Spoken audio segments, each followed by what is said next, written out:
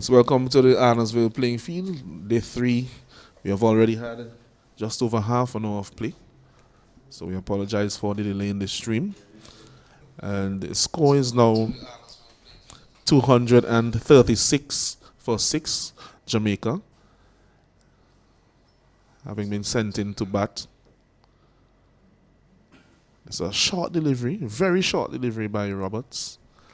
And Hines just ducks on it. Hines and Edwards at the crease, the two overnight batsmen. Johnson and Barnes dismissed very early in the piece. Here with me in the commentary box is Miss Stacey Ann Adams. Good morning, Stacey Ann. Yes, good morning to you, Alanson. Good morning to all the viewers out there. Both batters dismissed within 3 deliveries. Smith picking up that big wicket of Jordan Johnson bowled, and Roberts, who's in operation now, he picked up that wicket of the skipper, Brian Barnes, caught just forward of square. Yes, very interesting partnership between the two. A massive partnership. A partnership of 144. And then overnight, Stacey Ann did some stats on that partnership. So we'll hear from her at the end of the over as to the breakdown of that partnership. Roberts again, he's into Hines. This one is just outside the off stump. Hines pushes forward, but straight to the man at point. There's no run.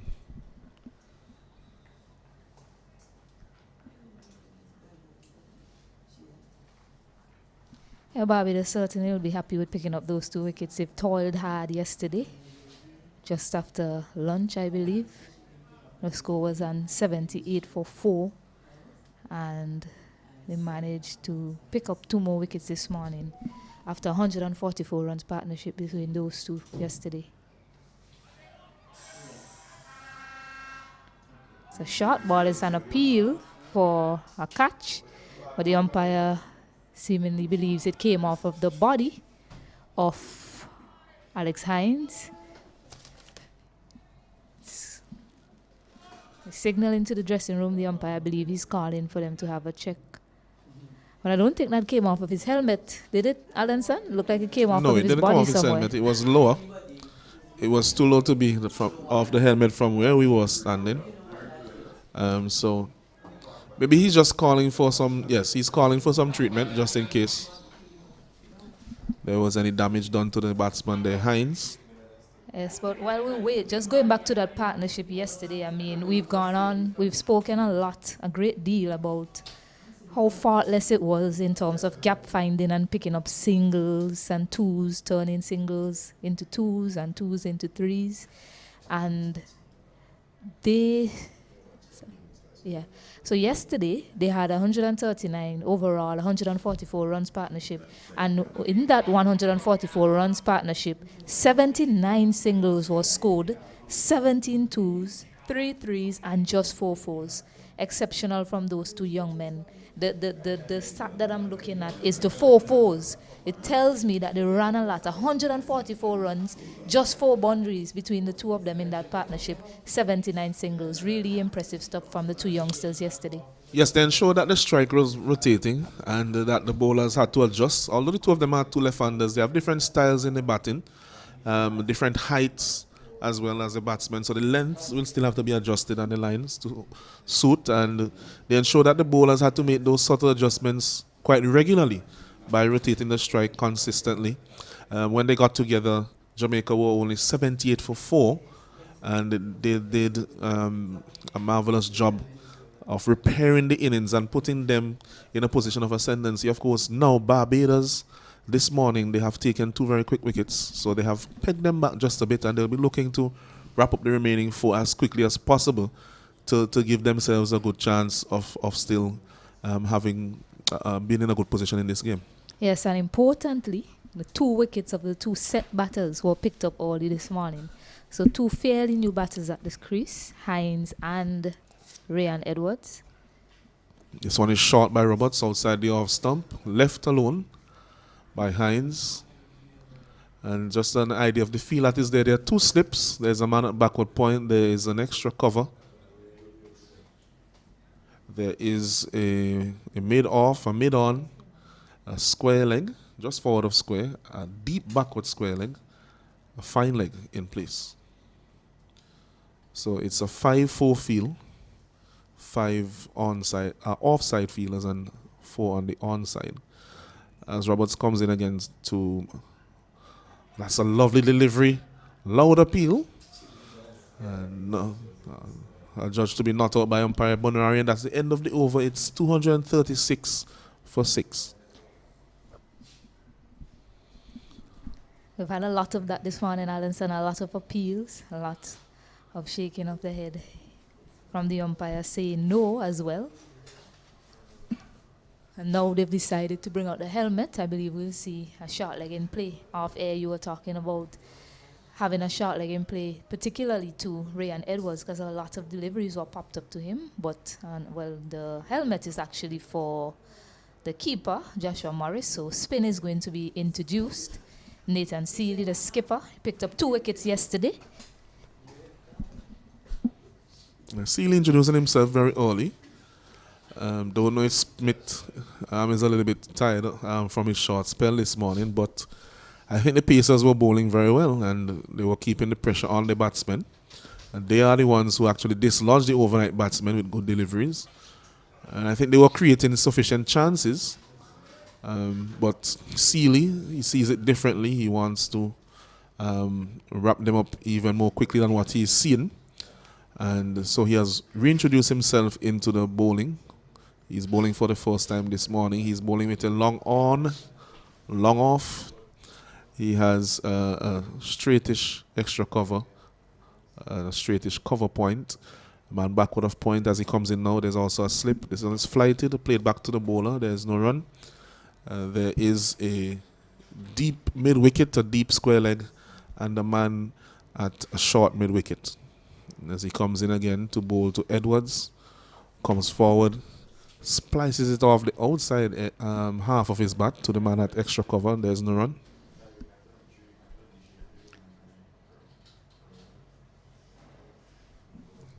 Seeley again. This one is flighted. Some turn. Played softly off the bat there by Edwards to the man at point. There's no run. Yeah, the Pacers, just to go back to them, they bowl with great control this morning, decent line and length, certainly troubled the batters. Well, as you mentioned, Seeley believes that he's the man to just wrap things up quickly, as he's often done for Barbados throughout this tournament. Yes, there is some turn in the wicket. It is assisting both the fast bowlers and the spinners, albeit that it's a fairly slow surface as he comes in now again to bowl to Edwards, who turns this one on the onside. Time for 2, the turn now. We'll get it quite comfortably in the end. And so 2 runs there to Edwards. This one was on the line of the leg stump, came forward and turned it behind square for 2. I'm thinking Edwards, after the spell from Smith troubling him, a lot of balls hit him into his body. With the pace now of Seeley, he might prefer facing up to the spinner compared to the fire that he was facing earlier on this morning. I do agree with you. It's 238 for 6 at the end of the over.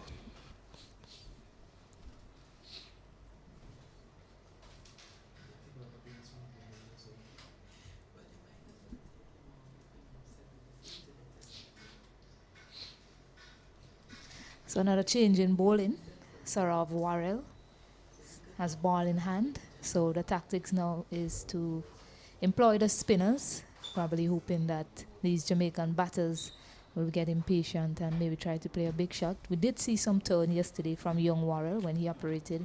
In fact, he had the most turn on the wicket of all the pacers that were in operation yesterday. 4 spinners used yesterday: Dawn, Folks, Seeley and Warrell.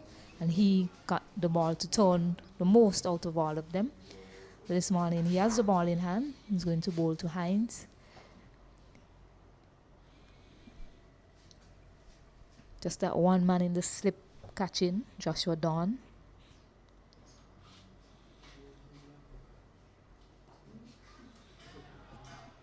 So right away they get a quick single, a direct hit.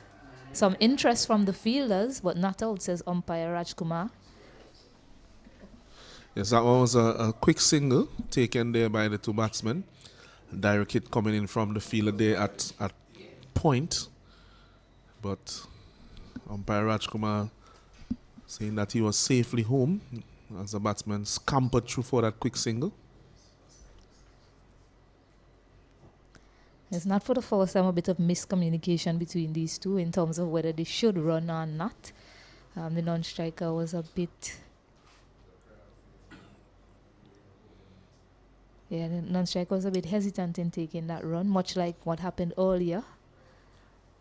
That occasion needed a direct hit or even a throw to the keeper's glove, and it would have been curtains for Alex Hines.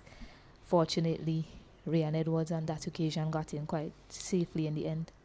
Warrior again. This one is turning nicely, but there's an appeal there for leg before, but that one would have passed the leg stump quite easily with that turn that we saw on that delivery. Dawn is at slip, so there's a slip, there is a backward point, there's a cover point, there is a, as he comes forward again to defend. Beaten there, this one striking him on the body. And there is an extra cover, a man at long off, long on, short mid-wicket, square leg, straightish mid-wicket on the boundary as well. As he comes in again, this one is flighted on the pads, turned to the man there at square leg, and there is no run.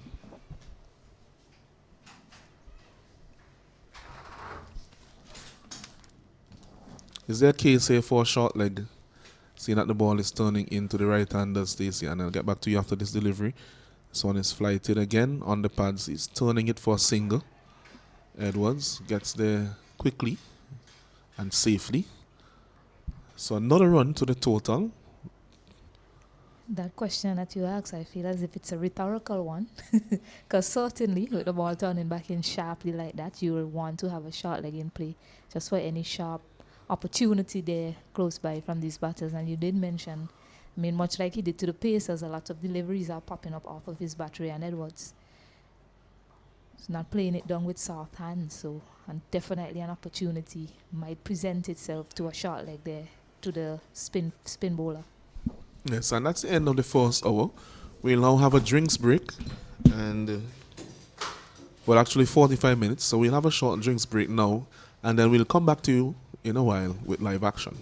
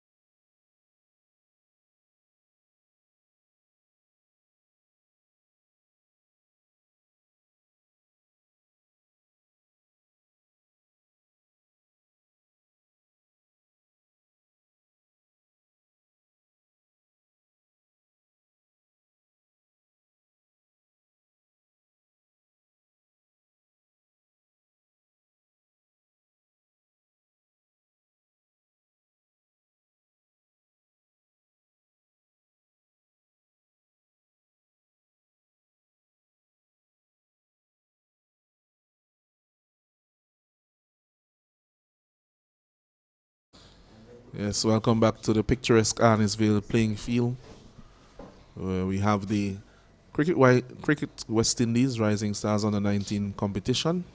Final game here in the 3-day tournament. Barbados taking on Barbados versus Jamaica, sorry. Jamaica 240 for 6 after being inserted to battle yesterday. We had a century from Johnson. And Sealy now, he will be bowling to Edwards. So Sealy to Edwards, this one just outside the off stump, spinning away, beating him. And again, with me in the commentary box for the time being is Miss Stacey Ann Adams. Good morning again, Stacey Ann. Good morning once more, Alan son. We like saying morning to each other that much. Yes, it's still morning. And this one is forward Edwards. It looks a lot more comfortable to Sealy than against the pace bowlers. Playing that one in the approved manner.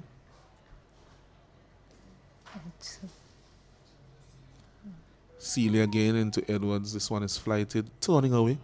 Drops the hands. A lovely delivery there, but well played by Edwards. As I said, he looks a bit more comfortable to the left arm spinner than he was looking to the fast bowlers. He was playing with hard hands and also low hands. So a lot was popping up near the bat. A lot of the deliveries as he defended. This one is looking to drive, but really a Yorker length, so just jams down on it. And there's no run. Yeah, Barbados, they got themselves into a good situation this morning, picking up those 2 wickets as quickly as they did.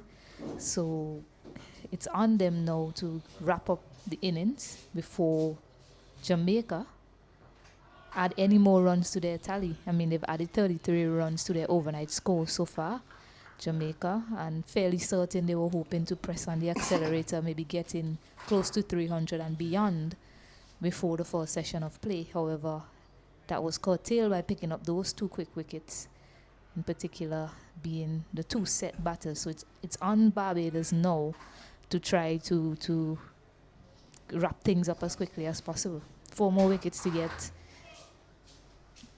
Yeah, so at the end of over number 91, the score is 240 for 6. Jamaican under 19 at the wicket, under 19 team. Barbados, as you mentioned, they have taken 2 wickets this morning. The overnight score was 217 for 4. So thus far this morning, they have added 23 runs for the loss of 2 wickets. The Barbados team, skipper is ringing the changes. He bowled Warrell that previous over, but now we see that there's going to be a change. Springer is going to be bowling. Leacock, is going to be bowling from the Beckway end. Yes, maybe a message came out during the water break. So Warrell, who bowled 1 over, has been replaced by a seam bowler in Leacock.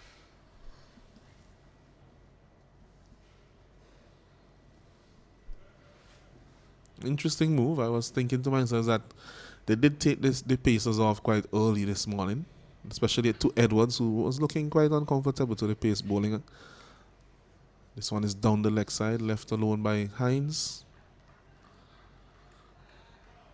Dogged type of cricketer, Hines. Bowls tight, left arm orthodox spin.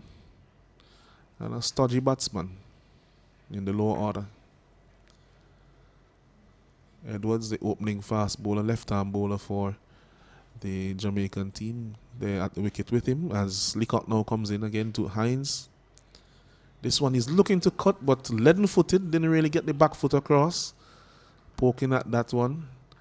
But he was beaten outside the off stump, so gets away with it in the end. That one had some wit on it, and it was an opportunity maybe to get some runs, which I think are at a premium here. I think they're thinking, the Jamaican team, that let's try to get as many as we can. Try to push the first innings total to as high a mark as possible. He's looking to pull that one, but that one went over his bat as he was attempting the shot. That's 1 for the over, signaled by umpire Bonari.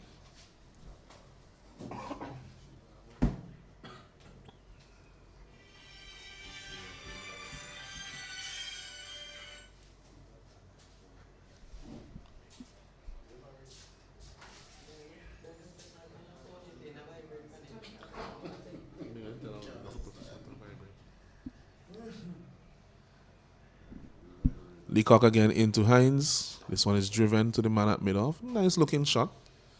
But again, if you look at the back foot, it hasn't really come across at all. So he's not making that back and across move. We saw earlier when he was facing up to Roberts and to Smith as they had their opening spell, that they got some to go between the bat and pad. One of them almost bowling him as he stretched forward. So that's something he has to look at. This one, he's looking to pull again, but I don't think he kept his eyes on that one sufficiently long enough to make good contact. He was beaten, attempting the shot. 240 for 6. Jamaica on the 19. It's a magnificent day here at Arnesville. Blue sky, very calm seas. And all we could say is that August is here. This is typical August weather for those who are familiar with these parts.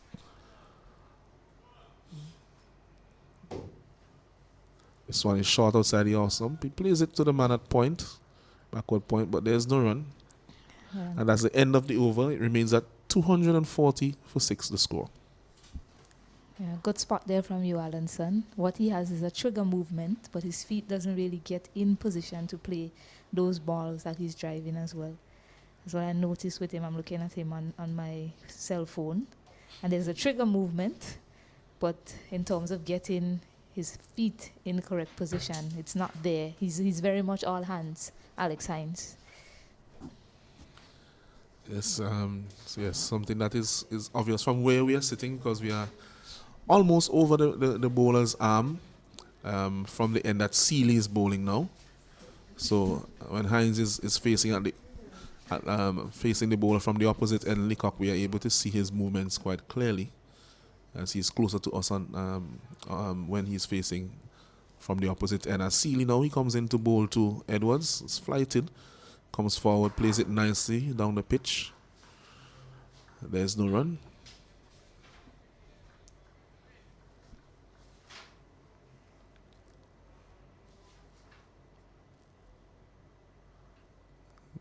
This one is a bit wider, which he plays to the man at point, still doesn't score.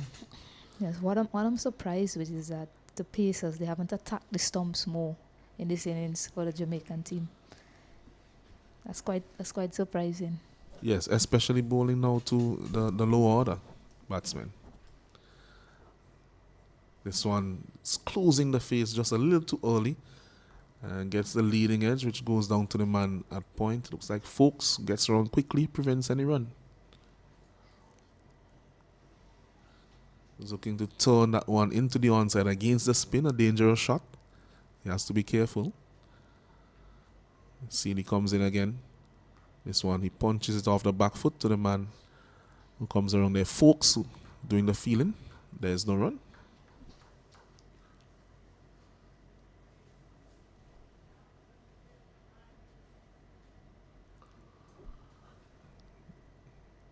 This one is a bit straighter. And they take the quick single. It's a close one. A good one in the end. They get there without any mishaps. But that was a very tight single. But the call was early and they were both responsive enough to it. Yeah, Hines was just laying back on his bat a bit. Wasn't aware of a single. Luckily for him, he ran through just as quickly as his partner did. And got in the end. Bit of limp at the end there for him when he got in. Hope he's okay and nothing too serious. This one is a straighter one, a flatter one. Not much loop or turn on that. And it plays it off the back foot. And that's the end of the over. At the end of the over, solitary run coming from it. It's 241 for 6.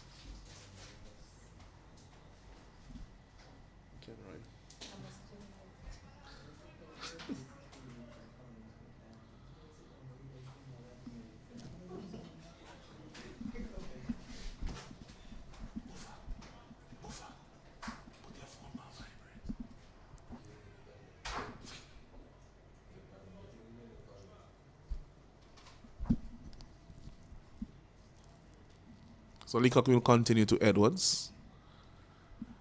The field remains the same. 5-4 offside bias as it was in the last over.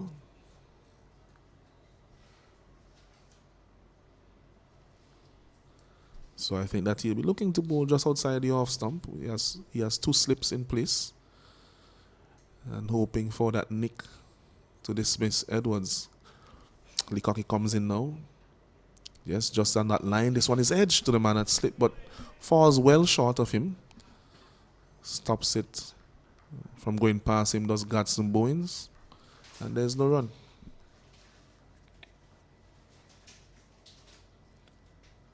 But that's the line and the length that I think that he's looking for based on his field set. Yes, but it's another edge of a fast bowler that doesn't get up or go to hand in the slip. It's nicely bowled by Leacock, just squaring up Ryan Edwards. Attacking the stumps more in this over, the first 2 deliveries. So that's a good start.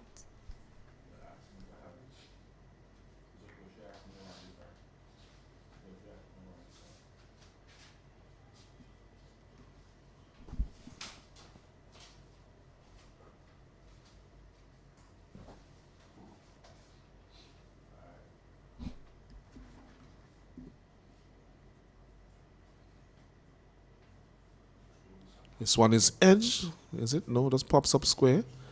But that one got some height off the pitch, and as we said, Edwards tends to play with low hands. So any delivery that kind of pops off the wicket will give him some issues.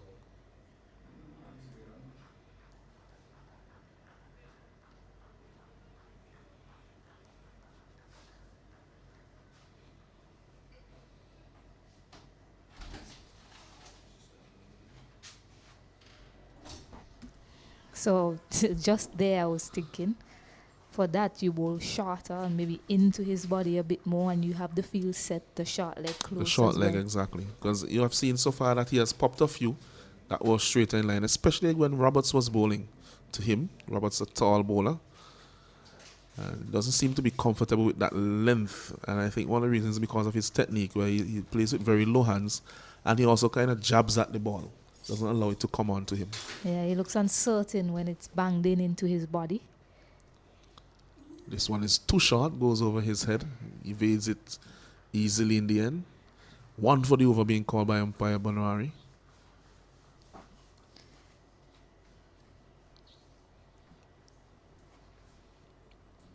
So it could be something similar to how they got Ware out. They didn't have a short leg for Ware, but the bowler kept attacking him, short balls into his body. Eventually, he pulled one, he got a top edge to the man at square leg. So that sort of line and length to Edwards could be a successful one. And they have the man out at square leg already, but just to have that short fielder in his eye line to create some uncertainty. So 241 for 6 at the end of 94 overs. Yes, I made an over bowl there, and joining me now in the commentary box as we say goodbye to Stacey, and for now will be Mr. Kenroy Martin.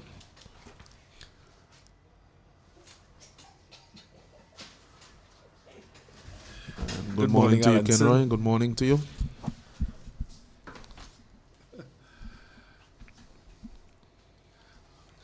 Interesting morning session so far, Kenroy. 2 wickets, 24 runs. They're not really running away with the runs, but the Barbados team have taken 2 wickets. Where do you see the Jamaica team ending up now from this position, as we have Sealy continuing? We'll get to that so soon.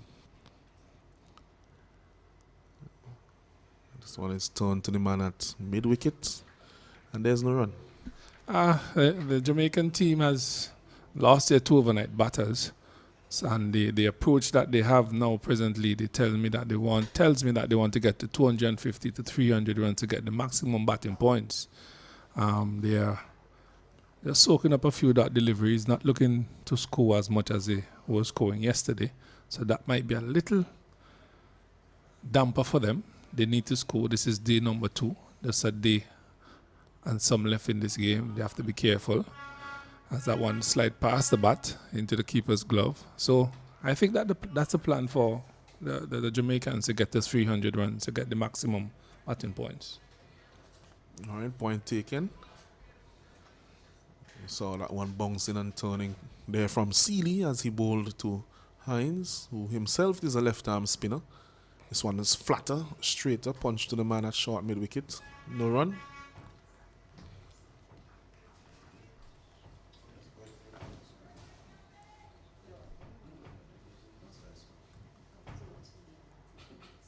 This one is a flighty delivery. Driven down to the man at mid-off. An easy single. Mid-off was quite deep. Bowens. And so an easy single to Hines.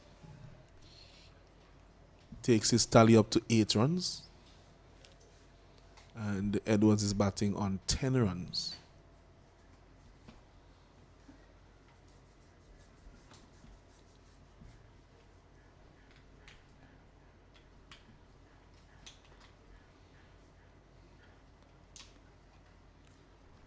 This one is a full delivery on middle and off, which is turned to the man at mid-wicket. There's no run. That's the end of the over. At the end of 95 overs, the score is 242 for 6. Jamaica on the 19 team at the wicket. Yeah, Jamaica progressing slowly. Lost those 2 wickets early this morning, the overnight batters. That of Johnson, the skipper. And they have progressed slowly. What is evident though is that they want to occupy the crease, score as much runs as possible, but they have to do that in a positive manner as well. This is day number 2. You have played over an hour plus. They have to be careful as to how they approach it. It may come back to haunt them. Still have to look to score runs. It's very important that they take advantage of the position that they really found themselves in this morning. Yes. Overnight, 2-17 for 4. As Hines comes forward, pushes it to the man at extra cover. Leacock continuing, there is no run. They may bat long periods, but they may not give themselves enough time to bowl Barbados out. Barbados is a good batting team, and if they get stuck into this wicket, it might be a difficult task for them to get this Barbadian team out.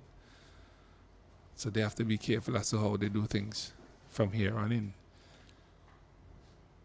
This one forward is Hines playing it on the walk, but goes straight to the man at point.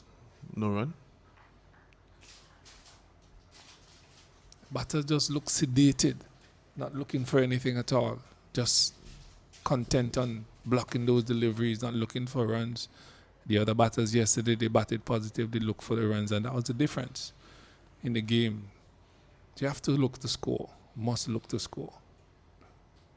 Yes, they get a single on this occasion, just to the right of the field at point. Folks.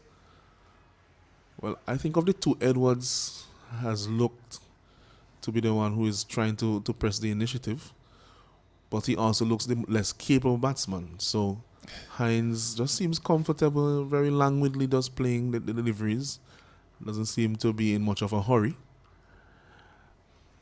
And as you said, they have to be mindful of the fact that they need enough time to try to get a result from this game, as that's another short delivery. Well played, well evaded there by Edwards, as it was banged in by Leacock. One for the over being called by umpire Bonwari.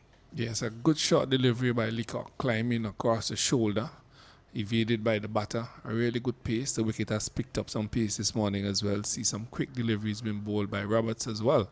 The fast bowlers have hit the deck and they have took off, really. So encouraging signs for the Jamaicans.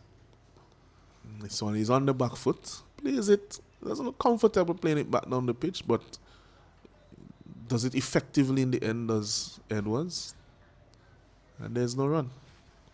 I'm just thinking that Jamaica, in the position that they are in, really should have taken advantage of the situation and really put the Barbadians under some serious pressure. Play more aggressive, look for more runs, and really kind of sort of put the game out of Barbados' way rather than playing it the way that they're doing now. Take the initiative, score runs, take on the bowlers, get as much as possible before lunch, and give yourself that opportunity to get Barbados out within a day and a half or so. It's at the end of the over, 243 for 6.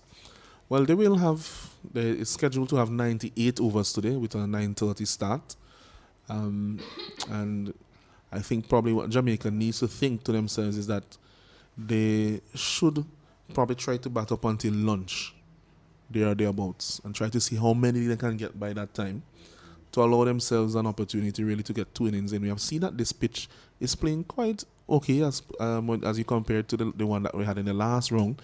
That was really, really helping the spinners a great deal. And so the spinners were able to really run through either side. When we saw the Leewards taking on Barbados. And we also had something similar with Jamaica and Windwards in the round before that. Yeah. So it's well, not Jamaica and Windwards, Guyana and Windwards. So it's something that they have to be mindful of. The wicket is still playing quite well. And so they would need a bit more time to do the needful if they have to force out a victory here. Yes, the wicket has flattened out. It's good for batting, and that's the thing. These are the things that you have to look at. It has flattened out. It's good for batting. It will be more difficult for bowlers to dislodge the batters. So you will need more time to do so. So Jamaica has to be careful as to how they go about things here. Try and get as much runs as possible. As I said, they look rather sedated, not looking to score. It seems as though they want to just take the time out of the game. Really, just bat as long as possible. But you need to score runs. You have an advantage. You're 243. Score. Pressure them. Run hard, just like that. Put the fielders under pressure. Take the runs. It's a quick single there to point by, well, just forward of point. Taken by Hines. Edwards called him through, and they were through for the single safely in the end, beating the throw to the non-strikers end. Edwards now will be on strike to Sealy. This one is a flighty delivery on the leg stump. He turns it just behind square. Thinking of 2. He's coming back. That's excellent running by Edwards. Excellent running by Edwards. Gets through for 2 quite easily in the end. Yeah, excellent cricket there by Edwards. That's the cricket I'm talking about. Put pressure on the fielders. Accumulate as much runs as possible. That's the kind of cricket he should be playing. You have the advantage. Press home the advantage.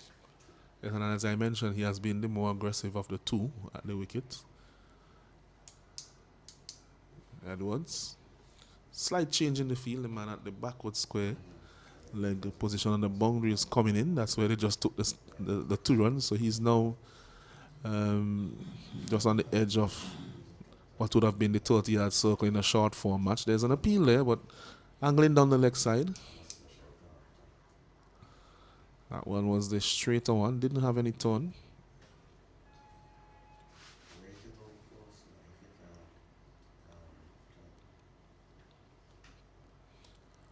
This one just played down. An appeal, but a stifled one.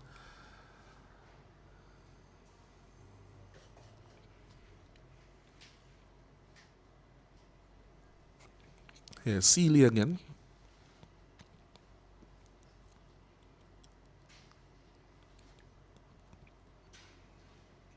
Edwards ready this time.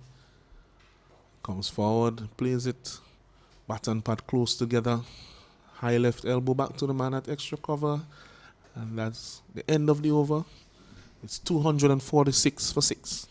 Yes, I think Sealy's strategy this morning, after getting those 2 wickets, he should have been really pressing home to get these other 4 wickets for Jamaica. He's just a little bit laid back after getting those 2 big batters. And the bowling after the lower end, the back end, I really think that he should have used at least a helmet, 2 slips and so on. Put the pressure on the batters. Try and get them out as soon as possible. But he's just laid back and allowing things to happen. Well, notably, we have not seen a short leg all morning. And as I was saying earlier, several deliveries have popped up, in those close positions. Might not necessarily have gone to the short leg, but at least you have somebody there in case. And that's really just you showing and telling the batsman, listen, you need to get the ball down, because if you don't, there's somebody there to take the catch. Yes. And so sometimes these things just add the pressure that you need in order to prize the batsman out of the wicket.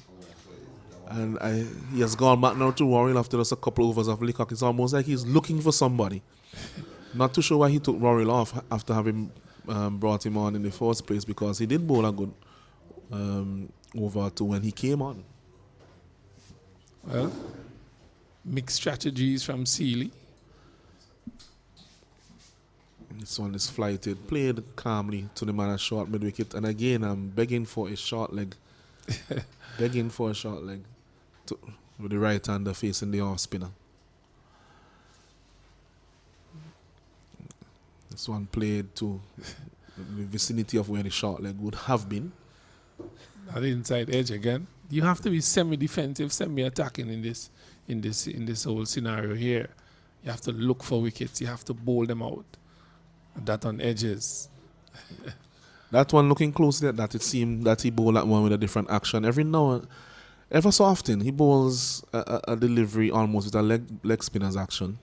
So that one just went on straight and took the outside edge. So that is why the slip fielder there, Don, is there and has been kept interested because of that delivery that he bowls. Here he is again into Hines. This one is a conventional off spinner. Strokes it to mid-off and there's no run. That delivery that you spoke about a while ago, it comes over the head. Comes a little straighter. The original off spinner comes from a little wider. Just like that one. When he bowls that one, he comes a little closer. And these are the things the batsmen have to be looking at, because there are slight changes in his action as he's bowling it. Yes. You can see if you're looking closely. He comes in again to Hines, off break. This one turns in, but he plays it late and keeps it out. That's the end of the over. A good over, good threatening over there from Worrell. It's 248 for 6. Yes, Jamaica progressing, but progressing slowly. Really, they are the ones in control of this game presently. 248 for 6. Good batting by their skipper and the Johnson from yesterday. Really batted splendidly throughout the day. Unfortunately, they got out this morning pretty early. But Barbados have not really taken advantage of that situation. Jamaica still at the crease. They are 248 for 6. Looking for that 250, 300 runs to get the maximum batting points in this innings, which is critically important as well. But what would be important as well, Barbados have been in the field since yesterday. And they're here again this morning, more than an hour, almost 2 hours plus now. So that would have a toll on their bodies as well. So how much would that affect them? It's left to be seen as well.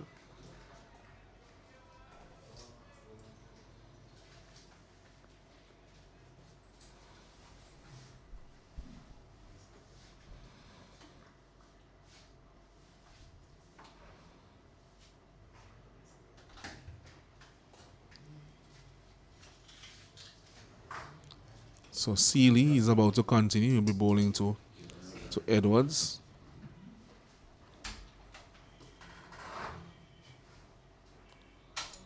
He comes in again. This one is a lovely delivery. Beaten outside the off stump is Edwards as he was stretching forward to that one.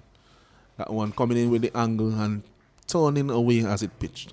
Yeah, lovely delivery there from Sealy. Just pitching on the off stump, holding his own and go past the bat into the keeper's glove. And good delivery from Sealy. Another good delivery there.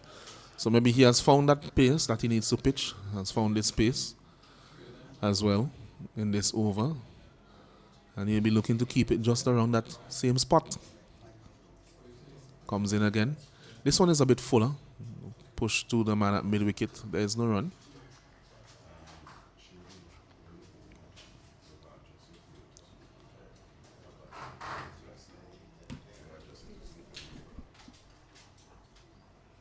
Ooh, and this one was a straighter one. It may have been the arm ball. But well watched there by Edwards. He's looking at the ball with a hawk eye. Not to be confused with the tool that they use to determine whether you're out LBW or not. But this one again, he plays it late under his eyes. It was a Yorker length. but he's looking very closely at that delivery. And so far, he's doing the job for his team. Yeah, testing over here by Seeley, bowling to Edwards, just on that off stump, asking questions of him. Again, he's out caught. This one is off the edge, goes to the man Don, and again, that combination, bowl Seeley, caught Don at first slip. Well, I was just saying a testing over by Seeley, hitting that length just on the off stump, spinning across, and that one pitched just on the off stump. He played, hit the outer portion of the bat, and safe hands of Don in the first slip took that catch, and they have lost wicket number 7. A good delivery from Seeley and an excellent catch by Don again. Yes, very good delivery. And you can't fault the batsman batting at number 8 on that occasion for edging that delivery. Some have come on straight, as we mentioned before. So once the angle is like that, then he has to play. And that one pitched and turned away sharply from him and going to Don at slip. So good effort there from Edwards. He'll be a little bit disappointed. He walks off a bit dejectedly, but he has done a job for his team. And he'll be hoping that who comes to replace him, it looks like Mead, the pacer, that he will also be able to continue the work with Hines. The Barbados team, on the other hand, they will be looking to wrap up this innings as quickly as possible. The Jamaica team, they're already 248, so they're too shy of 250. And I think that will be the first mark that they have in their mind. But these two spinners would want to try to wrap the innings up without much damage or any further damage from the Jamaican side. Well, what was very important there is that Seeley hit that uncertainty area just on the off stump where he went across the bat 2 or 3 times and then pitched it right in that area where you have to play, the area of uncertainty, and he played, and that one hit the outer portion of the bat and carried to the man at first slip. Really good bowling by Seeley, and as we said before, he finds it rather easier to bowl after the right-hander rather than the left-handers. Agreed, and this one is played down to long on by Hines. Full delivery from Worrell. And what was key in that over, as I said after the first 2 deliveries also, that he was finding that spot that he needs to be often. And so he created a lot more issues in that over. And I think now he probably might be settled now into his spell. So has to be one to watch from here on. As Mead comes on into strike for his first delivery. Facing Worrell. This one's played back to the bowler. There was a slight change in the field. An extra fielder came from the offside to the onside in that mid-wicket, that straight mid-on area. This one is a loud appeal, but should be sliding down the leg side based on the turn. Not out, says umpire Bonwari.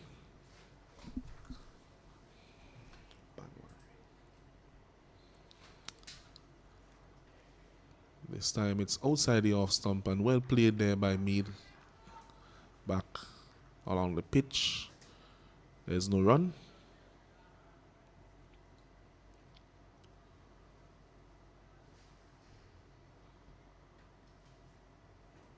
It's defending an immaculate forward defense there from Mead back down the pitch.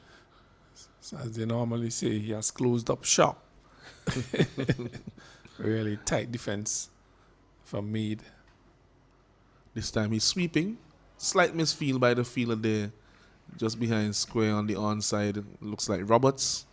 And with that, they're able to get through for the single. And that single brings up the 250 for the Jamaican under 19 team. At the end of the over, it's 250 for 7. Yeah, important milestone to reach as a team, 250. That's your second batting point, second or third? Second batting point, 150, 200, 200, 250. Your third batting point. Your third batting point, critically important in this game. This is a final. You need to maximize as much as you can. And Jamaica has done that, and they have gotten to the 250. Well done to them. And they continue to press home the advantage that they have on the Barbadians. But what is important as well, Sealy has taken all right-handers, all three of them. Oh, and that's a lovely delivery again. Beating the outside edge of Mead as he prodded forward. So he seems to have warmed up to the occasion now. Sealy. And this one is another one that bounces and turns away from the right-hander. Squares him up. Really turned him inside out there. Yeah, he has found the spot, Sealy. He's bowling to right-handers. He's more comfortable with that, and that tells you how effective he has been against the right-handers. This one is forward, defends it nicely to the man at extra cover. Does Mead. That one was quite full. May have been an opportunity there to actually drive that one. But that's not the mindset now of the batsmen against Sealy. They're thinking more of survival as he comes in. This one is full again, but hit straight to the man at mid-on, Roberts. There's no run. We'll be a little disappointed with that one made. Well, what Sealy has done is he has brought the field in a little tighter, cutting off those singles, easy singles, and he has made things more difficult for the batters here. He's telling them, if you need to score runs, you need to go over the top, which I do agree with him. Yeah, it's something that we didn't see a lot of yesterday during that big partnership. There was always some space in the field that you could get your singles. And they utilized those spaces. They did not play too many shots in anger. We already mentioned when Stacey was on the commentary that in the entire partnership, they only hit about 5 boundaries. Yes, right? They ran 4 well. boundaries are being corrected, so 4 They boundaries. ran well when they got the bad deliveries. They dispatched them, and that tells you that how well that they batted together as a team. Really, they did exceptionally well. They played patiently. They played aggressively when they ought to, but they also did what was required of them: bat long, take the singles, don't risk your wicket, and score as much as possible. That's all they did. Simple cricket. And they did very well. And they have gotten Jamaica up to 250 now. And really in a good commanding position here. So Folks replaces Worrell. Again, Worrell, a very short spell.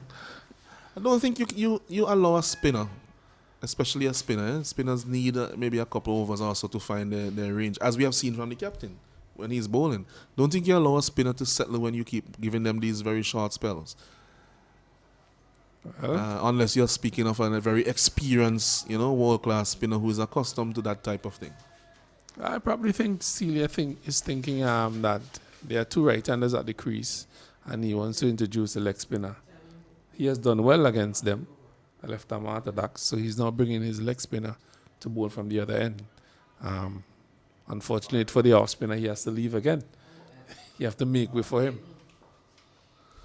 And this one is pushed down to the man at long on for a single. Folks yet to get a wicket in this innings. Bowled a good spell yesterday, but wasn't successful in terms of wicket taking. This time he's into Hines. It's a loud appeal, but going down the leg side. Yeah.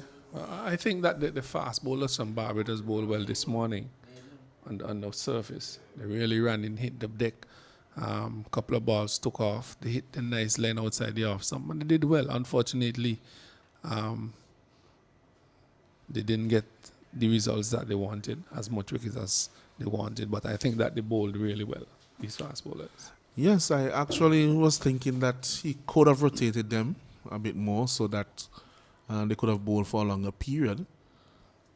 They actually troubled the tailenders. This one is off the edge. It's caught behind. So Folks takes the wicket. Hines goes. And that's a big loopy leg break. Looking to drive. And that one biting his edge. A good catch there by Morris behind the wicket. So the 8th wicket goes down. It's 250 for 8. So Sealy said, well, yes, the fast bowlers bowl well, but I think I want to make that change because I think my spinners can run through the tail. Yes, a good delivery by folks. Flighted delivery outside the off stump. Hines went for the drive, hitting the outer portion of the bat into the keeper's glove. A good catch by Morris. And really the change has worked for Sealy and Barbados. They have picked up wicket number 8 due to driven big shot there by Hines, looking to go through the covers, hitting the outer portion of the bat. And really Jamaica have lost just about 4 to 5 wickets this morning, 4 wickets this morning for a little bit. Yes, they have lost 4 wickets for 35 runs. Yeah, that's the issue here. You could occupy the crease, but you have to score. You have to score.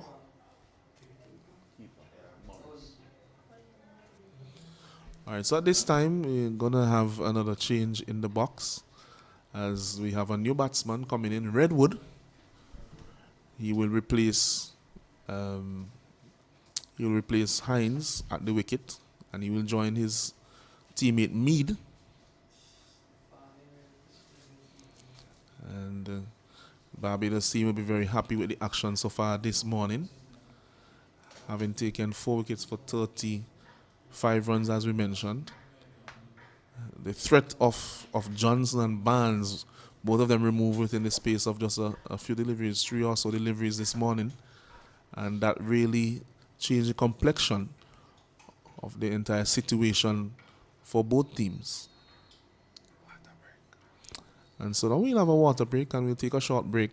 When we come back, we'll have more live action for you.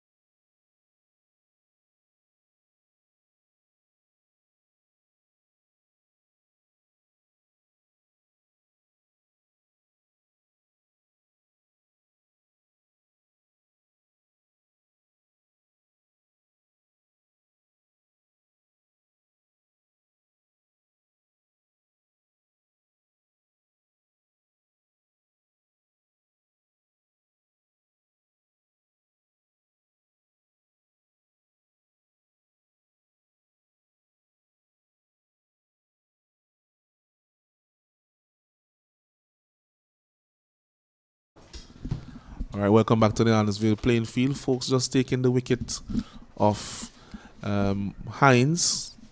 And that first delivery is called a no ball to Redwood. It was a very short delivery, but seems to have overstepped as well. He is again to Redwood, who is also a leg spinner. This one is flighted, beaten outside the off stump. Nice bounce, nice turn. And that's the end of the over. Successful one for folks. It's now 253 for 8 as I'm now joined in the commentary box by Miss Stacey and Adams. Hello again, Alanson. Just something I was looking at off air. With the dismissal of Hines, that's one. 2 things I was looking at. Mentioned before is he has this trigger movement, but he doesn't really get to the pitch of the ball. So something for him to work on when he gets back to Jamaica is getting that front foot out a bit more, getting a proper stride into the ball. Yes, and he could use a bit more of his height. He's a fairly tall young man. Yes. He has nice hands, loves to drive, you can see that, but just that little tweak might be helpful to him as Nathan Sealy is continuing to Ryan Edwards.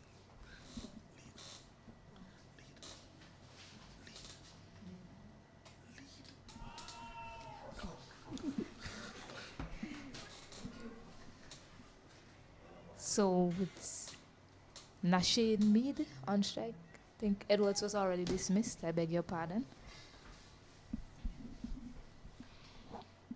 Oof, just play and a miss there. Flirting with danger is Nasheed Mead. Just something to highlight. One of the reasons why Barbados have been so successful, if they've managed to bowl out all of their the opposition teams in this tournament so far. It's an appeal for caught at the silly point, but certainly a bomb ball straight into the hands of Leacock there under the lid. Yeah, there was what you call a spectator's catch. But even the fielders were appealing, so Yeah, so just going back to my point with Barbados, they've managed to bowl out all of the teams that they've played so far in this tournament. In fact, this score of over 250 is the only time any team has managed to get to over 200 against Barbados. So certainly Jamaica should say that they've achieved something here against the Barbados team. The best before this was 191 in a losing cause. That was Guyana at Park Hill. And that was a batting paradise, I heard.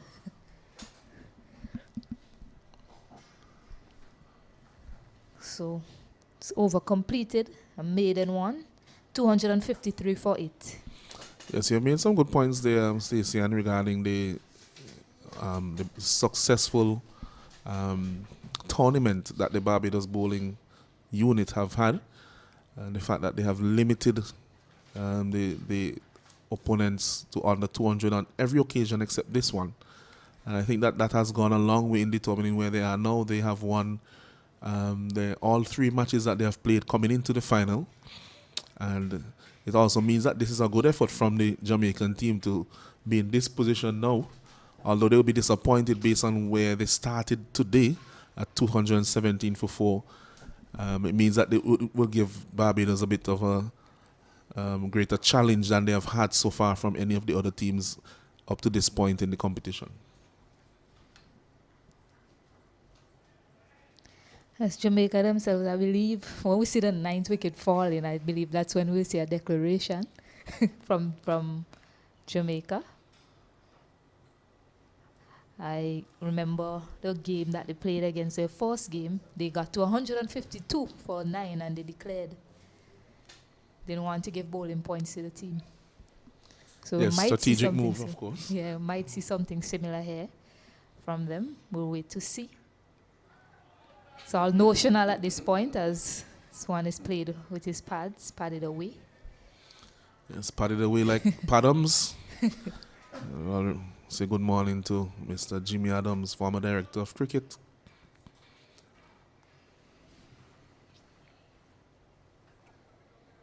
Swan is driven nicely, but won't beat the fielders in the cover area. Good stop there by Raniko Smith.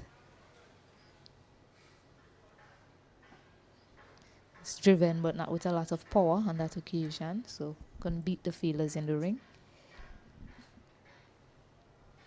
Swan is swept. There's someone placed there for that shot, so Redwood gets off the mark.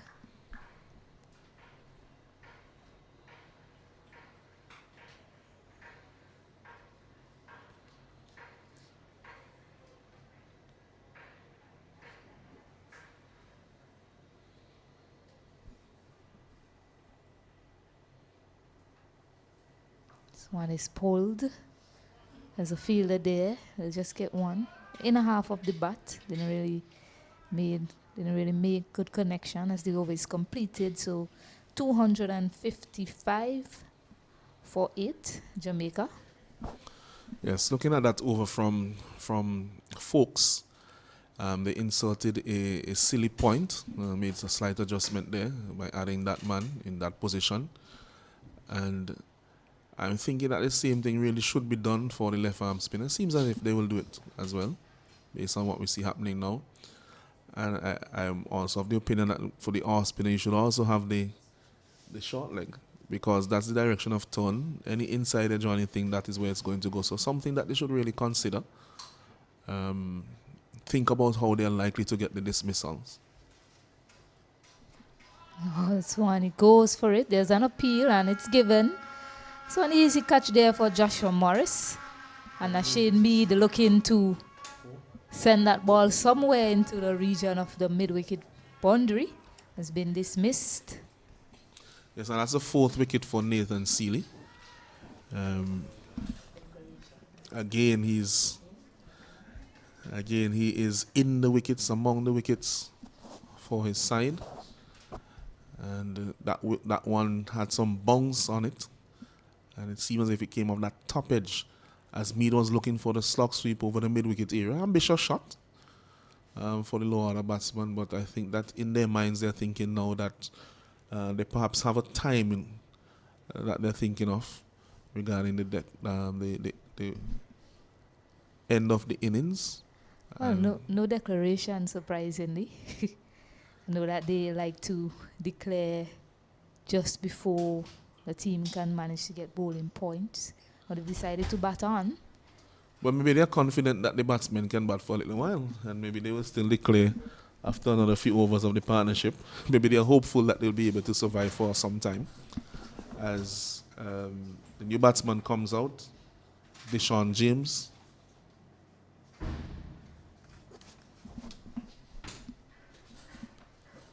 So it's a case of getting as many runs as possible here for Jamaica. Nathan Seeley has an opportunity to pick up a fifer as well.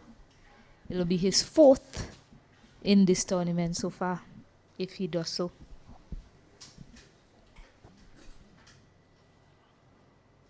It's very impressive. He's the leading wicket taker in the tournament as well.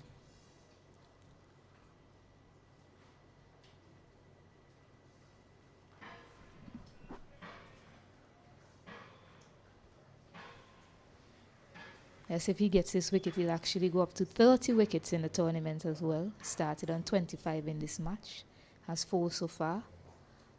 So well defended there by Deshaun James.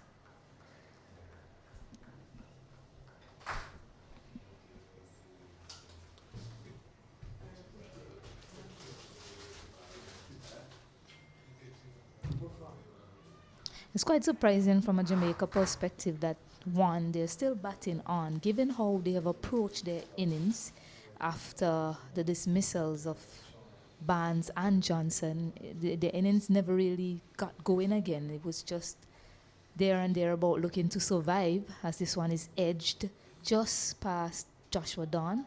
So they'll pick up 2 more. What we expected to see in a position that they were in, more authoritative shots, more boundaries being hit.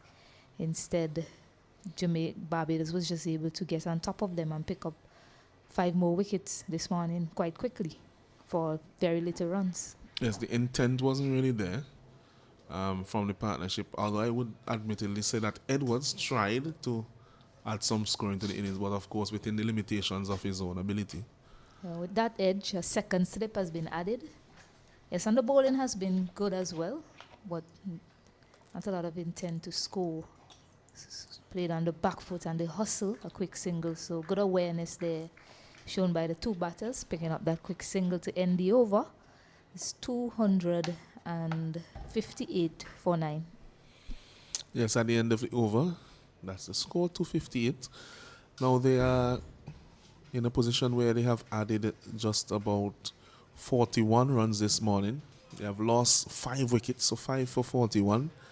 And they'll be thinking to themselves, well, let's see how much longer we could bat on here, and if we can probably approach 270, 280, 285 runs. I think that if some more time had gone this morning, they may have declared, but I think that it's a bit early in this session. I think if it was very close to lunch, they may have declared, and I think that's probably what they have in mind, that they bat maybe until about 11:30 or so, if they can, and then declare. Judging from the fact that they're still bowling, Isaiah Folks still batting rather, it tells me that they don't think they have enough to know the batting prowess of the Barbados team. Yes, and the pitch is also playing quite well for batting. Moves and as again. So close to picking up that 10th wicket, Isaiah Folks.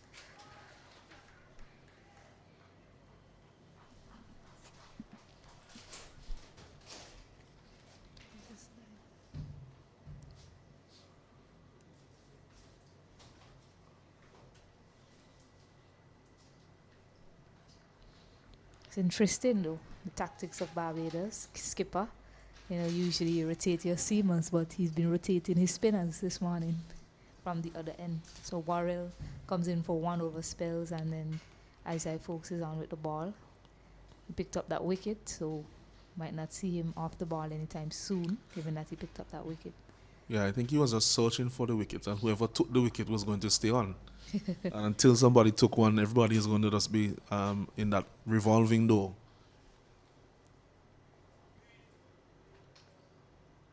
Oh, an edge. I would appeal for LBW. I thought there was an edge that flew past Dawn, but it was an appeal for LBW. Umpire Ryan Bandwari said it's not out, and leg by signal as well. So impact probably outside the off stump, given where that hit from my view. Yeah, certainly, and a bit too high as well. A good call from umpire Ryan Bandwari.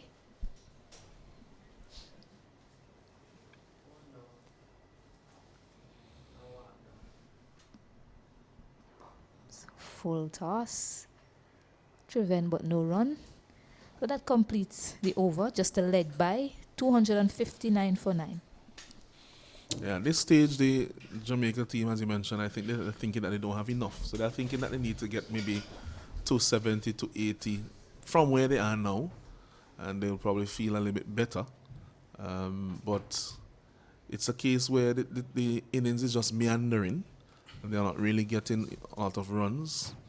And it seems as if there may be a ball somewhere there with, you know, the batsman's name on it. So in the meantime, they need to try to make hay while the sun shines, so to speak. And when I say the batsman, I mean this last pair in particular. Yeah, so basically they should just go for it. Is that what you're saying, Alanson? Indeed. So it's time for some action now from James and Redwood. No point hanging around.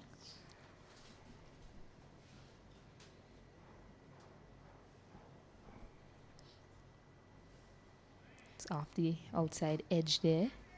No one around to take a catch. Yeah, Flew quickly past the man at Silly Point. yeah, that was a full toss, for example, outside the off stump, and you know it was there. He could have driven it firmly. Yes, and just one fielder out of this. That's the man at mid wicket, Raniko Smith.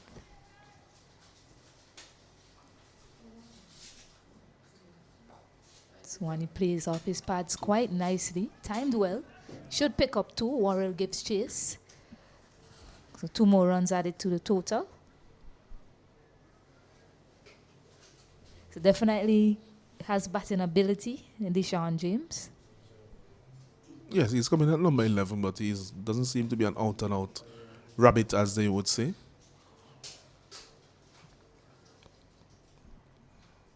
Oh, this one beats the outside edge. An appeal, lots of appeal today. I mean, that one I wasn't too sure. I'm not too sure why there was an appeal. Clearly missed the bat.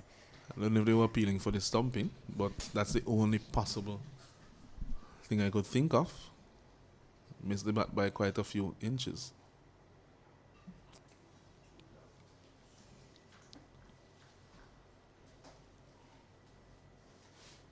Maybe it's just an indicator of their desire to make inroads into the Jamaican team, and they have actually materialized that today.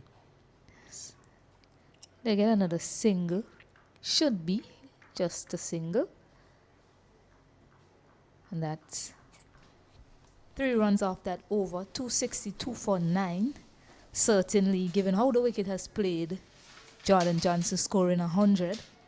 They'll want to get in and have a chance at it. I don't think there are any batters in the Barbados team that have scored 100 so far. In fact, no one from the Barbados team have scored 100. So that's something that they might be looking to get at the batters when they get a chance to bat. We have hundreds from the Leeward Islands camp, 2 from the Leeward Islands camp, Malik Walsh, Joel Andrew, 2 from Jamaica, Justin Beckford and Jordan Johnson recently, yesterday. So 262 for 9. Isaiah Folks will continue to Deshaun James.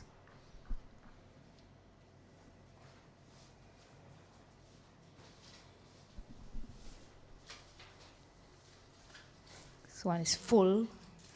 Plays it across the line. I don't think it will get to the boundary. Didn't time it well. Tried to hit it really hard. They come back for a third.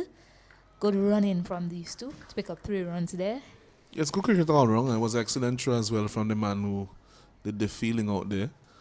But they were always running 3. Deshaun James is one of the cricket's players in the competition. So it was always an easy 3 for him. And Redwood gave him that good support. So good cricket there. One is pulled down. A short ball, played it aerially. Just over Isaiah Folks' head. And not enough on it to get to that fielder at mid-off. I think that was an intentional long hop by Folks. He's looking at Redwood, doesn't see him to be the biggest of individuals. And he's thinking he might play an aggressive shot and not get it very far. This time he opts to use his pads, kick it away. It might not be a bad ball at all to bowl to Redwood. I mean, given how he played that one, he played it away from his body as well. Wasn't in position to play any sort of shot to it.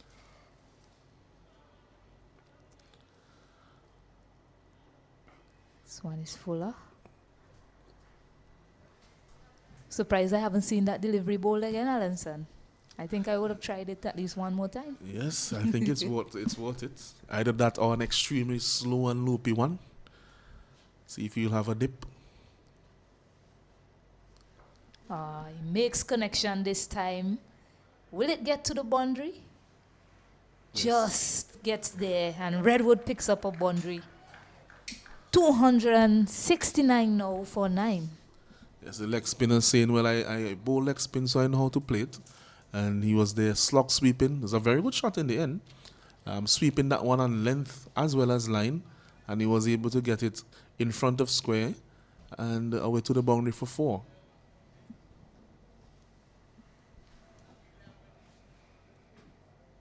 So you see what you should be bowling now. Maybe some long hops. Nothing full.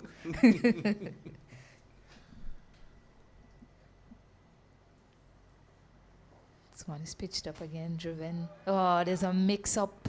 Run out. Is he gone there? Did he get back? He did. Just getting back there was Redwood in the end.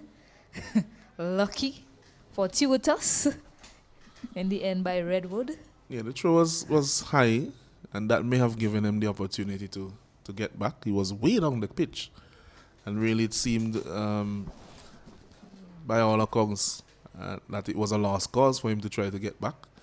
But in the end, he was able to do so.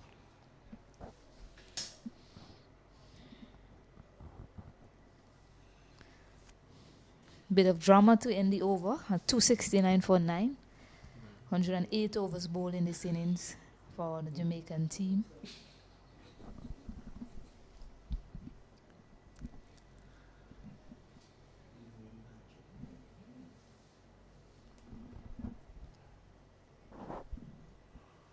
So the pads and the helmet is going off. So short leg is out of play for now, Alanson. Not too sure why that is the case.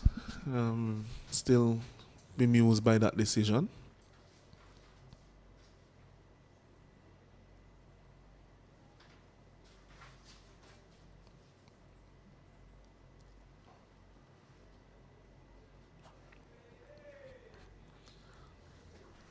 I think that once you have these close catches in front of the batsman, it makes that forward defensive shot a bit more risky. And you could see how far forward James is lunging now, and he's not really too concerned whether it pops up as that last one did because there's nobody there. Yes, I was just, I'm still pointing because the man he was right there. Could have taken a catch just in front there. But, this one is edged just short of the second slip. He's getting a bigger stride in now, Deshaun James, just as a result of that fielder coming out. I was about to ask you if you think that has any relationship with the absence of the forward of the silly point.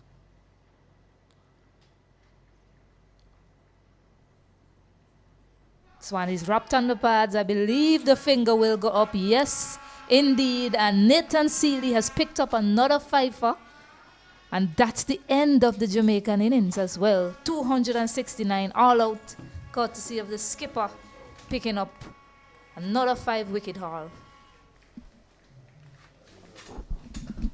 Yes, good bowling from Sealy. An excellent performance by him. Again amongst the wickets. Didn't bowl a lot yesterday while the two left-handers had that massive partnership. But as soon as there was a breakthrough, he was able to see that there was an opportunity for him to come and find himself among the wickets yet again. And soon we'll just give you a run through of the innings for both teams. The bowling innings for the Barbados team and the batting innings for the Jamaican team. And at this point, Jamaica, they were bowled out for 269. Batting for them was Trevor Williams. He was Trevor Williams. Where was he forced to go actually? He went for 3 of 19 deliveries. He was caught Jaden Leacock, bowler Nico Smith. Trevor Williams was LBW to Nathan Seeley for 10 of 30 deliveries. Jordan Johnson, very good innings from him. He was bowler Nico Smith for 120 of 235 deliveries in that massive partnership of 144 with Brian Barnes. Stephen Wedderburn, he went for 6 of 23 deliveries. Caught Joshua Dawn, bowled Saurav Warrell. Justin Beckford was caught Joshua Dawn, bowled Nathan Seeley for 9 of 32 deliveries. Barnes, again, that big partnership with Johnson, his number 3 batsman, the skipper Barnes for Jamaica. Caught Renico Smith, bowled Jaden Roberts for 61 of 150 deliveries. Alex Hines caught Joshua Morris, bowled Isaiah Fawkes for 14 of 52 deliveries. Rion Edwards caught Dawn, bowled Seeley for 12 of 59 deliveries. Nashane Mead caught Morris, bowled Seeley for 3 of 20 deliveries. Tamara Redwood was not out on 5 of 13 deliveries, and Deshaun James, last to be dismissed. LBW Nathan Seeley for 9 of 21 deliveries. How about the bowling, Stacey?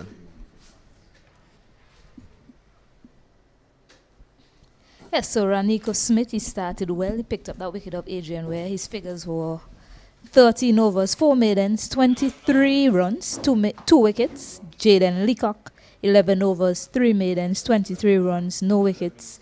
Jaden Roberts, 14 overs, 2 maidens, 45 runs, 1 wicket. The pick up the bowler, Nathan Seeley, in his 31st over. He had 8 maidens, 64 runs, and another 5-wicket haul to his name.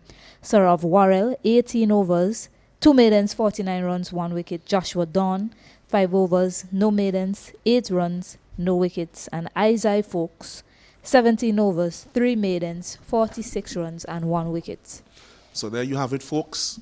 The Jamaica team, they have been bowled out for 269 runs. 269 runs. They were inserted by the Barbados under-19 team yesterday morning, and they have gotten to 269 runs. When we come back after the short break, we will have live action with the beginning of the Barbados batting innings.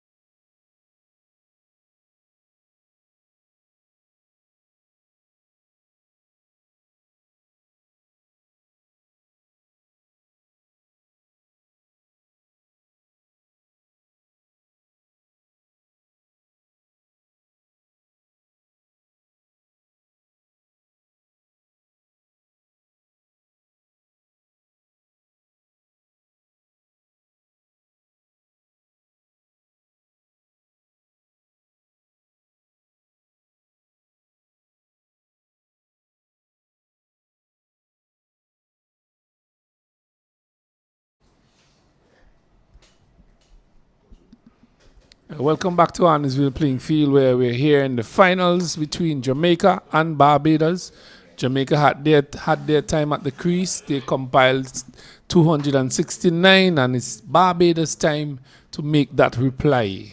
With me is Alanson. Alanson, welcome back.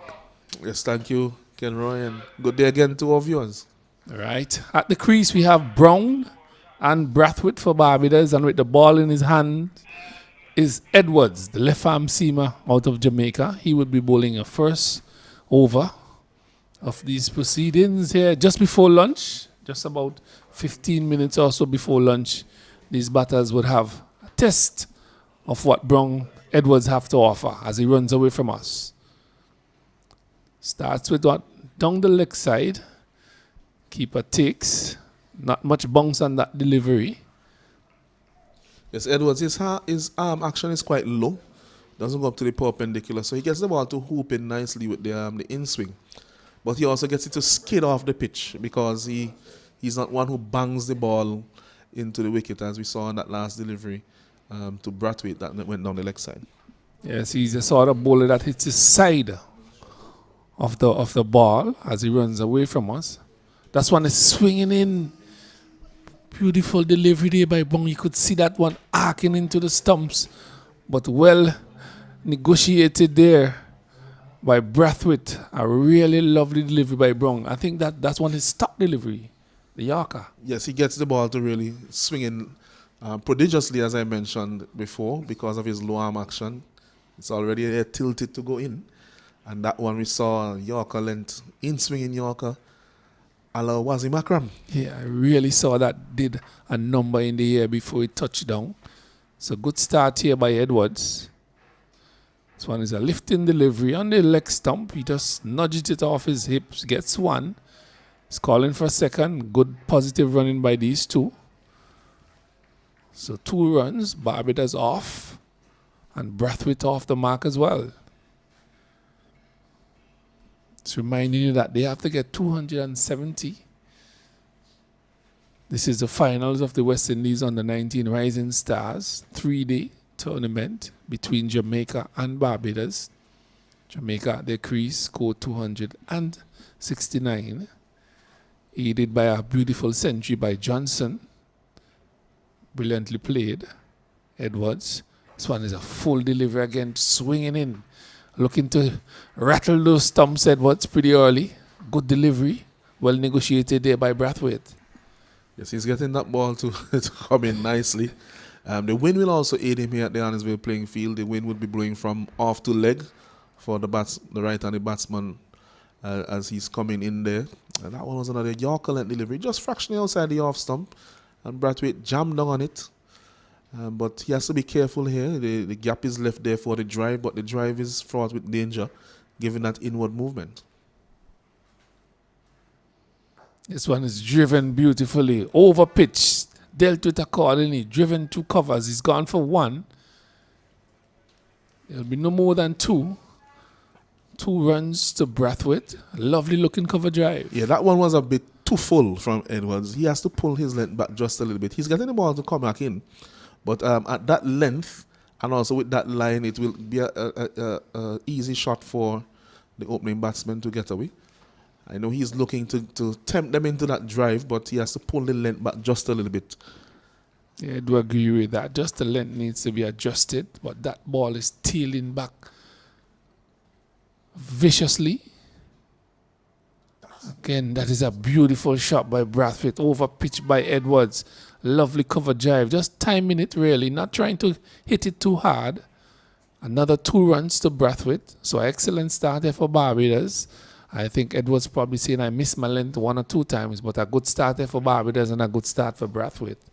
Yes, Brathwaite, we have seen him in partnership with Brown before. Brown, the more sedate of the two, but Brathwaite, a pugnacious little batsman, always looking to get runs, and was not in 2 minds at all with those 2 opportunities to drive through the offside. Waited on the ball to see if there was any swing. Didn't go for the full but the drive, but played 2 very nice looking shots to get a couple on both occasions there in that over. So after over number 1 bowled by Edwards, It's Brown on 6 by Jamaica. Barbados in reply to Jamaica's 269. They are 6 without loss over number 2. James?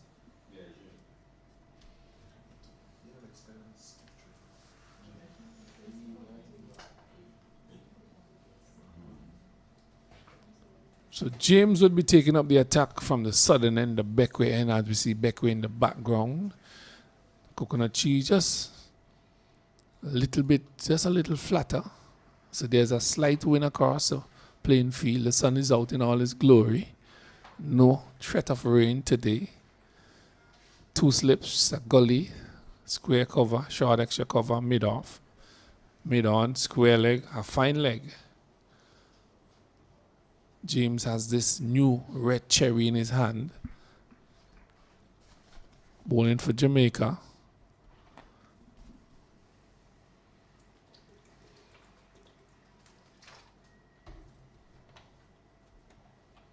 So on his outside the off stump, and Brown just shoulder arms into the keeper's glove. So a good start here by James just on the 4th stump. Yes, good line by James, and based on his field set, he has a 6-3 field, 6-3 offside bias, so he will be looking to keep that just on the 4th or 5th stump line. Maybe the straightest you'd want to get is on off stump because of the bias, the offside bias for his field. He has 2 slips, a gully in place, a man at backward point, an extra cover, mid off, mid on, very short mid on, a square leg and a man long at long leg. You have it, James running away. In outside the off stump again. Good left there. Good judgment by Brown. Allowing that to pass outside the off stump into the keeper's glove. No trouble. Yes, so we have seen from Brown that he doesn't mind leaving the ball alone. So what James has to do is ensure that he's not too wide. Although he wants to be just outside the off stump or on or around off stump, he doesn't want to be too wide of off stump, because anything that is maybe a foot or so outside off stump, I think that Brown will be very happy, especially in this very short session, to let him go. James with a bustling run. Oh, he's playing at that one. It's gone through bat and pad. Played pretty late as well. Indecision there by Brown, whether to play or whether to leave, really. And almost cost him. Yes, James getting that one to come back in from outside the off stump. And that one defeating the forward prod there from Brown, going between bat and pad. James, he has a very nice run-up. Something very similar to Jerome Taylor in his run-up. He's very athletic as well. And he just runs through the crease. So not much of a gather or a huge jump too much so in his action. Just stops a little bit in the air as he's gathering. This one is whipped off his pads, Brown. Now to fine leg. Just losing his length somewhat there, James. Just tickled to fine leg for a single. So he's off the mark, Brown. One more to the total. Yes, based on how the pitch has played, I think one of the key bowlers for Jamaica on this surface, especially when the ball starts getting a bit older, will be Mead, who is a first change bowler. A different bowler than these two. These are most bowlers who will get the ball to tail a little bit, and they are kissing the surface, but Mead will hit the surface very hard. A strong bowler, and you will expect to see him get that reaction from the surface when he comes on to bowl. Yeah, but it's James' time here. Oh, that's a lifting delivery. Brathwaite had some difficulty there. That one took off and into the rib cage here, and Brathwaite said, "Come off of me," hitting the glove and ballooning down to fine leg for another single. So another good delivery there by James, testing the wicket. Yes, that one was a rising delivery. As I said before, especially with the new ball, his deliveries will skid off, and that one rushed on to Brathwaite there. He got it down to fine leg. In the end, played safely, but a very testing delivery there. Yes, some juice from James early in the innings. Brown and Brathwaite doing the battling here for Barbados. This one is straight at delivery, hustling down, and that is Brown. So a good over here by James, over number 2 completed, and Barbados in reply to Jamaica's 269. They are 8 without loss. Yes, James is definitely getting the deliveries to skid on. You saw that even that last delivery, rushing the batsman. He doesn't lose a lot of pace off of the pitch because of his action. And just seems to just kiss the surface and slide through. And so that delivery that was a bit shorter early in the over, I think that's one of the reasons that it surprised Brathwaite so much, because usually when a ball is banged in, you're able to see it rear up off the pitch and so on. But that one just hits the pitch and comes through. And came through quite quickly. His momentum from the start carries him through. So everything is working in tandem. It's Edwards. Oh, that's one. It's in the inner portion of the bat, squeezed down to fine leg. There's a special name we call those edges. Is it a French cut? The French would know about that. Or an educated edge? Educated edge, an educated edge. I don't think the French play a lot of cricket. But I've always wondered about that, Why did they call it an educated edge? Does it mean that there's somewhere along the line an uneducated one? The one that goes to hand. All right. So Edwards, number 58 on his back, with that ball tailing in from outside the off stump, giving these batters some trouble early in this innings. Difficult customer to deal with once he gets it right. So Brathwaite will be taking strike. This is a lifting delivery. Brathwaite ducks and allow it to go to the wicket keeper, who doesn't collect cleanly. One bounce as the umpire signal, one over the shoulder. Is that one dying after pitching? Went over the head of the batsman, but bounced well short of keeper Williams. So that really shows that in the middle of the pitch, really, so to speak, there isn't much there in the middle of the pitch. The bowlers who will threaten the batsman, you saw from Roberts this morning, for example, that height was able to get the ball to lift from really back of a length, as opposed to really that short length. It was just on the legs. That man at mid-wicket does a feeling. So 2 slips, a gully, a square cover. There's a man deep, square leg, a fine leg, a mid-on. Understand that feel set because of the in-swinger being bowled here by Edwards. He has some protection at mid-wicket and the square leg as well. The fine leg is in. That's his stock delivery.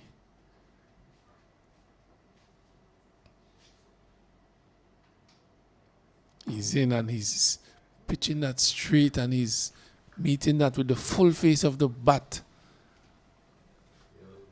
Is Brown. Barbados would have to do some batting here in this innings to get to this total of 269. Yes, that one was well played by Brown.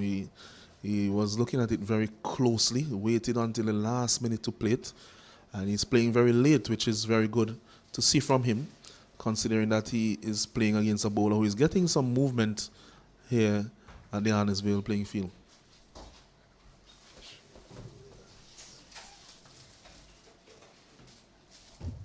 So just a little discussion between the umpire and Edwards. Not too sure what went on there, but he signals dead ball. Just stopped in his run.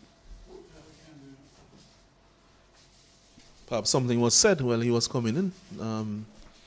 Probably one of the fielders saying something as he continues. This one is a good delivery, lifting outside the off stump. Played very well by Brown. Seems very well organized in his defense, Brown. Yes, what we have seen from him so far in the previous rounds, that he is a very good defensive batsman. Doesn't really play as many shots as a lot of the other batsmen in the Barbados team, but he really holds the innings together. Saw him getting 40 odd in the last round. He played well over 100 deliveries for those 40 runs. Edwards. Oh, that's a good delivery. Well played by Brong as well. Just taking the bottom hand off the bat and just easing it to the man at backward point there.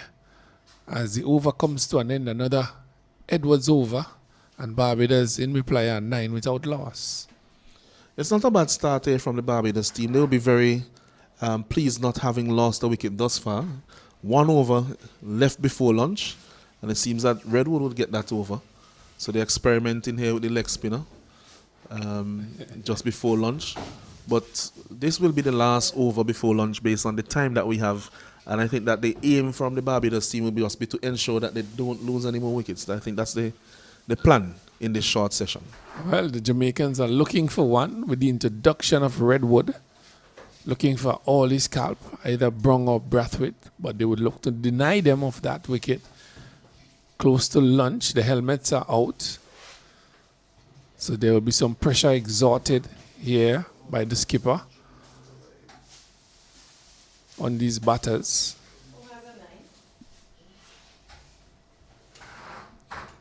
So in excellent condition here for cricket. The sun is out in all his glory. Little breeze blowing across the playing field. Redwood has his first over in this innings. Barbados looking to get to 270. They are 9 without loss, and the ebb of going into lunch, Brathwaite and Brong. There's 2 slips, silly point, square cover, short extra cover mid-off, mid-on, shortish fine leg or square leg in the area, and there's a deep mid-wicket. Redwood. This one is pitching and hitting the outer portion of the bat. The oohs and the ahs goes up. A good delivery there by Redwood to start proceedings. Yes, that one had some bounce, some turn, pitching just around mid and leg and turning across. The batsman Brathwaite there seemed to have taken him on the arm or on the glove. So some bounce, and that's a very good start from Redwood. Yes, calling those slippers into action. Getting some bounce and turn there very early. Redwood flighted delivery, bad delivery, punished, pulled to mid-wicket. He's called for 1. Looking for a second. No, he doesn't. 1 run. Yeah, you'll be disappointed with that one. He got it straight to the man at deep mid-wicket. Full toss there from Redwood. And better placement would have seen him maybe on a boundary on that delivery. So bringing Brown now into strike. So Redwood tosses the ball from hand to hand. Looking for his first wicket.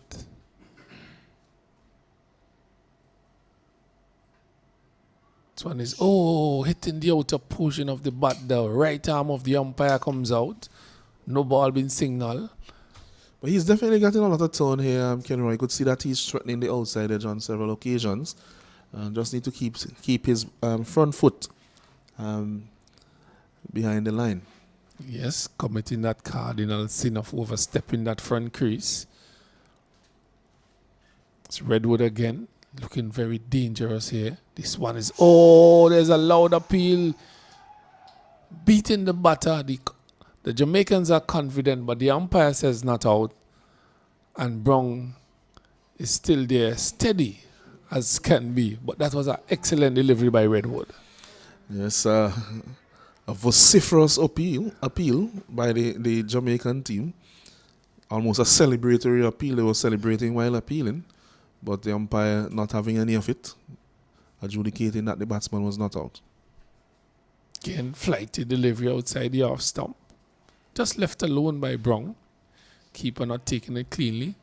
First slip doing the work. 10 without loss. Yes, Redwood has been getting a lot of turn throughout this competition. Hasn't really had a back full of wickets. But I think things are looking promising here from him. And if he can continue like this, especially bowling with this amount of turn with the new ball, then, could look out for him for the rest of the innings. Oh my God, that one hitting the bat and falling short of the man who'd been reinforced there. That was Edwards. Just in front of him. Was just brought into the slip area. And that one pitched outside leg stump, and maybe the batsman, because of the amount of turn that he's getting, can think to just kick that away. Because once it's pitching outside leg stump, you can't be dismissed LBW. Well, Because that one Redwood turned right across him. causing all sort of trouble here for these batters. Brown trying to survive just before lunch, really testing over here. 3 slips, silly point. Redwood over the wicket. This one is on the legs, easily dealt with to the man at mid-on.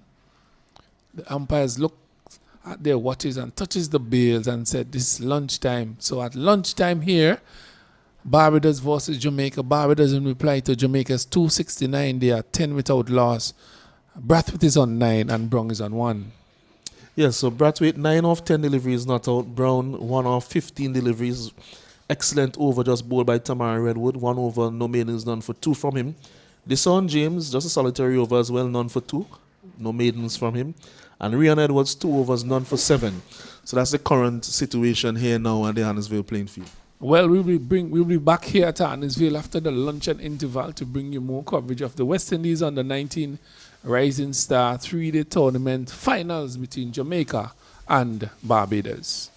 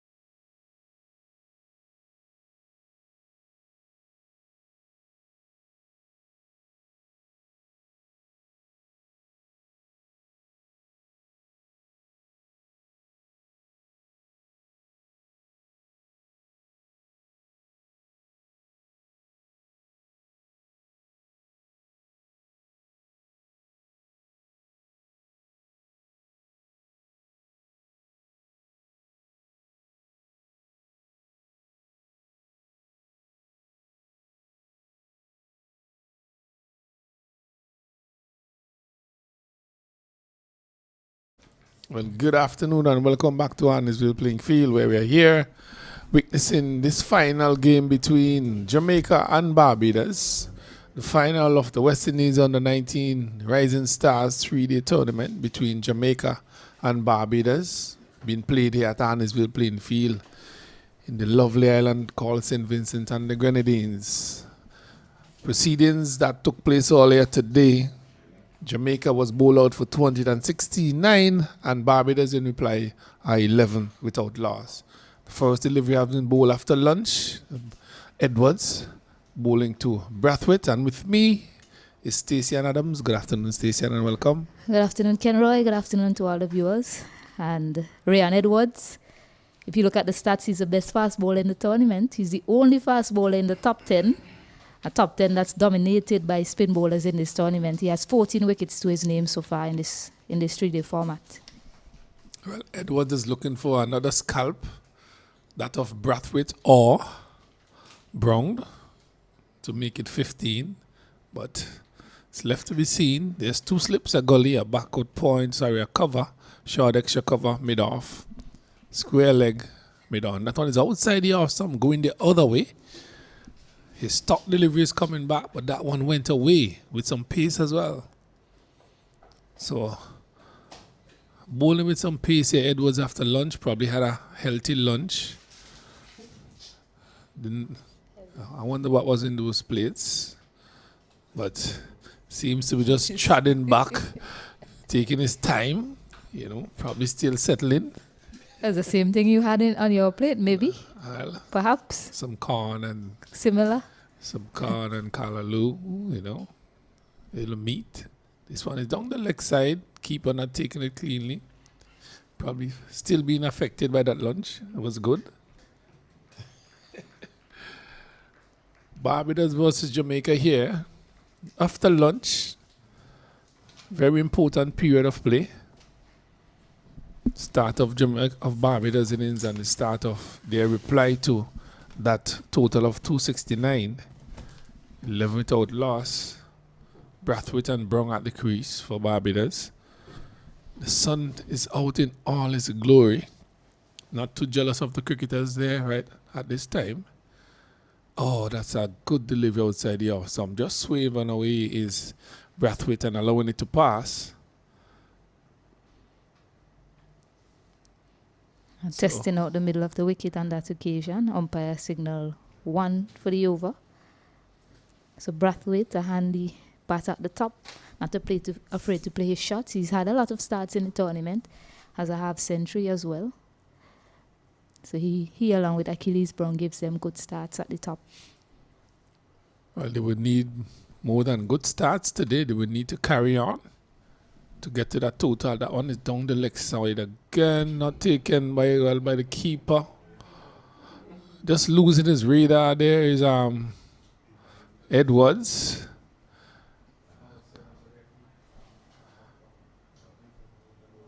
So Edwards just finding it a little bit difficult to get his radar right after lunch. A very difficult period to play cricket. Stacey Ann, whether on and off the field. He's the sort of bowler that thrives off of rhythm. He needs to build up a rhythm, get the energy flowing, and then he seems to bowl at his best then. I was better from him in terms of line and length to complete the over. 11 without loss. Yes, over number 1 have been completed here after lunch. And really, Barbados looking to get to the total of 269. 11 without loss. Brathwaite is on 9. Brown is on 1. Jamaica really batted well. Aided by 100 scored by Johnson. A really lovely innings by him. Played with maturity. Sensibly. Smart cricket he played. Excellent partnership between him and his skipper. 142 between them. Propelling Jamaica to that total of 269. Came back this morning and lost their way. Barbados getting 2 early wickets, those of the skipper and Johnson. Then dealing with the rest of the batters bowling out Jamaica for 269. But we are here at lunch, after lunch, where we have the leg spinner. We'll be continuing proceedings here pretty early in the innings, being introduced. Yes, and when he came into the attack, we saw a lot of turn and bunks from him. Some there misses as well.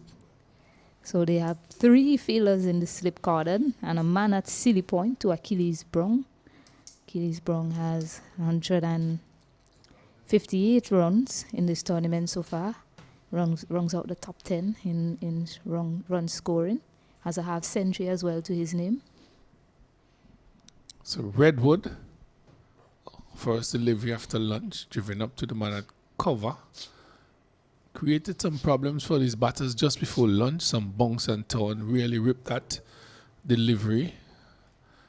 He has 3 slips, silly point, square cover, extra cover, mid-off, mid-on, deep mid-wicket. Very strong offside field. And the man shot mid-on. Umpire just having a few words. Not too sure what is happening here. Wicketkeeper probably just feeling a little bit of pain. He's taking his glove off. Not too sure what is happening. But we have been interrupted for a bit. Not too sure of what is taking place. He's Wicketkeeper.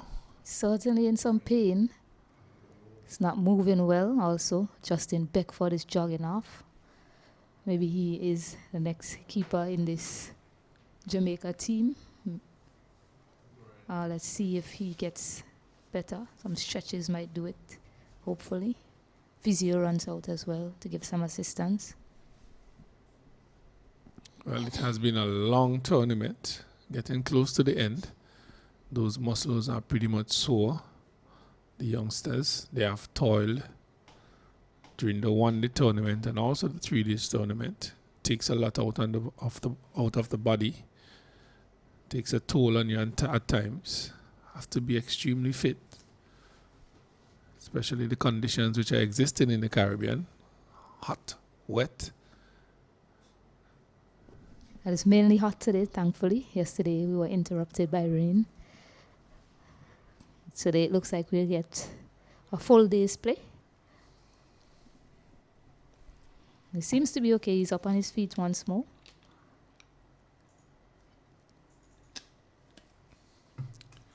Well, you're not missing any cricket.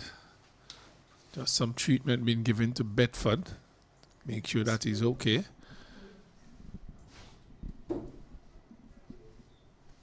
Wicketkeeper Williams just having some water. The umpires having a conversation in the meantime. Just to update you, Jamaica got to 269 all out, and Barbados in reply are 11 without loss. Players are huddling a little circle, but Station, the sun is really out. It is blazing down, as we say here, Tarnisville. But we had a very interesting tournament so far, 3 days tournament. I looked at the stats and so on, and really, I must say hard luck to Guyana, who have played 2 excellent games back to back, played exceptionally well, but unfortunately couldn't make it to the finals because of how things were set up. But they played exceptionally well. The Windies played a first good game and then fell away by the wayside. Yeah, so. Yeah, just to remind the viewers, 3rd place is being played between Windward Islands and Guyana. Currently, Windward Islands are 223 for 5. Well, I should say the last updated score, 223 for 5. And Leeward Islands taking on Trinidad and Tobago for the 5th place playoff. Leeward Islands are 87 for 7. I don't think play was possible in the first day yesterday. So 87 for 7, the Leeward Islands versus Trinidad and Tobago. And here at Tarnisville playing field in the finals between Barbados and Jamaica. Jamaica compile 269 all out, and Barbados in reply are 11 without loss. Redwood has the ball in his hands. He be bowling to Brown, who's on strike. Just after lunch, had a slight break in play as things continue here. Redwood, flighted delivery. Bowled a solitary over before lunch, really bounce and turn and really cause these batters some problems. Haven't seen that so far since he has returned. This one is almost sneaked through the baton pad of Brown. Has to be careful with those sort of deliveries.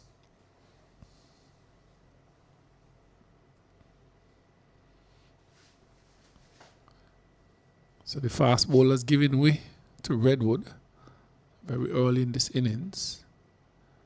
This one is bouncing and outside the off stump, played by Brown. The man at second slip does the fielding. So Jamaica looking to make all the inroads into the Barbadian batting with the introduction of Redwood. Looking for early wickets, early breakthrough, put the Barbadians under pressure.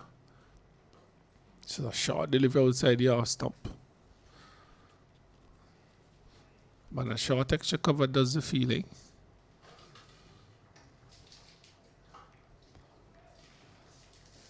Station, I understand the move with the spinner, but I understand it just before lunch. But after lunch, I am thinking, why do you want to have the spinner bowling on your fast bowlers are there who haven't been given a full run, really? I understand that you want the wickets, but it's a new red hard ball. Your fast bowler should be using that. Yes, I understand your point there. 11 without loss at the end of that over. I do get your point, and the young man that started, Deshaun James, I thought he started pretty well. Has a strong action as he runs in and approaches the crease. Seems to be a metronomical bowler. Looks to just bowl and hit it line and length consistently. So that sort of bowling could be threatening to the batters. He beat the outside edge, if I can recall, of Zion Brathwaite on two different occasions. Yes. So Redwood, yes, before lunch, he did trouble the batters a bit. But if you look at Redwood's bowling figures in the tournament, he has picked up 10 wickets. He is their most successful spin bowler. But if you look at the list also in the top 10, I'll continue after this delivery from Edwards. Yeah, he's the most expensive bowler in the top 10.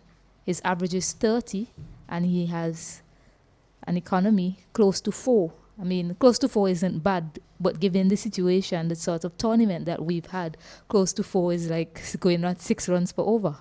Yeah, I really think that bowling the last over before the break was a good move by the skipper. But then coming back after lunch, I think he should have given his fast bowler the opportunity to make maximum use of this new ball. There's a quick single here taken by Brown and Brathwaite. Scamper home safely. So another run to Brathwaite that he goes up to 10 now. Score moves on to 12. It's nicely bowled after nicely played, after 2 maiden overs, the first run after the lunch break. It's good to see there was intent to score on that occasion. Similar to what Jamaica did. If they can do something, if they can do if they can play similar to the way Barnes and Johnson did in that first innings for Jamaica, adding to the way they go about picking up runs, scoring a lot of boundaries, you can well see them scoring upwards of 200 here today, and that will be a good match setup for the third day tomorrow. Yes, indeed. Trying to build a foundation here. This is a lovely driven to the man at square cover who does the fielding. So Brown, looking good, stroking it nicely, hitting the middle of the bat. But the thing with the bowling, with the spinner coming into the attack now, is that he's your most successful spinner. If he bowls 5-6 overs early in this innings, you take him out of your attack. How do you use him again during the tournament, during this innings? Yeah, and we've seen him operate and he tends to give you those magic deliveries, but short lifting delivery, well handled by Achilles Brown. Yeah, but he tends to give you a loose delivery or two in his over. That over that he bowled just after lunch was great.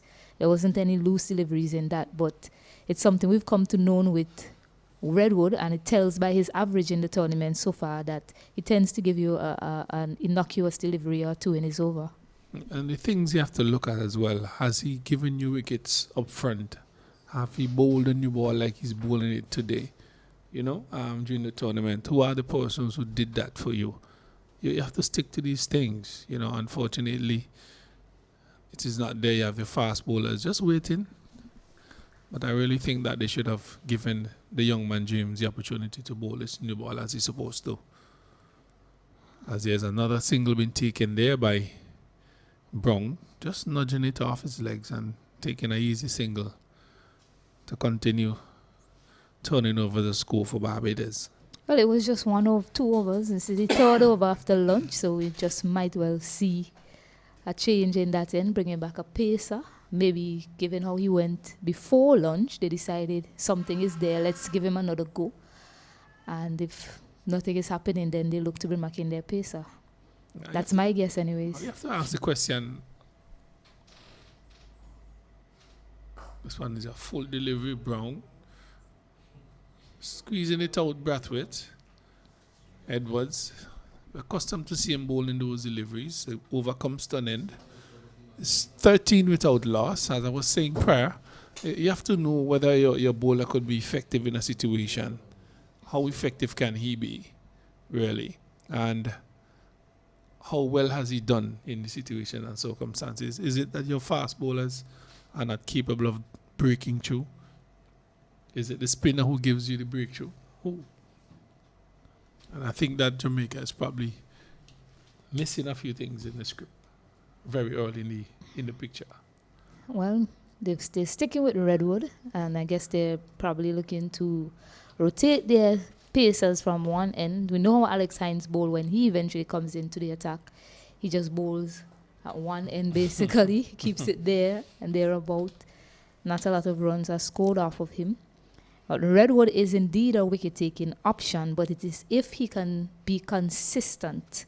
And I think Jamaica will be hoping that he is more consistent today. Well, they're looking for that first wicket from Redwood. He's into his third over. And we have completed 7 overs so far in this innings. This one is a loud appeal outside the house. I'm beating him into the keeper's glove. I've seen that during the day. Sealy, similar, left arm orthodox for Barbados. Yeah, beautifully bowled there by Redwood. The question is, the captain may be thinking, can he deliver 5 more deliveries similar to that one?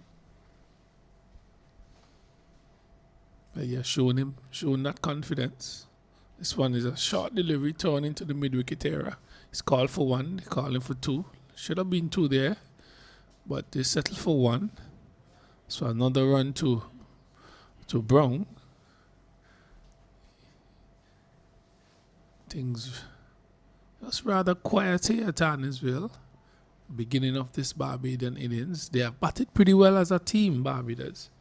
So it would be very important that Barbados gets early wickets to really pluck them back. This one is driven powerfully. The man at short extra cover did some good feeling. I'm not too sure where it struck him, whether in the chest or on the hands, but he stopped it. He stopped it and he's up, ready to face the next delivery, ready to field the next delivery rather. Jordan Johnson there.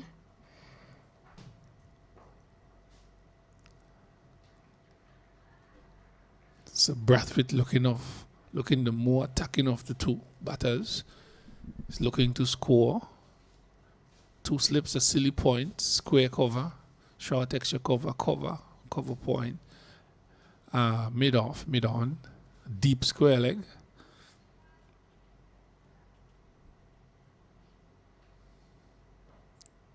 Flighted delivery, driven to the man at short extra cover.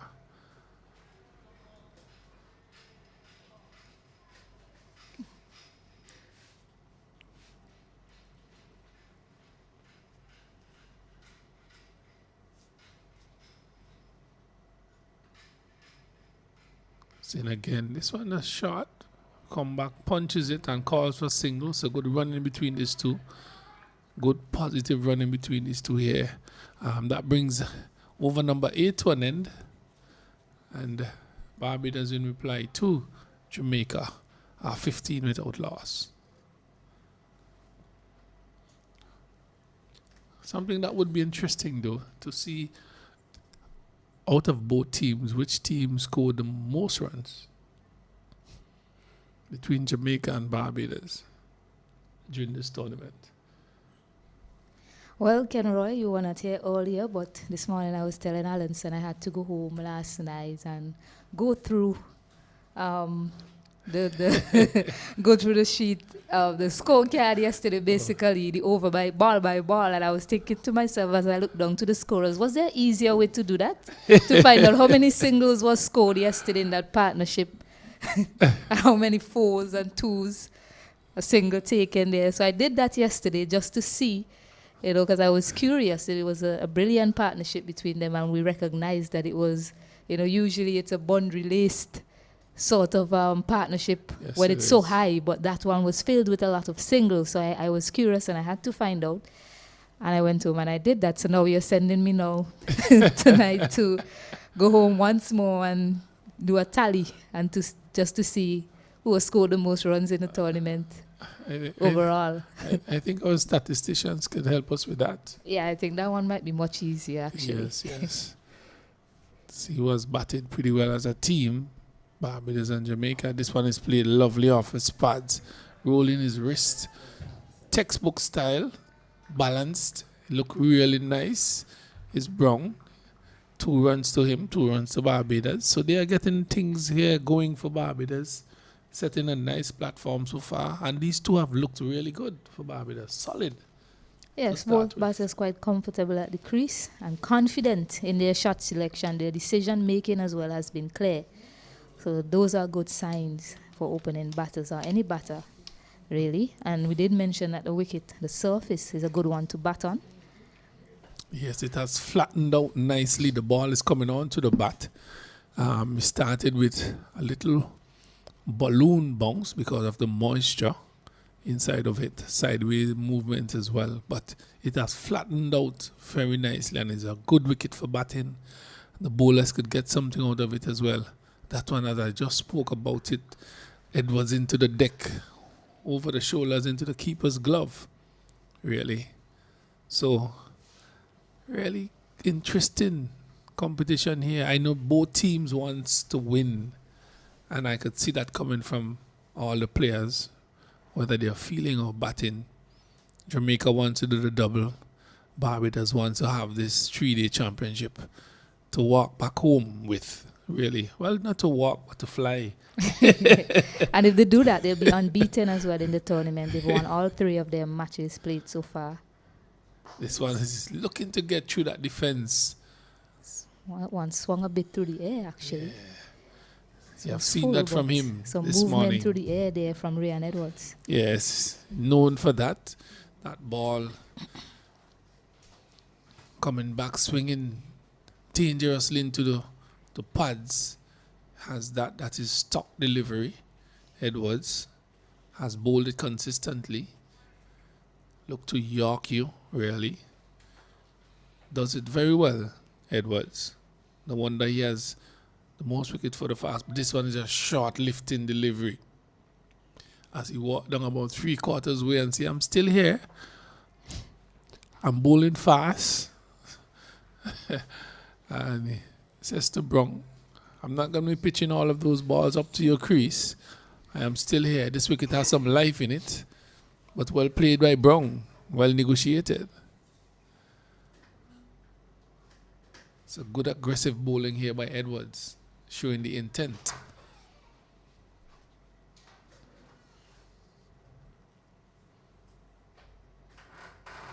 (18) without loss. 8 overs have been bowled. Barbados moving along smoothly. This one is on his pads, just whipping it off to the man at mid-wicket and brings that over to an end. So another Edwards over comes to an end, and Barbados, after 9 overs are 18 without loss. We have Brathwaite on 12 and Brong on 5. Yeah, that was a well structured over there from Ryan Edwards. Use the short pitch deliveries well, and then pitched it up, hoping to get the batter, keep the batter on the back foot, and that one just almost going to the player at short mid wicket, just bouncing in front of him. So caught the batter off guard there. He was a bit on the back foot. 18 without loss after 9 overs. So Redwood will continue. Redwood for Jamaica tosses the ball from hand to hand. Short extra cover, square cover, 2 slips. This one is flicked. He's out, caught. Is he? Brilliant. No, he dropped it. My God, opportunity lost there. Brathwaite looking to flick that ball through mid-wicket, hitting the outer portion of the bat. The man had shot, silly point, went to his left, full stretch. It ballooned, went for a second attempt, and actually it fell to the ground. Yes, that's a dangerous ball there from Redwood. Leading edge from Zion Brathwaite, looking to play into the onside. This time he drives powerfully once more to Jordan Johnson, who does well.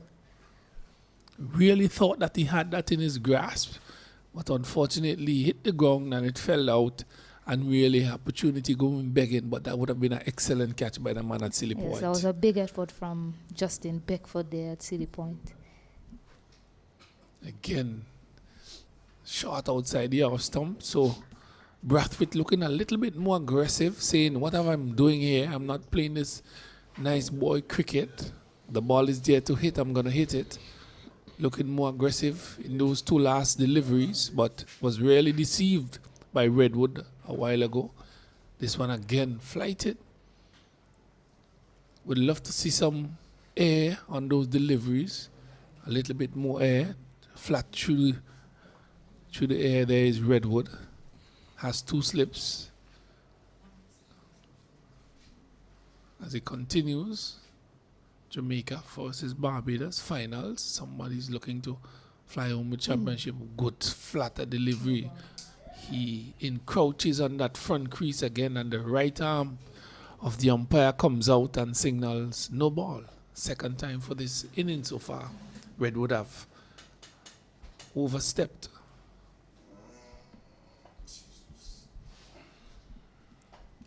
So after that chance been given there by Brathwaite, he has played a shutter ball.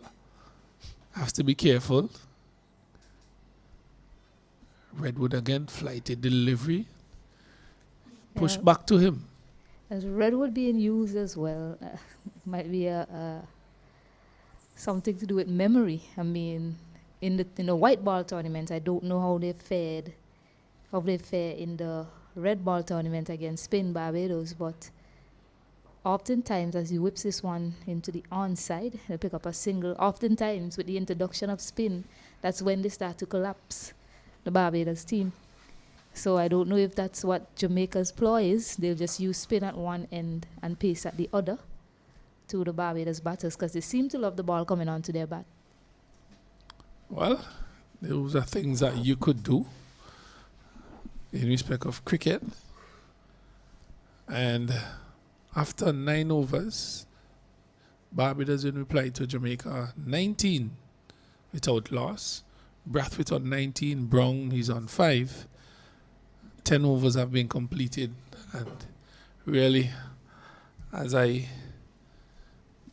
over come to an end, my stint here comes to an end, and Allenson will take my seat and continue with Stacey in the finals of the West Indies Rising Star on the 19 3-days tournament. So welcome Allenson as Edwards runs into bowl to Brathwaite.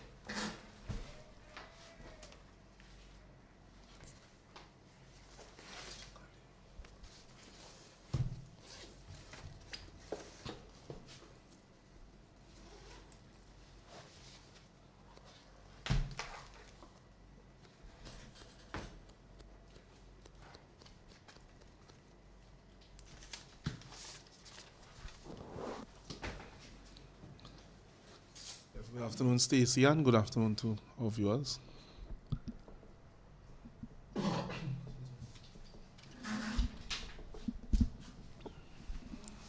Intriguing contest here. As Edwards is in now to bowl to Brown, tucks it behind square on the onside. Gets a comfortable single. The Jamaicans have yet to make that important breakthrough. Yes, 10 overs all the way into the 11th, and we've been having discussions around the use of a spinner so early with that new ball, and if it's a tactic that might pay off for the Jamaican team, or is it a case where they're wasting that new ball instead of using two seamers? I think you could argue both ways. We'll get back to that shortly. There's this deliveries turned down just behind square by Brathwaite for a single. I think the Barbados openers have looked consistently comfortable against pace bowling. And I think that's the ploy of the Jamaicans to try to test them out with the leg spinner to see how they fare against him. And so far, he has caused a lot of trouble. He hasn't gotten the breakthrough. He has caused a lot of trouble. But there's also the other side of the coin where the argument might be that the pace bowlers will be most effective with the new ball, and that there's a good chance that the leg spinner could also cause some damage with the older ball when the time comes. So then why not leave him for that time in the innings? So that's the other side of the argument. Well, they see it differently, as there's a change of angle now from Edward. As we've seen oftentimes, when he can't find the correct line and length, he opts to go around the wicket to the right-hander, angle it into his body, into the pads. Yes, and also when he's not getting as much swing as well, he tends to go around and attempt to bowl those cutters to come in with the angle and then leave the right-hander off the pitch. There's a slip there, there is a gully, there's a man at point, an extra cover, mid-off, mid-on, mid-wicket. There is also a man at deep square leg, deep backward square leg, and a man at fine leg. Yes, he has 14 wickets in this tournament. I just remember from the first game that they played here against Guyana, he wasn't very effective with the new ball. But when he got the older ball and ran in, he was able to pick up 3 quick wickets for Jamaica in that match against Trinidad and Tobago, not Guyana. So I'm wondering here, I mean, we didn't have the benefit of having broadcasts at the other venues. So I'm wondering how many of those 14 wickets did he pick up with the new ball compared to the older ball in hand. He is a new ball bowler, he's the opening bowler, but he's quite effective with the older ball as well. Short delivery, bounce once before it got to the keeper. Yeah, that's a good point you're making, Stacey. And what I noticed is that in the limited overs fixtures, one of the games that he bowled over at Cyan Hill, he did bowl very well with the new ball, got the ball to move a lot and caused a lot of trouble and got some early wickets. That was against the Windies. So it's a case of where he can be using both roles. It's just a matter of supporting him with the correct fields and also him having a game plan and being able to execute it on a consistent basis. Yeah, certainly I'm not saying that he shouldn't be used with the new ball. Don't get me wrong. What I'm saying is I've seen him operate, and he tends to pick up most of his deliveries with the older balls. I don't know if it's a case of when he has the red ball in hand, the new red cherry, he runs in hard and tries so many different things. And maybe when the ball is older, it's a simple plan, running bowl wicket to wicket lines, and then that in doing that, it becomes more effective and a wicket taking ploy. Perhaps, and the new red ball is also a bit harder to control. Yes. Because of that glossy finish, as opposed to even the new white ball. This one, Redwood is forward, left alone by Brathwaite, taken by keeper Williams. There's the run. Yeah, well, I guess it's part of learning and development, knowing your craft as a bowler. And he's a young man. You get there in terms of knowing how to control that red ball, as you mentioned earlier. Yeah, there's a lot of raw material there to work with. And this one, Redwood is a bit shorter. Punch back to the bowler by Brathwaite. There's no run. So there's a lot there to work with, and I think that he's a good prospect for the future, especially the fact that he moves the ball so prodigiously when there's swing on offer. Yes, I agree with you. And as I mentioned earlier in a tournament, Swan is too short and swatted away, but there's a fielder there for a delivery like that. And to be in the top 10 in a tournament that's dominated by spin bowling, the only seamer, it definitely tells a lot about his ability to pick up wickets. Yes, another very impressive seamer in the tournament has been Landefort from St. Martin, who's playing for the Leeward Islands. Has bowled well this tournament. I think that although the spinners have taken out the wickets because of the conditions, I think that some of the seamers, if they are honest with themselves, I think they haven't been consistent enough in those good areas. And that is why some of them have not been as effective. They have not been able to build the pressure for long enough periods. And because of that, knowing that there are spinners in the team, the captains have taken them off quite quickly as well. And brought on the spinners into the attackers. Redwood flights this one. Brathwaite plays it back to him along the pitch. There's no run.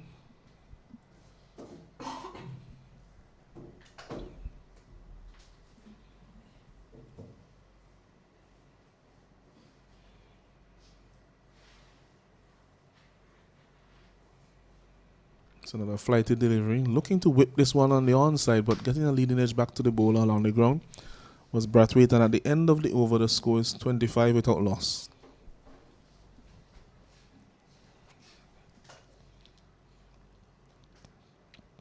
So not a bad start here at all from the Barbados team. Redwood looking threatening. And there will be a change of bowling. Edwards has ended his spell and he'll be replaced by James, who will get another go after just bowling 2 overs before lunch. So he will get another go from the administrative centre end.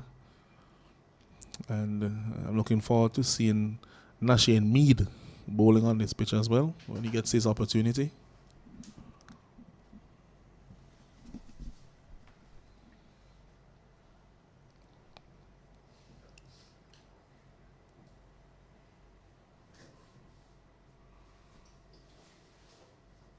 Interesting bowler is James, as we mentioned, very athletic, has a long run up,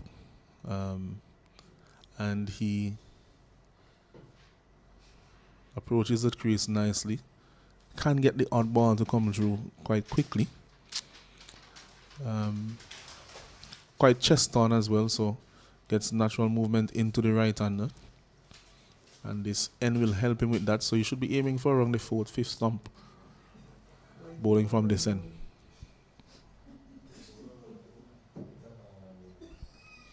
Here he comes now into Brown. This one is outside, pitching outside the off stump and coming in with that movement that we mentioned. Brown was able to get inside the line, well, outside the line actually, and just whip it down to fine leg for a single. And that's what I noticed from his first over that he bowled.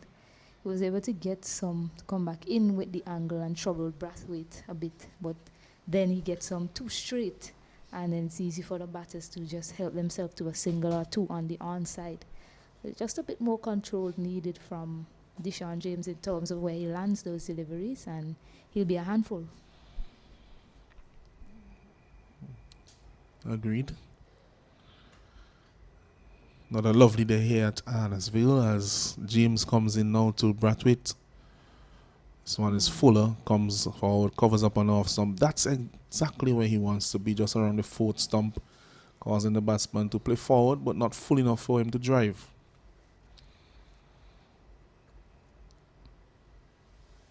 So if he keeps the next few deliveries in the over there, I think that his skipper and his coach will be quite pleased.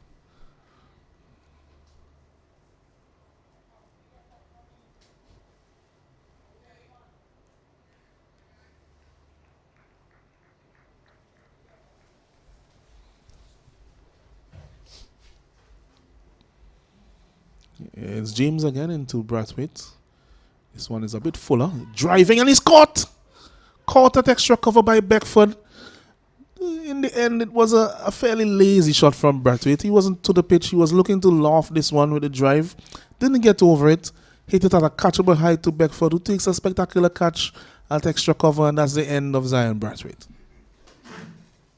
Yeah, it's a spectacular grab indeed. A superb catch from Justin Beckford. He dropped one earlier of the bowling of Redwood at silly point. This time he holds on quite well. That delivery just pitching. Got a bit of inward movement as it landed. It came back into Brathwaite. And looking to loft it, as you mentioned. Then he tried to find the gap, was just all hands there, and hit it straight to Justin Beckford, who held on graciously. Yes, and it was a fairly full delivery. You could argue that it was full enough for him to drive it, but he wasn't over the ball at all. His weight wasn't into the shot. It seems as if he was just looking to play it with power. And in the end, he got good contact, but he wasn't over it. And he offered that opportunity to Beckford, who accepted it gleefully. So the new batsman is the number 3, Dawn. And as you mentioned, James continues to get that inward movement. So it may just have, that movement may just have messed with the placement of Brathwaite on that occasion, as he may have been looking for the gap between extra cover and cover point, but getting it straight to the man at extra cover, who took a fantastic catch. So Don, the new batter. Such a calm young man. Every time I look at him play, he just looks a player beyond his years, Don. Always want him to score a heap of runs, and sometimes he lets himself down, not doing that, but he's looked good in this tournament so far. Last year he scored 100. He had 196 runs in that tournament last year. This year he's bettered that. He's scored 206 runs so far. And with possibly 2 innings to go. No 100 yet though. I've scored some half centuries. Well, I think what has happened as well is that his team has performed better in terms of the batting in this tournament. So several half centuries by the Barbados batsmen. And as a result, it means that he has to do less of the heavy lifting. But of course, he's still, in my mind at least, their premier batsman. As James comes in now, bowling to Don. This is a good delivery. That's a loud appeal. And he's gone. First delivery. That's a massive wicket. Look at the celebrations from the Jamaican. And it's almost as if Usain Bolt has just crossed the finish line, breaking the world record. That is indeed a big wicket for the Jamaican team. And they celebrate. They're celebrating as just as that. I mean, that's what I'm talking about. The inward movement that he's been getting, Deshaun James. And that one was pitched and lined perfectly. Came back in and... That one actually straightened when it pitched. So I'm sure Don was probably looking for it to continue coming back in, but it squared him up just a little bit. As we can see, it actually just straightened as it pitched. Yeah. And that was a very good delivery, exceptional ball. And in the mind of the umpire, judged LBW, and that's the end of Joshua Don, who has gone without scoring. And that's a golden duck for him. His second one actually here at Arnesville. He got one against the Leeward Islands team. Landefort bowler rips not over delivery when he was caught behind. And that just tells me when the bowlers see Joshua Don at the other end, they produce their best deliveries. Yes, it takes something good to get rid of him. He's a fairly organized batsman. He'll be very disappointed, especially with the conditions here at Arnesville. Seemingly good for batting at this point in the game. But the Jamaicans are over the moon, so to speak, as the new batsman Bolden comes out to join Brown at the crease.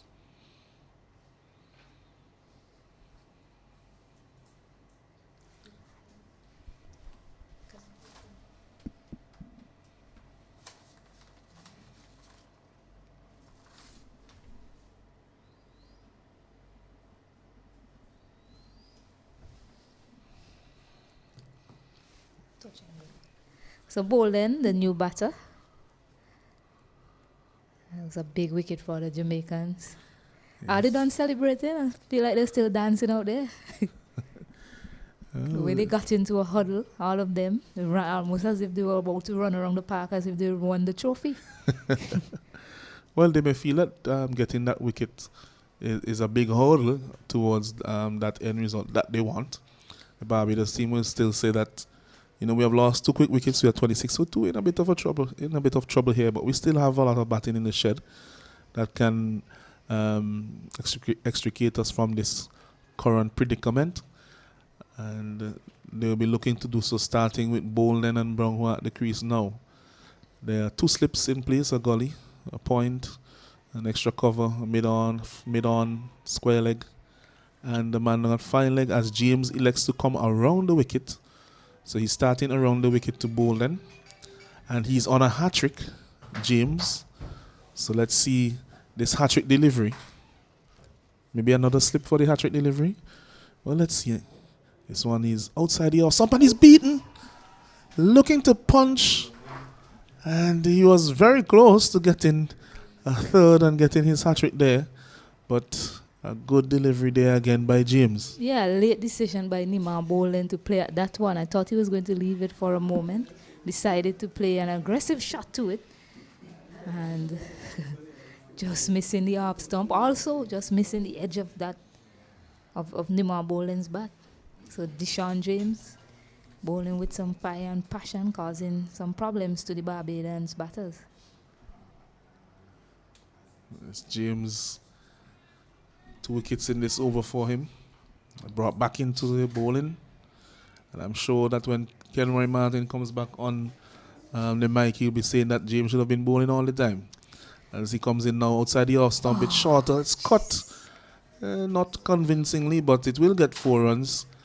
Through the slip cordon, and that's 4 runs to Bolden, who gets his account open. You mentioned having a third slip in place. Maybe if there was a man there, might have just landed short of him, but still would have prevented the boundary. But 4 runs nonetheless. And Kenroy Martin is a man that likes to know that he's right about something, and he's been calling for the Pacers to come back into the attack. Another Pacer to partner Ryan Edwards, but they're sticking with the combination of Redwood with the seamer at the other end, and seam bowler into the attack picks up 2 wickets. Kenroy Martin must be smiling all now. Well, you'll hear from him shortly when he comes on. Something that we have seen from the Jamaicans, they bowl a long spill with the spin at one end, and then they will rotate the fast bowlers from the other end. Something that we have seen from them in this competition. And Redwood, the favoured spinner, the leg spinner, attacking option, he has done the bulk of the bowling in the spin department. There's also Hines, who is a left-arm spinner.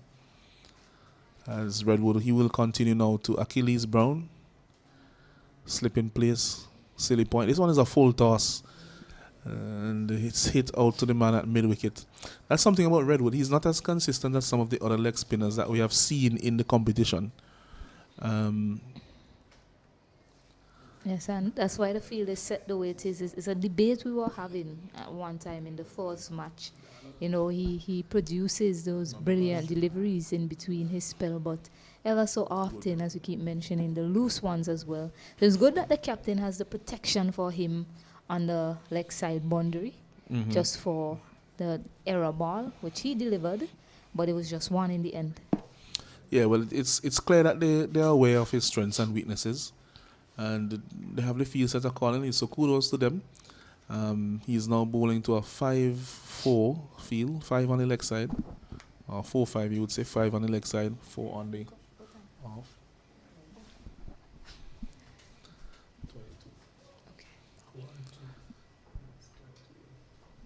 This one, you could hear well, I don't know if you have any stump amplification out there, but we're hearing the jubilation and the excitement from the Jamaican fielders now that they have gotten a few wickets.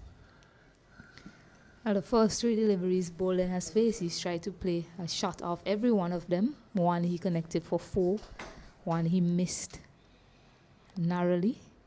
This one is fuller. He's getting that off the inner half of the bat. He will look for 2. He's coming back for them now.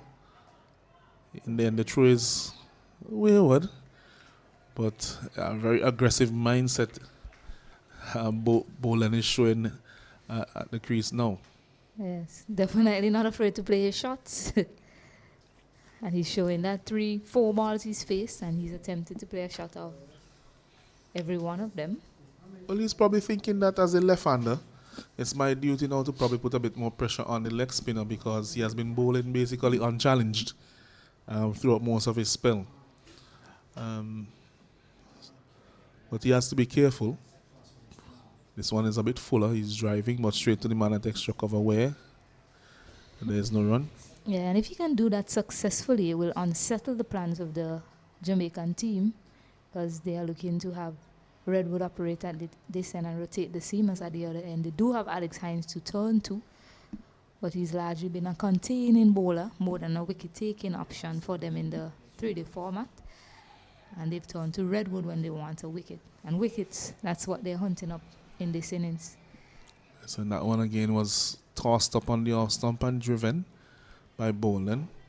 Redwood may be looking for one just to pitch and come back between bat and pad, or to bounce and go to the man at short leg as he comes in now to Boland. This one is to the man at short leg. The appeal is there, but coming off the ground. It's the end of the over. At the end of the over, it's 33 for 2. Barbados under 19 in response to 269 made by the Jamaica under 19 team when the innings ended earlier today.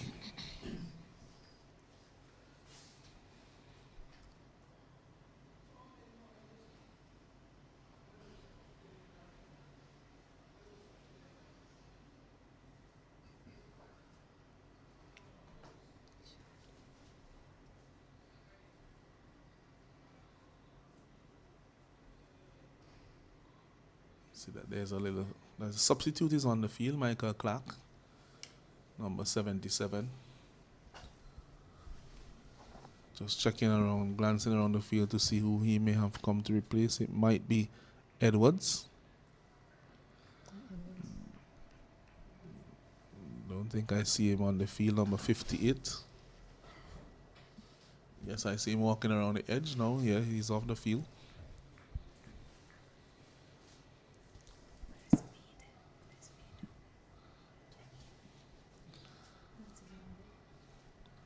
So James now into ball to Brown.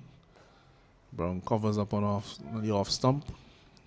And Brown has shown good defensive technique in all of the innings that he has played. Not the most explosive of batsmen, at least not based on what he has shown us in this tournament. Maybe he's just playing the role that has been given to him by his team. And he has been doing that well. He'll be looking now to bat very deep into the innings, having lost his opening partner. And his number 3 teammate, number 3 in terms of the batting order, that is. That's Joshua Dawn. James into Brown. This one is a full toss, which is pushing to the man at mid-on. It's a close single. And a direct hit would have been interesting. That one was pushed rather firmly to mid-on, and he decided to run on the shot. That was a close one, Stacey. Interesting indeed. And I'm looking at Achilles Brown running down my side. He's wearing sunglasses under his helmet. Batting, I'm seeing some red there under the purple.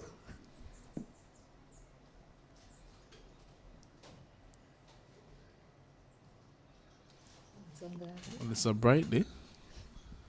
And maybe he feels that there's too much of the glare from the pitch and the surroundings, so he's just wanting to diminish that a little bit, and so he has opted to wear the shades, as we say. 3 slips going to be in place now. The captain is going to put himself in that 3rd slip.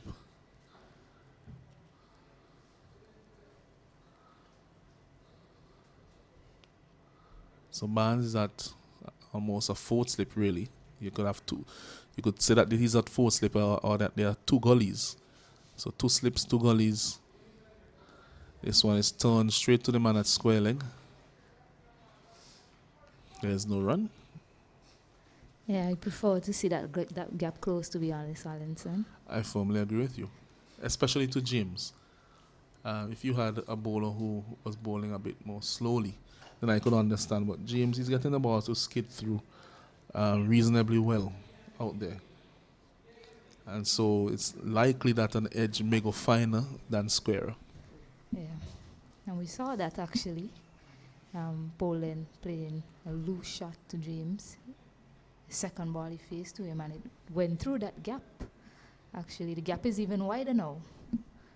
It's interesting. Maybe they're looking for one that lifts outside the off stump as he comes in again. This one is driving, is beaten outside the off stump by that away movement.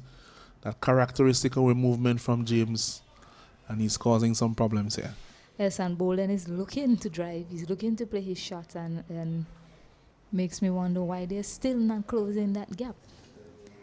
The edge, direction of the edge is flying in.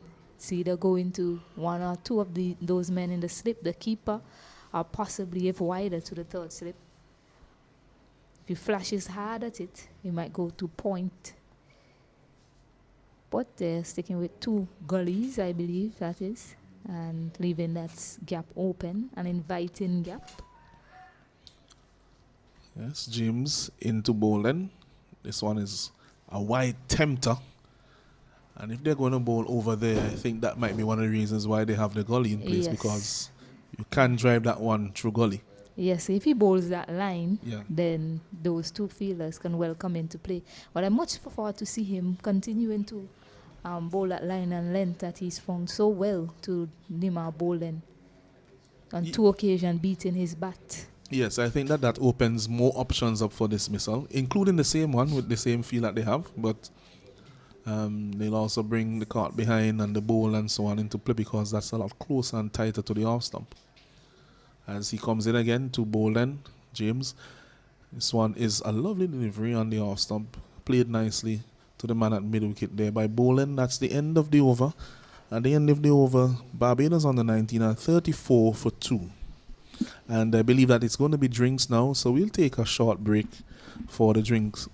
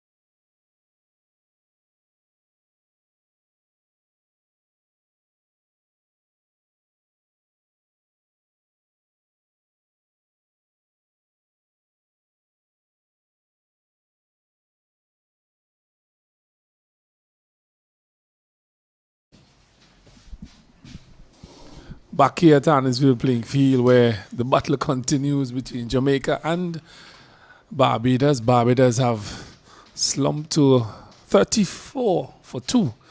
The loss of 2 wickets in 2 deliveries from the pacer James, causing Barbados some trouble here early days. But a very good position to be in, Jamaica, having Barbados 34 for 2 as the leg spinner continues to operate from the southern end. He's bowling to Brown, who is there from the start, and he's there with Boulding. With me is Alanson. Alanson, it's a hot evening. Things are heating up here between these two teams. Both teams want to become champions of the West Indies under 19. 3 days. Well, I tell you, Kenroy, this one comes close to the boundary down here. I tell you, what happens over the next maybe hour or two will go a long way as to determining what happens in the rest of this game here today. Yes, I do believe so. This session is critically important, whether or not Jamaica would continue to be in the ascending position, or Barbados would fight themselves back into this game. It is dependent on the next hour or so of play. Really, if these batters steady up and bat, they could be able to bring back Barbados. Or if there's a fall of another wicket or 2, then this is bad feeling there. The man at cover should not have been a run, but bad feeling caused a run. So Brown goes up by 1 and Barbados by 1 as well. So 35. That brings bowling into strike against the leg spinner. And really, if these two could bat out the rest of the evening, really going to tea, then it would send a clear message that Barbados wants this game as well.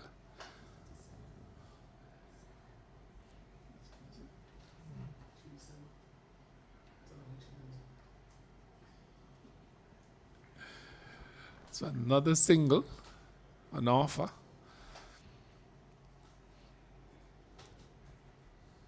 So the combination of a fast bowler and a spinner working for Jamaica. They just have to play patient cricket. Don't be too hurry. Bowl on the lines, bowl on the lengths, be patient. See what happens. Redwood flips from side to side, from hand to hand. A slip, a silly point. Flighted delivery. Brown looking even more comfortable against the spinners. He has settled into his innings now. He has been out there for quite some time, as you said, from the beginning of the innings. So he should be aware of what is happening on the pitch and what each bowler is trying to accomplish and what are they getting from the wicket as well. Comes into this wicket and turn it neatly to mid-wicket with more enthusiasm in his running. He could have gotten 2 runs there, Alanson, but he just jogged through for the single. I think he was not aware initially how well he had timed it. I think he was always thinking to himself that the fielder will get there quite quickly, but he kept on going away from the fielder.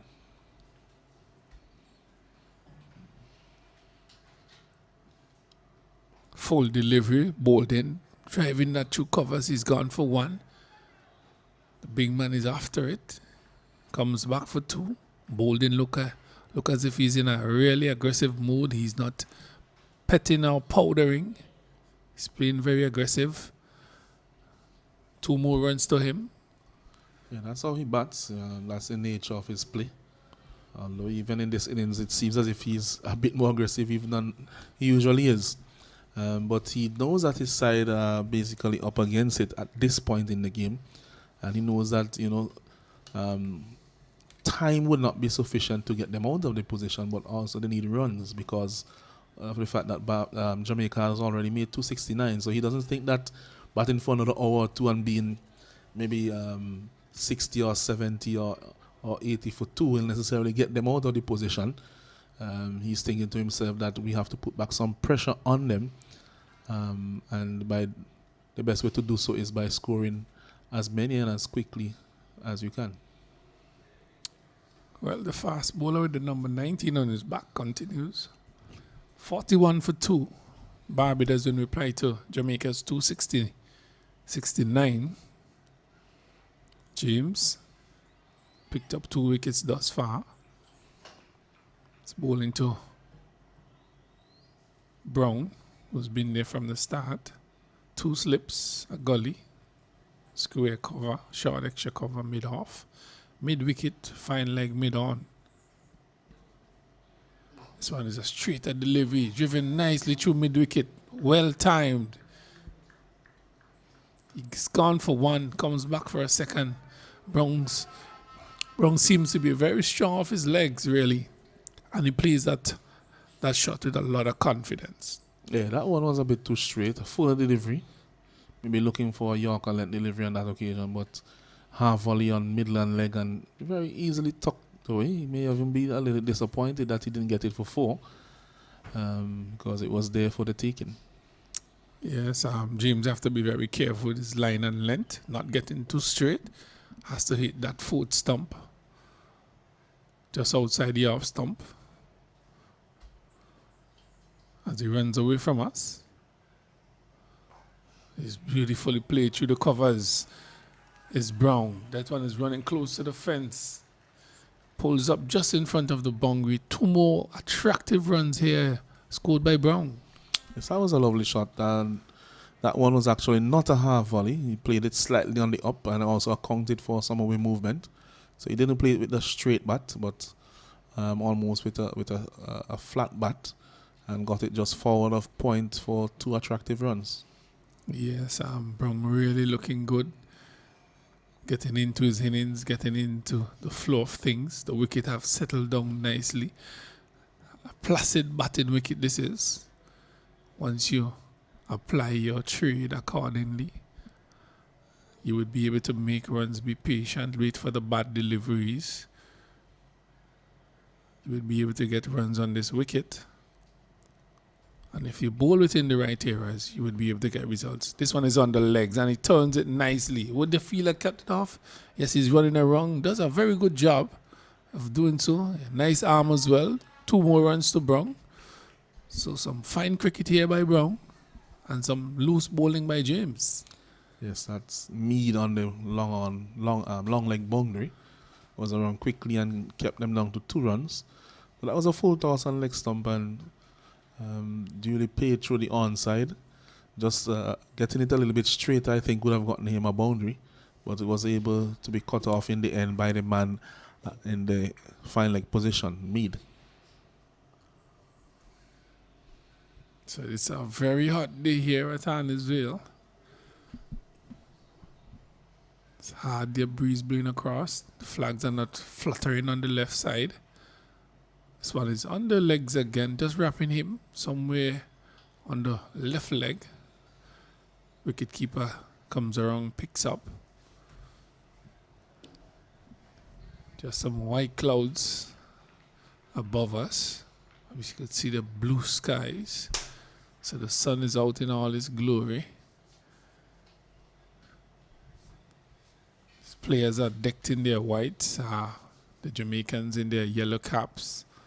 Green writing on top of their shirts, the name and number. As cricket advanced, things have changed. Identification of players critically important. James, good delivery, straight to 1. Brown up to task. Plays it with a straight bat. Yes, Brown has looked quite solid at the wicket. 47 for 2. I think he knows that he has to bat very deep into this innings, given the position of his team and the context of this game here, the final. And he has so far held his hand up and said that, I'm willing to put in the hard yards. Well, in the Jamaican innings, we know that Johnson would have to come good for Jamaica to post a decent total. He did so, scoring a brilliant 100. In this innings, this one is whipped off his legs again into the square leg area. He's gone for 1. He's back for 2, Brown. So that seems to be his scoring era. Really, once it goes on his pads, he scores it easily through the onside. So in this innings, that brings you over to an end. It's now 49 score. 49 for 2. And in this innings, who are you looking forward to bring it home here for Barbados? In the Jamaican innings, it was Johnson. One of these batters brung or bowled in. Who would really have to play a big role to get Barbados to 268? Well, prior to the fall of the last wicket, you'd have said Joshua Dawn. Yes, but yes, he's now back in the hut. I think that Brown has the mindset to bat long. I think that the other players, most of them are a bit more aggressive. And so they will have to score around him and let him hold the innings up, hold and end up, and be the catalyst of the innings. I think the others will need to ensure that they'll force some partnerships. So far, bowling has looked very aggressive in terms of playing out of shots, but there are several gaps on the field, and so he should also think about trying to walk the ball around, as we saw from Barnes and Johnson yesterday. This one is ill-directed on the leg stump, taken by the wicket keeper. 49 for 2, Barbados. Looking for that total of 269. Jamaica posted. So you're speaking of a team effort really from Barbados to get to this total, knowing that they have lost their chief batter, Joshua Dawn. This one is driven out to the man, he dropped it. A chance going up begging there. Driven by bowling up to mid-on, and he has dropped basically a simple catch really. Just didn't know what was happening there, Alanson. Driven by bowling up to the man at mid-off, and he spilt it. Yes, it was a simple catch in the end, and he hasn't bowled yet in the innings. I wonder if he's saying, well, Captain, now I've put down the catch, I need to get a ball. Well, he should have made his job easier by taking that catch. But unfortunately, it has gone a begging. Jamaica would have been in an excellent position, but Barbados. Yes, in all seriousness, he really should have taken that. Yeah, that's straight to him. That's what you call schoolboy cricket. In this position, you really have to take all these opportunities, and that was a simple catch to me that made off. Should be kicking himself. So Redwood continues to create opportunities, but they're not being held. 2 catches being dropped off him already in this innings. Yes, a very difficult one at Silly Point, and that one a simpler one, a sitter basically. He made a meal out of it. Redwood continues to plug away at that end. And he has overstepped again. And overstepped that front crease, infringing. So an extra run to Barbados. Barbados goes past 50. They are now 50 for 2. Should have been 50 for 3. Unfortunately for the Jamaicans, that catch went down. But Barbados, fortunately, he's still batting bowling. Yes, and Redwood has to be very careful. That's his third no ball in his spell. He has to be careful. He doesn't want to end up having taken a wicket after toiling so hard and it being a no ball. So it's very dangerous to be bowling no balls at the best of times, or even you could call it the worst of times.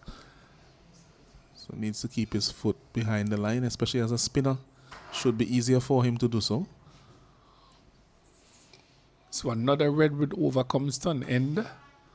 Barbados, after 17 overs, they are 51 for 2. 51 for 2. A chance going a begging there from bowling. Should have been taken, but he lives to fight another day. As we said earlier, this session would be very important as to how things play out. And here comes Mead. Yeah, I was about to say 51 for 3, 51 for 2 of 17. My maths tells me that they're going at exactly 3 runs and over.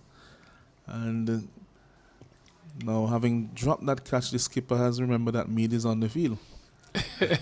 He's going to get a ball. Well, Mead is probably said to himself, well, skipper, I want a 5 or so I need to bowl after most of the batters. So I'll spill this catch and come and take the rest.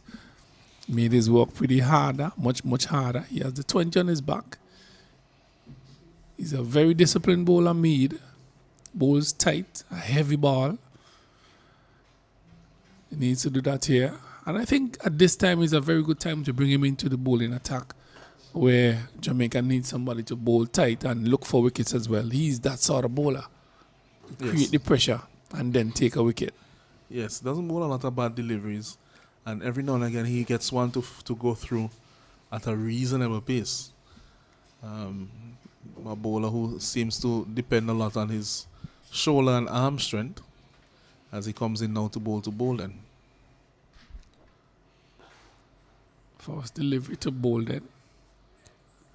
It's just pushed up to the man at mid-off. There's 2 gullies, 2 slips. Point really.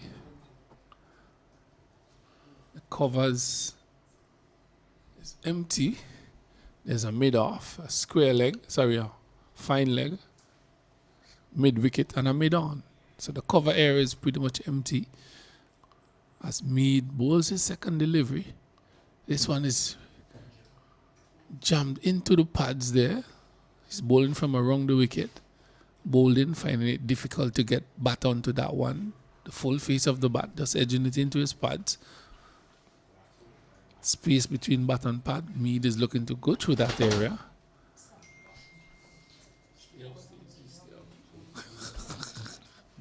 Someone almost falling down here in the commentary box. Mead continues to battle here for Jamaica. This one is on the legs, turn to the man at mid-wicket. Good feeling by him.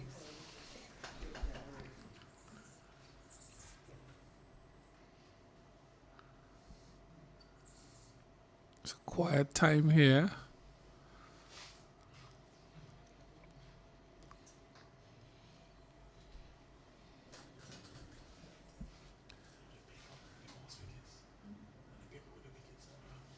Mead as they do some cleaning with that ball for Mead, keeping it nice and shine on one side. This one is a full delivery. Oh, Jamaica making some uncalled for mistakes really. Balls have been going through the legs, been misfeeling, dropping catches so far. They have to be careful that these things don't come back to haunt them really at the end of this game. Yeah, you would say that one was an unforced error. Full toss, driven straight to where the ball at mid-off. Didn't feel it cleanly. Maybe he's still thinking about that decision that he got in the first innings. Probably. Well, don't let it affect you, Mr. Byrne. You have a job to do on the field as Mead. In his first over, in this first innings, 3 days encounter here. We're in day number 2. So on a full delivery, Yorker length, squeeze out by Brown to the man at square cover. Mead is looking like he's now warming up into his spell. That last delivery, a lot quicker than what we have seen from him in the over so far. Bending his back there, and as I said, he strong shoulders, strong arms, and he's able, with a little extra effort, to get some reasonable pace from his deliveries. Yes, he's that sneaky kind of bowler. Slip one through, hits the line and length regularly, just like that. Keep things nice and tight. Keep the pressure on the batsman. That sort of bowler to be bowling around this time. So that's a good choice from the skipper to have him in. At 52 for 2 Barbados, looking for a total of 269. Brown is not out on 4. Sorry. Brown is on 11. Just checking the scores to see, make sure that the scores. Oh, Brown is on 22 and bowling is on 11. Barbados 52 for 2. Yes, that's Mead's first over, going for just a single. So he'll be pleased with that. I guess he might still be wanting to make amends for that catch that he dropped. So he knows that he owes his team at least 1 wicket to make himself at least on par and then begin taking wickets from there for the innings. So Yes, he'll be make mindful of amends. that. Yeah, he'll be mindful of that for sure. Needs to make amends for that mistake. Redwood continues and bowling punches that one to cover. Picks up another single.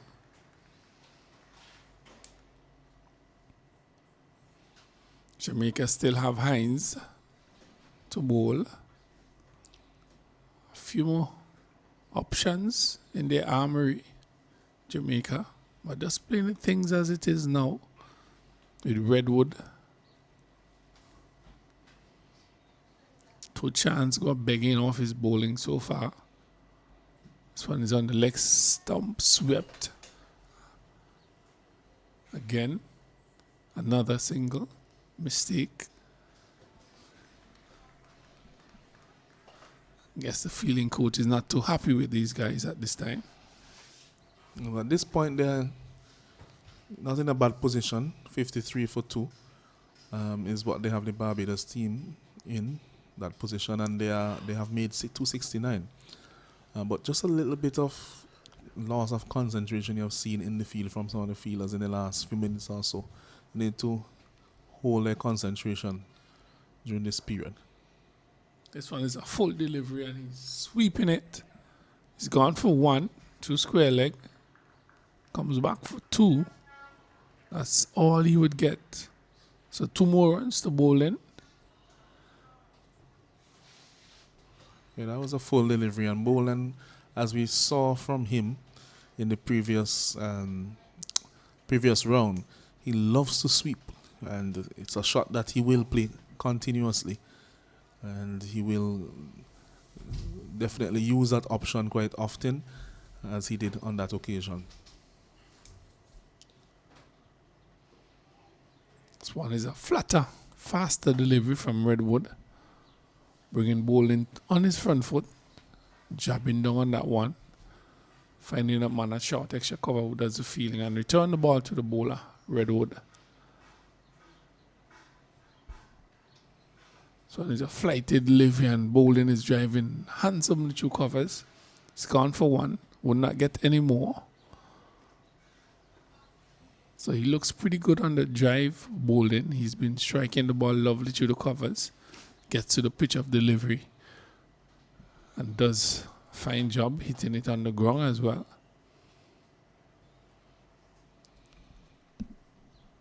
So a very strong offside field being set here for Redwood. A slip, silly point, backward point, cover, short extra cover, mid off, short fine leg, mid wicket and mid on.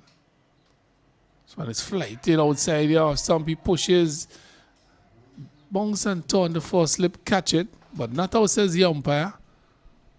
The Jamaicans are asking the questions, but not out, says the umpire. And if the umpire says not out, then it's not out. There's no review. So you get on with the game. Well, that one pitched and bounced and turned, and the first slip, instead of the wicket keeper collecting, it went to the first slip. So it has to do a lot to get to first slip from a leg spinner. Yeah, he has been getting that amount of turns, so it's quite possible that it went straight to first slip. We have seen that in this match already, where deliveries have landed on in the line of the stumps and turned all the way to slip. So we know that there is a lot of turn on offer out there for the spinners. So over have been completed. 20 has been completed. 20 overs. 57 for 2. Brongan 23. Bolden batting on 15. This one is lovely. Whipped off his pad straight to the man at mid-on. The right hand comes out for the umpire. Said that Mead has overstepped the front crease. He has bowled a no ball. He would have to bowl over that delivery. Extra run to Barbados. 2 slips, 2 gullies, square cover. Whole cover area is basically open. Umpires making a signal. Not too sure what is happening here. Probably calling for the physio. Sees that the batsman Brown is in a bit of distress. And yes, the physio is coming on now. Seems to be in a bit of distress after that last delivery.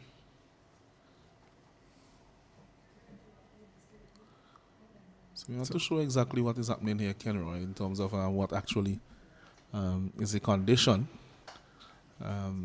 or this ailment that he's complaining of.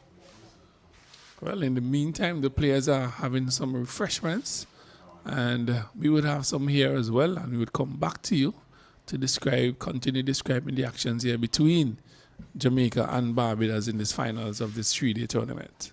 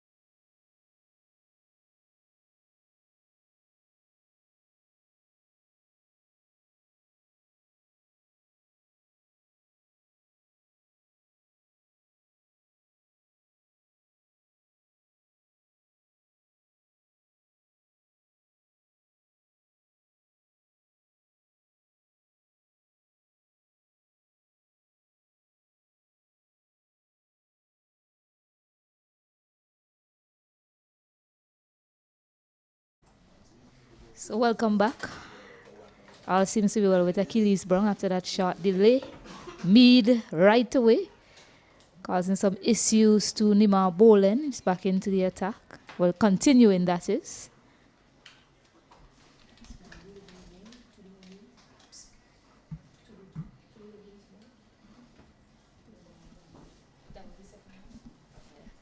This first delivery had a delay, slight interruption as Achilles Brown was being attended to by the physiotherapist. So that was the second delivery from Nashane Mead. Kenroy, looking cool over there on my left-hand side. As per usual. So, nice areas from Mead since his introduction.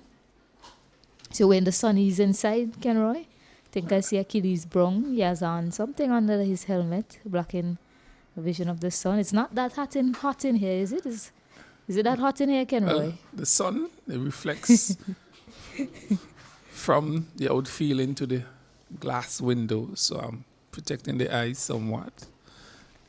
You know, I don't gives you a lovely view as well. This one is pitched up and driven. Finds the gap. Should pick up 2 runs. Yes, does so quite easily. Had to scamper there in the end. Achilles brung, but the throw didn't come into his end.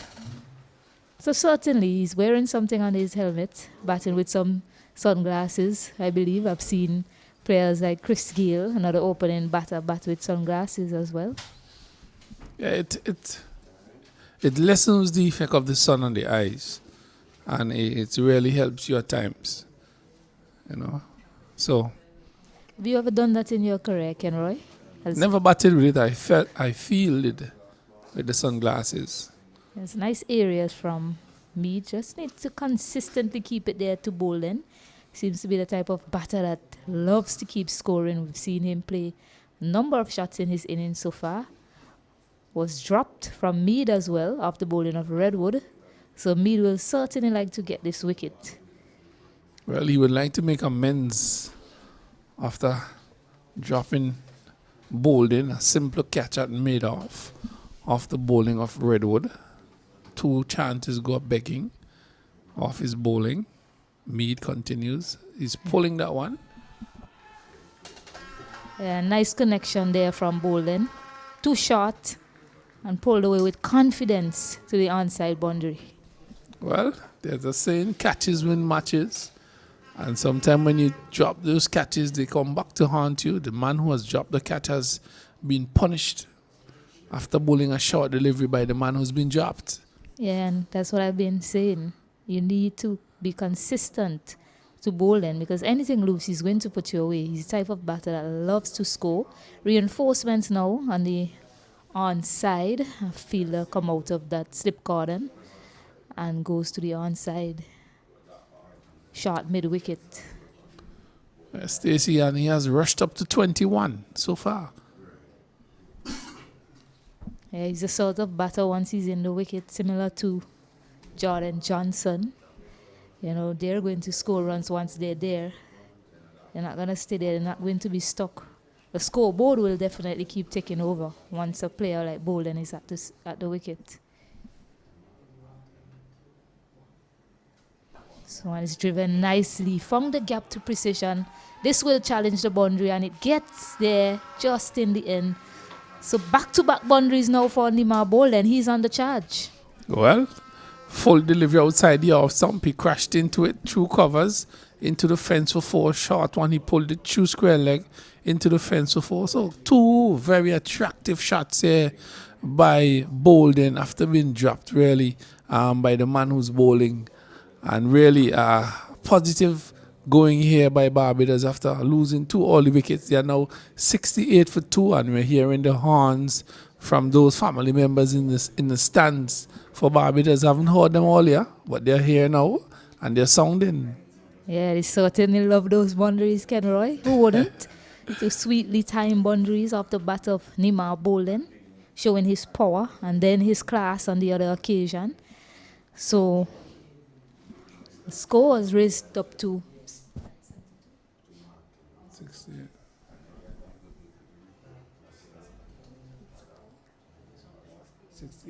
68. Sorry, 68 for 2.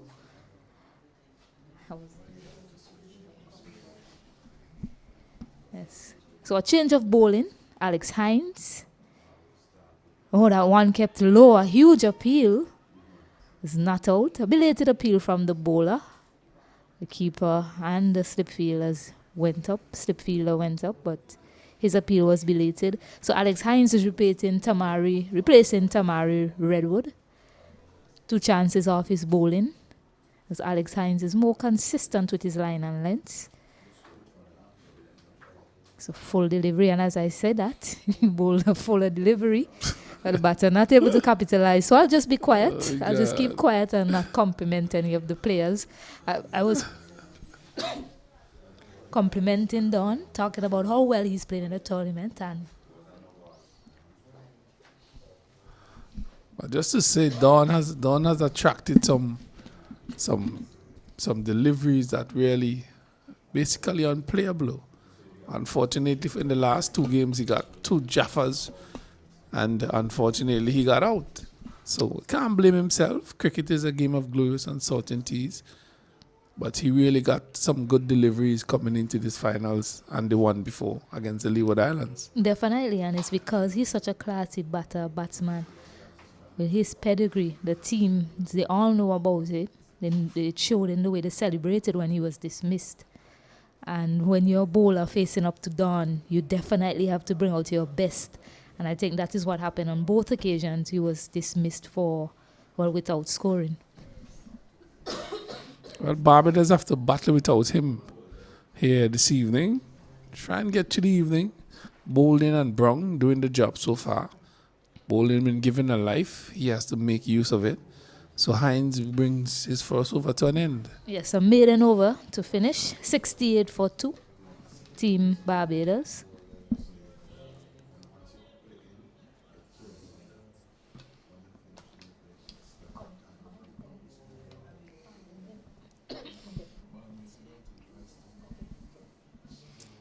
So 21 overs have been bowled in this Barbadian innings so far. They have scored 68 runs. And Bolden has rushed up to 25 and Brown is still batting there on 23. The more patient of the two. Bolden, the more aggressive type of batter. And you have seen that through his play so far. 2 lovely boundaries in the last over. And he's on strike again. Yes, he's actually surpassed Achilles Brown, who opened the batting. He's now on 25. Achilles on 23. He's 25 up 30 deliveries. So that ball to face up to Mead.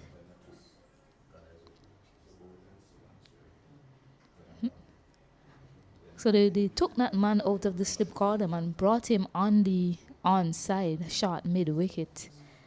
I mean, the shot that was played, it was well over his head, the pole shot, and raced into the boundary for 4. So I'm not too sure if he plays another shot like that, the fielder there will have a chance of taking the catch. It's only if he miscues it, then he'll be in business. So might be better off if they are trying to protect the boundary, then just go ahead and protect the boundary. So it's something that you speak about, having a semi-attacking, defensive field. So right now it looks a bit, I'm not too sure what the plan is. 4 men on the onside. The plan might just well be to bowl straight. Yes, there you go, bowl straight. So I think that's what he needs to do and continue to do that. To Bolden, who we've noticed seems to be a batter that lacks patience sometimes. Forbearance is not his strength. And he is going to score because he loves to field bat and ball. So that's what we'll see from him. That's his game, and he's trusting his game, Nima Bolden. So me just needs to be consistently hitting those straight lines. Oh, that one kicked off the surface. That ball signaled by the umpire. I believe he'll call out the physio just so that Bolden can check his concussion check. It hit him. That one really kicked off the surface there. Well, from Mead. That was a sort of a wicked delivery there. Pitch just on the off stump and rise viciously, striking Bolden in the helmet and causing the physiotherapist to come out to have a check on him. So 68 for 2 Barbados. Just crawling back into this game, they are doing that against Jamaica. And they shouldn't feel too uncomfortable with the position. They should really take heart from the partnership between Johnson and Brian Barnes, albeit different batters in this setup. Dawn is gone. There's Brown, who's been there from inception, and Nima Bolden. He's looking to play some shots. Looks good so far. The concussion test is done. He's okay to continue. Well, he should be okay after being tested. Players. And if you're bowling short, that's the type of short pitch delivery you need to be bowling. One that he bowled, that he was able to pull to the mid-wicket boundary for 4. was not attacking the batter at all. On that occasion, a spot-on shot delivery.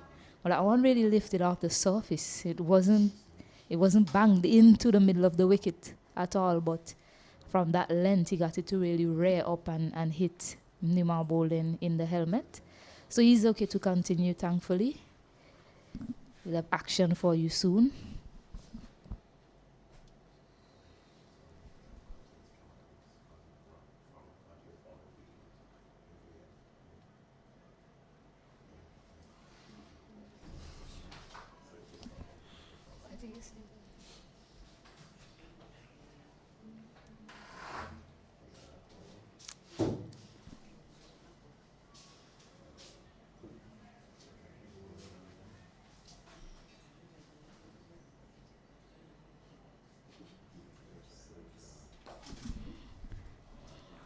Nicely driven there by Bolden.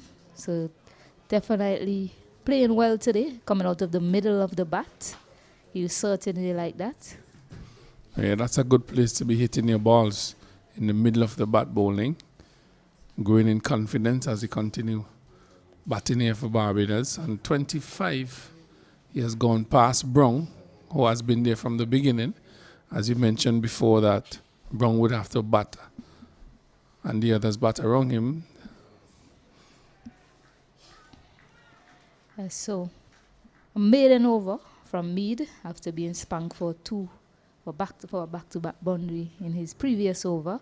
So a maiden to follow up, 68 for 2. Well, 68 for 2, Barbados have pulled themselves back into this game.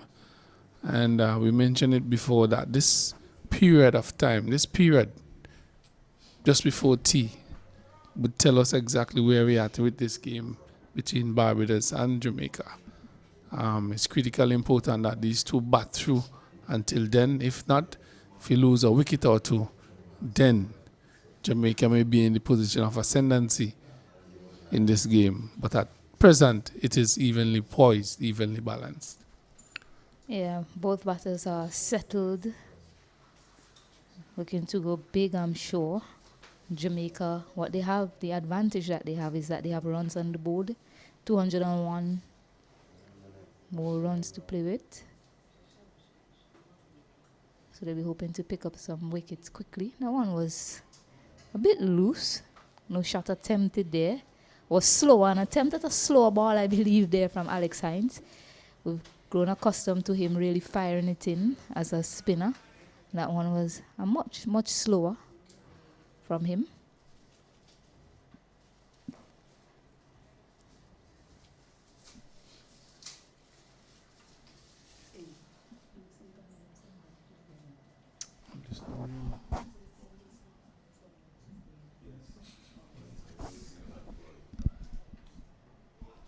It's nicely bowled there from Hines.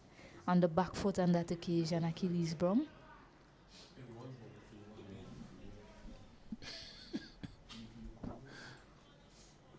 Sun having its effect.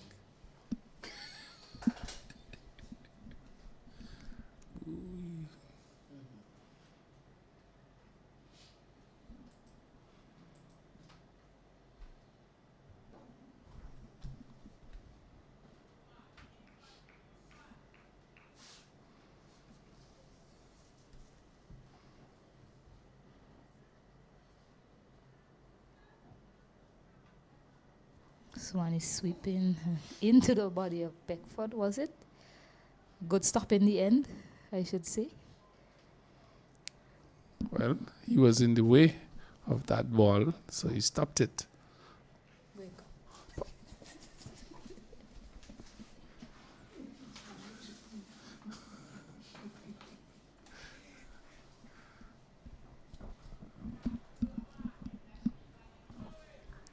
So back-to-back maidens here. Alex Hines finished that over quite quickly. 68 for 2. Well, good bowling here by these two bowlers for Jamaica, keeping things tight. These two are batting pretty well for Barbados. They are taking the singles, they are hitting the bat deliveries. Bolden has rushed up to 25, and Brown continues to be steady. So good comeback here for Barbados in the middle of this game.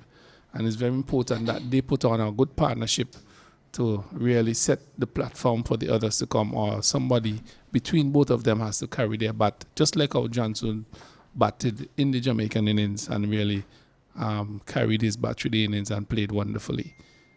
So somebody would have to do that for Barbados. Oh, oof, this one just falling short of the diving man at mid-wicket. Full delivery, looking to score bowling, and it's something that I was thinking to myself, this over will tell a lot. Just short of Redwood there. It's been 3 overs, 3 maiden overs. I counted Alex Hines bowled one, Mead came back, he bowled a maiden, and then Alex Hines bowled another. So 3 maiden overs. And bowling likes to get at the bowling. And it's imperative that Mead is spot on with his line and length here, just to test the patience of bowling. There you go, looking to score is bowling. So too is it important that Nima bowling just maintain his composure as it nears that tea break. Not to give it away, he's settled in, he's batting nicely. Yes, the runs have dried up. But this is where you need to be concentrating the most if you're a batter. And if you're a bowler, just try to maintain your line and length that you've done so far. Yes, there you go. Nice areas continuing here from Mead. Well, this is a good period for Jamaica, good period for them. Putting the batters under pressure, keeping things tight. They need to do this. And as you said before, bowling a free-flowing batter would be feeling the pressure of not being able to score. So this is a good period for Jamaica to keep things tight. Maybe the pressure may get to bowling and they may play a rash shot. And they may be able to get wicket number 3. Oh, this one is too short. And played away. He got the opportunity to put it away, and he did so quite well, picking up another boundary. Well, it seemed as though the pressure was reversed to Mead, bowling a short delivery and bowling, pouncing on that and getting his a boundary through square leg. A really good shot by him. Seems to be somebody who plays a pull shot with some authority there bowling. So 4 runs to him, and he rushed up now to 29 runs. Yeah. 29. Yeah, and he got in position nicely, and the good thing about it is he's not trying to keep it down. He's trying to hit it over that fielder. It's vacant out there. There's no one sweeping on that onside boundary. So it's 3 runs for him once he gets it over the fielder's head. Nicely played. So Yes. it's easy for him now just to contain himself and play within himself, not try to look to score, because he got the boundary, he got runs in the over, what he's been searching for. So the pressure is now back onto Mead. Yeah, just to maintain a good line and length, Mead would have to be very circumspect as to how he goes about it. Bowling very aggressive. It's a good delivery again by Mead, just on the off stump, hustling on to bowling and keeping things tight as he overcomes to an end. It's now 72 for 2 Barbados, climbing back into this game slowly but surely.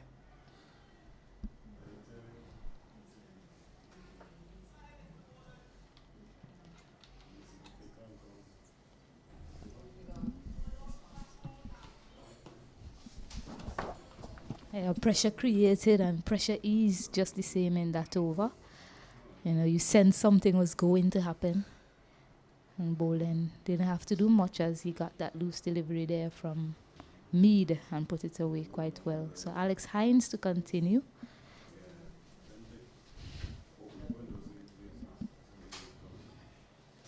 Safe to say, since his introduction, runs have dried up at that end. Well, Hines is a measly bowler. He has bowled a lot of overs in this tournament for little or nothing, and he continues to do that for Jamaica. So this is a good move by them as well. But in the context of the game, they would like to have a wicket before tea or so. Yes, and it's been something that we've highlighted throughout this series with Alex Hines. He contains well. He's miserly, as you mentioned, so he will bowl and bowl and bowl, but sometimes it seems like the wicket-taking delivery is lacking. But he will hold up an end for you. Well, Hines, similar to Brown, patient bowlers, bowl tight. Brown, he bats long, doesn't look to score a lot of runs. So, patience, which one battles the best, which one comes through this session would win the test, really. But Barbados creeping back into this game, 72 for 2. Hines continues to bowl. There's a loud appeal. The umpire shakes his head and said, not out. The Jamaicans are confident, but a good delivery there by Hines coming across the bat of Brown into the keeper's glove. Some good signs here for Hines, really. Good signs.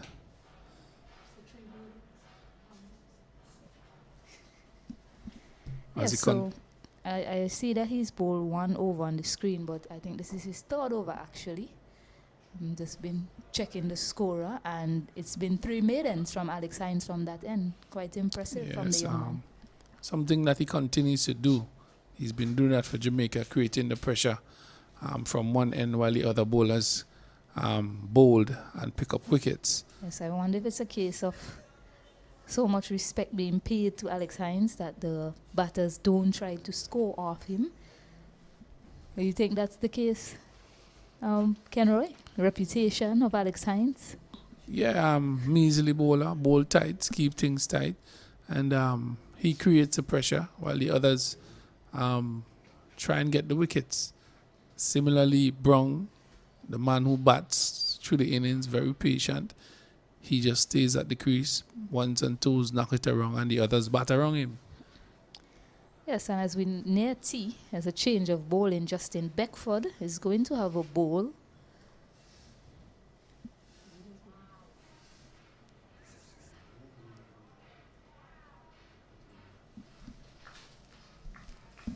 Two fielders on the boundary, one at long off, and the other that mid-wicket fence. So Beckford to bowling should be interesting, Kenroy. Just lets this one go to start. Well, he's close to tea. Will he change his approach? I'm not too sure. Shoulder arms.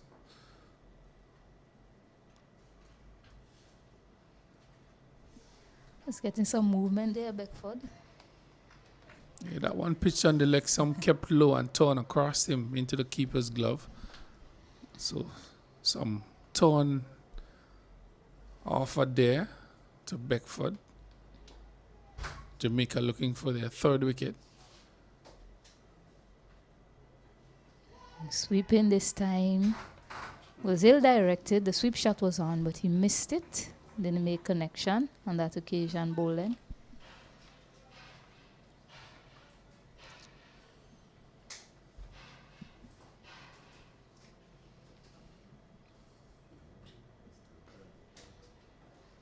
Chops it through the cover area. So being kept quiet in this over. 4 deliveries, 4 dots so far from Beckford.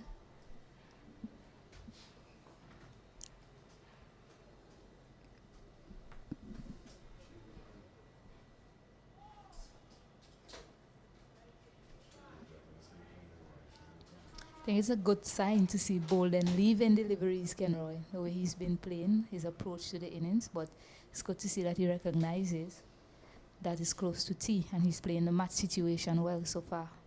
Yes, good change.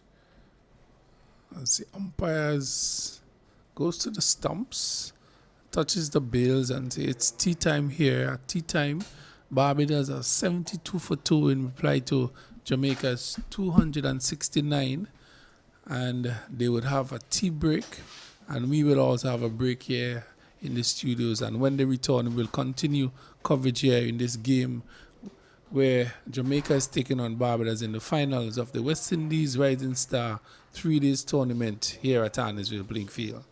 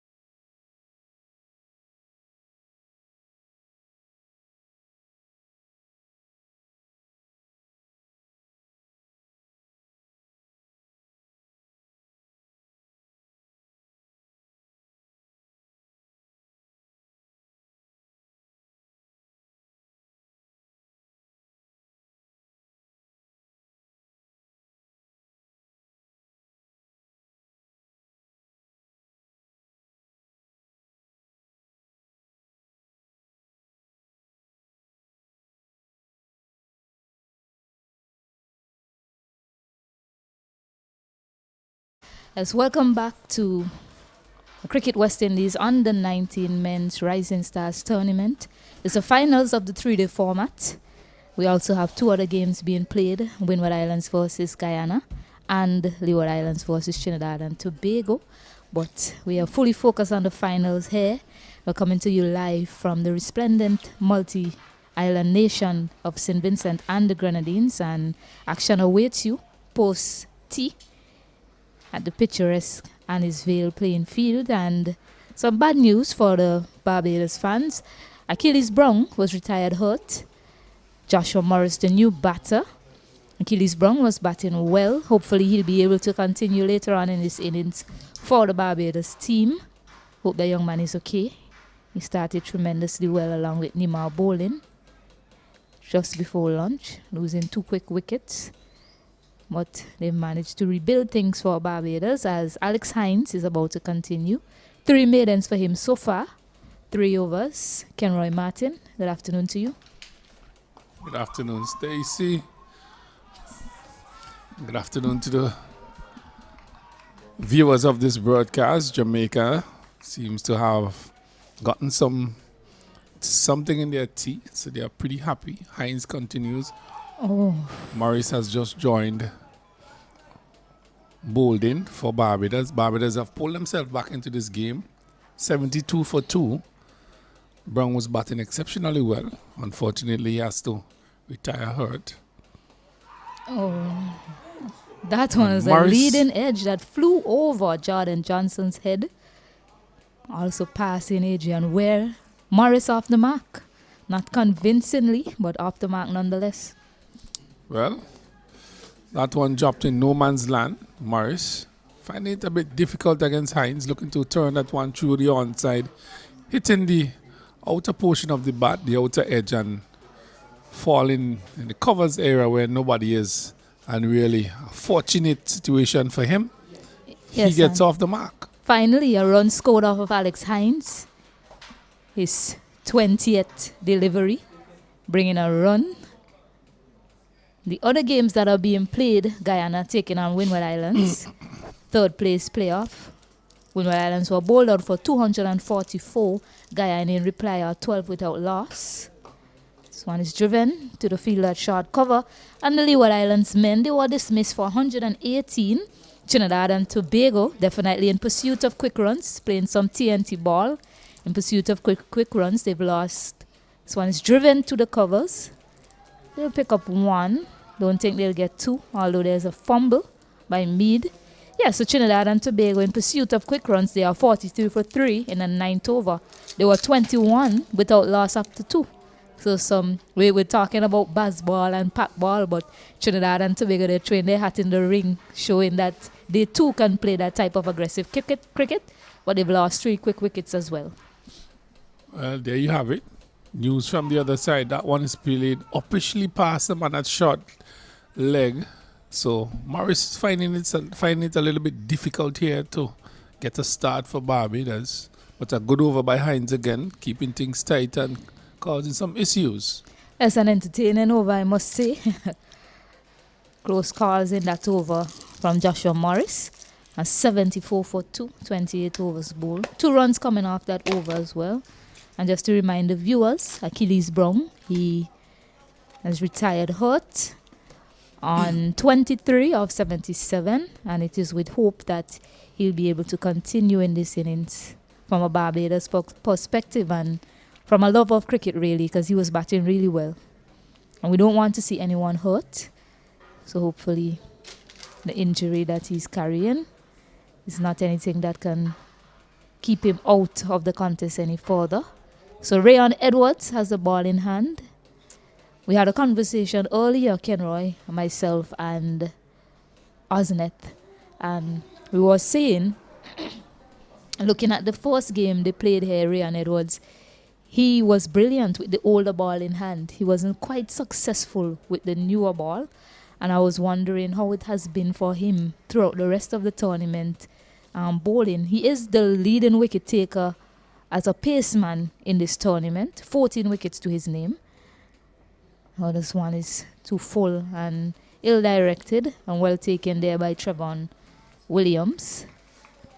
So it'll be intriguing to see how he goes with the older delivery, 28 overs old. Couldn't find his radar with the newer peg in hand, the newer ball in hand. Well, he has gotten more success with the older ball. So the skipper has brought him back in the middle of the innings here to break the back of the Barbadian batting, Edwards. This one is full on the leg stump. Played nicely, timed well by Boland. He'll pick up 2 runs to add to his tally. Just need to get that delivery on the off stump a little further back a length. He's trying to get it full up to the crease. Really, you'll be advised to hit that 4th stump or so and really cause Boland to play the ball through the offside.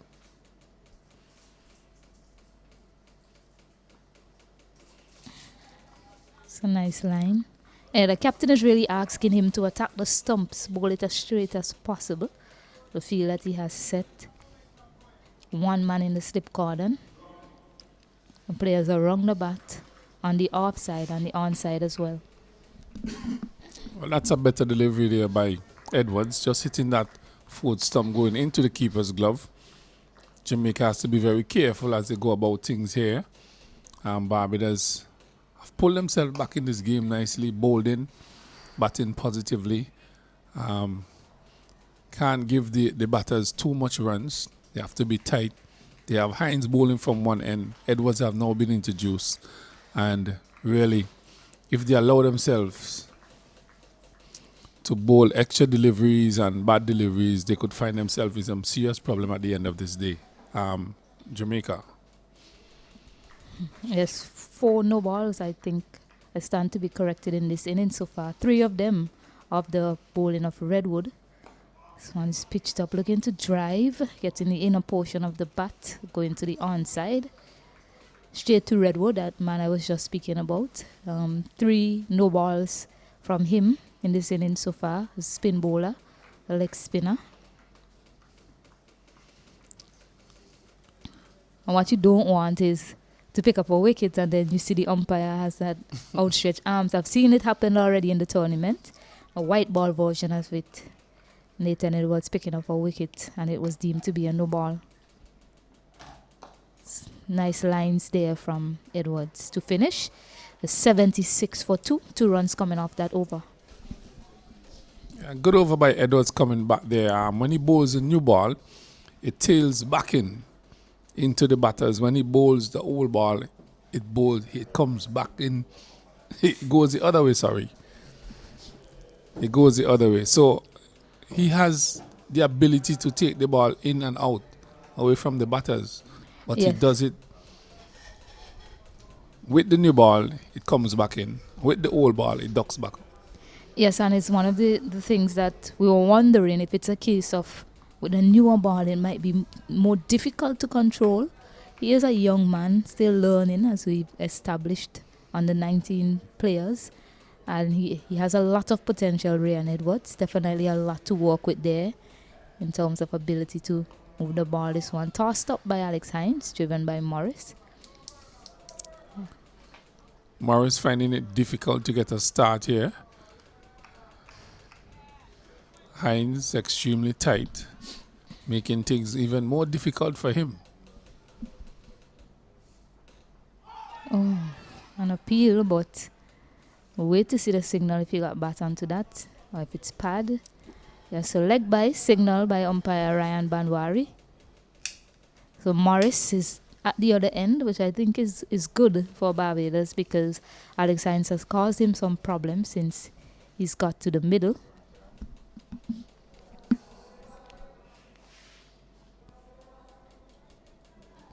So bowling will be extremely important for Barbados, the way he go about this innings this evening.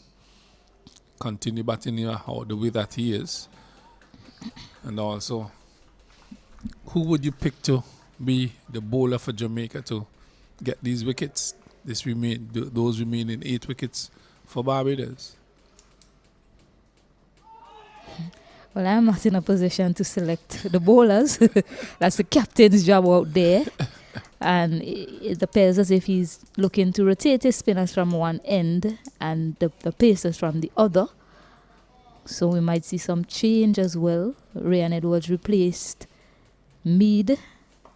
And Edwards is his chief wicket taker in this tournament, picking up 14 wickets.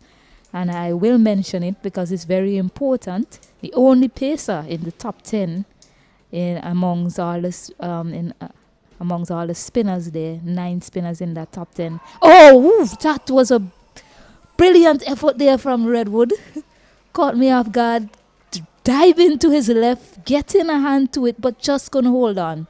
Well, an excellent effort there by Redwood. Dive into his left. The ball was hit just above the carpet, really. If he had taken that catch, that would have been a blinder, really. Unfortunately, he couldn't hold on to it. So, Bolden getting a second opportunity here. Yeah, I forget I was on air for a moment. It's as if I was watching it on TV. Well, that was indeed a superb effort from the young man. Unfortunately, it wasn't to be. Driven it uppish, off the bat of Bolden, and Redwood really trying to grasp that one. Would have been the catch of the tournament, I believe, if he had held on to that one. Yes, a brilliant effort there by Redwood. But Bolden, a second chance, go begging. Barbados 77 for 2.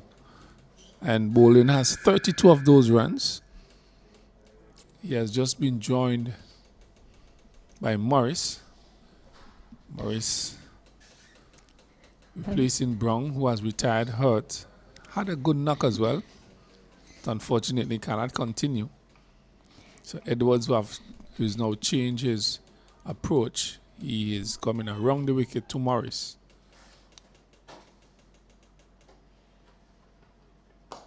Yes, and it must be said, albeit a brilliant effort there from Redwood, try to hold on to that one. It's the third drop catch in this inning so far. Beckford dropped one at short leg. Mead dropped one at mid-off rather, yes. And Redwood putting that one down as well. Difficult chance, but it goes down as a drop catch all the same. Well, catches win matches. You have to hold on to those catches, especially when persons are batting well and they give you those opportunities. You have to. Edwards continue to plug away at that off stump. Morris just finding the middle of the bat on those two occasions there. Just a little bit shaky is Morris.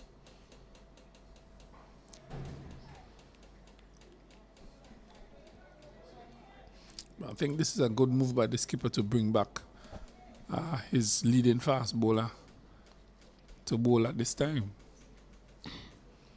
Yes, indeed, I agree with you, Kenroy. This one is short.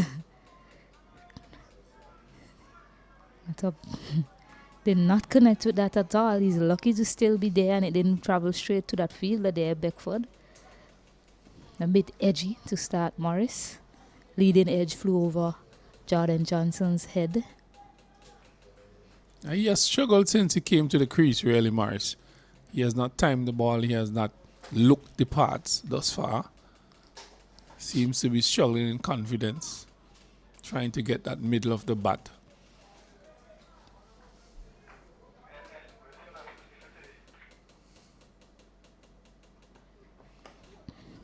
Yes, and I like this angle as well.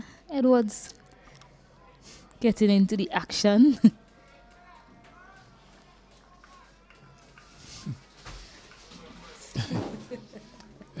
Edwards would not want to be in action with Morris. He's compared to Morris, he's a little lad. Well, that's why we're fighting with bat and ball here. So that's where we need to continue to fight bat and ball. So you just bowl at him, Edwards, and Morris will continue to play him. This one is short again. Not troubling Morris at all. He doesn't even need to duck under that one. And it's signal wide. So getting fired up, walked up is Edwards at this point in time. No need for that. I was just about to complement the length that he was bowling into the right-handed batter, the change of angle to him as well. But I guess every so often he's deciding he's going to bang it in the surface just to see how the batter is playing that short pitch deliveries, but too short on that occasion. Oh, edge flying past the diving hands of Jordan Johnson. He won't get to the boundary. Brian Barnes gave chase. He managed to pick up 2.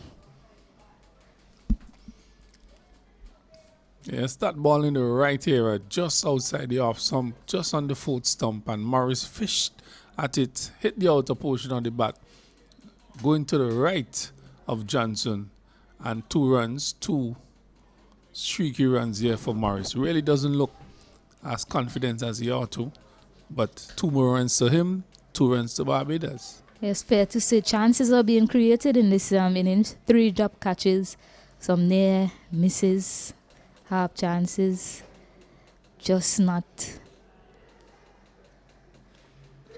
able. Oh, that one aerially again, officially played there by Morris. So he's living life on the edge out here at the Annisville playing field as he overcomes to an end. 80 for 2. Well, 80 for 2 Barbados. Good position, but Morris not looking as confident as he ought to. Jamaica keep plugging away.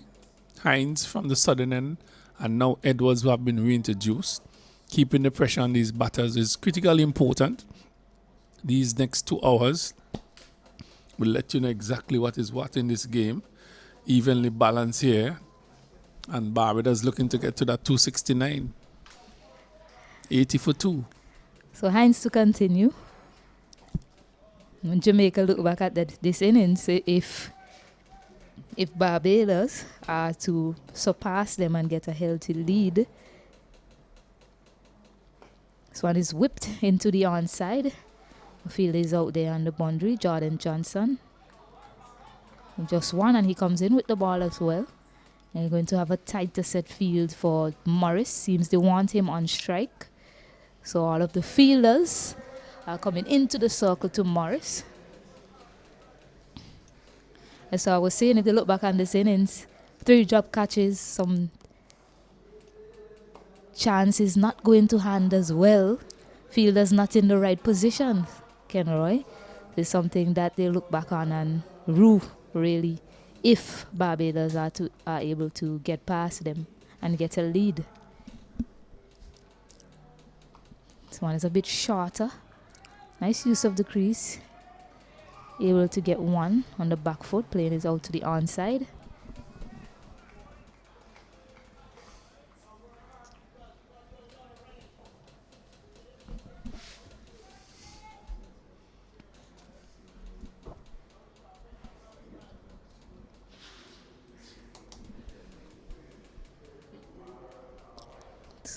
Walked away into the onside once more.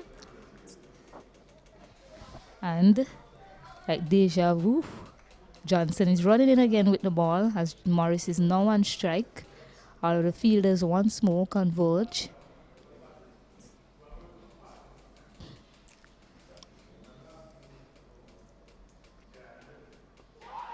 An appeal.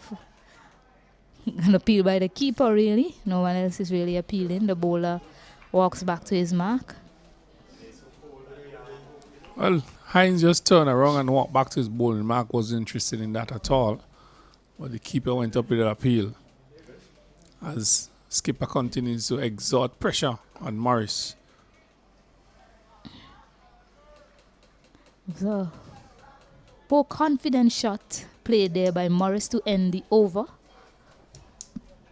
So 83 for 2.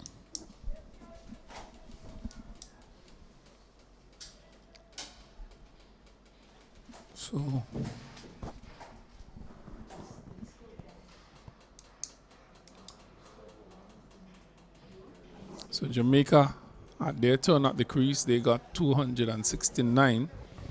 Barbados in reply, they are now 83 for 2. Brown, who was batting well, was to retire, hurt. So he's in the pavilion. He's been replaced by Morris. But the man who has scored the bulk of the runs so far, he's on 34. Bolden, he's been aggressive, patient.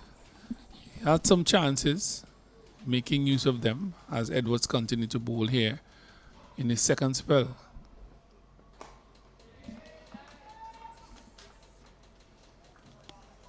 Bolden's totally behind that, plays it to the man at cover.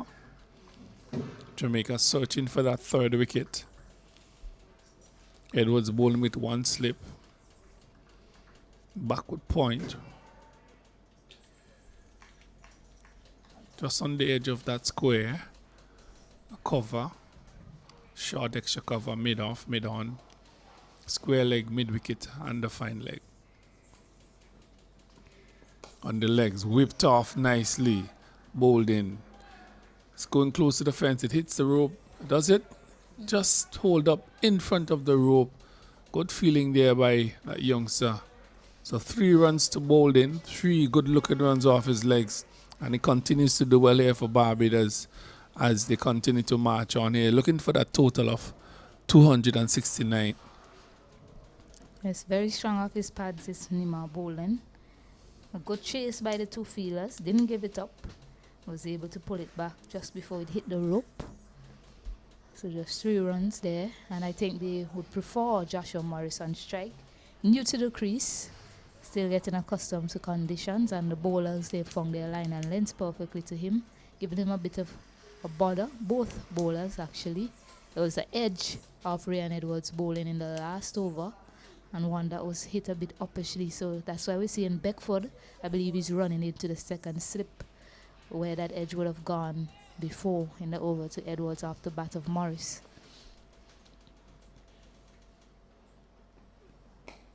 Nicely behind it that time. Morris just not getting walked up by the occasion. Edwards running in hard, searching for a wicket and showing his aggression as well. Morris just walking away and holding his ground firmly. Well, good aggressive cricket here by Edwards, looking for that third wicket. Morris denying him of such. Bolden getting better and better at the crease. Barbados really looking to take the ascendancy, and bowling is Morris is driving that 2 covers lovely. He's running close to the fence. He's gone for 2. They're looking for 3. Hesitation on that. They settle with 2. So 2 good looking runs here by Morris. The best shot he has played so far since he has entered the crease. Yes, elegantly driven there by Morris. With on that occasion, through the hands at it nicely, picking the gap. Didn't get to the boundary for 4, but definitely some confidence coming through despite all of the noise around him. Ryan Edwards really trying to get into his head. It's become a psychological battle all of a sudden between these 2.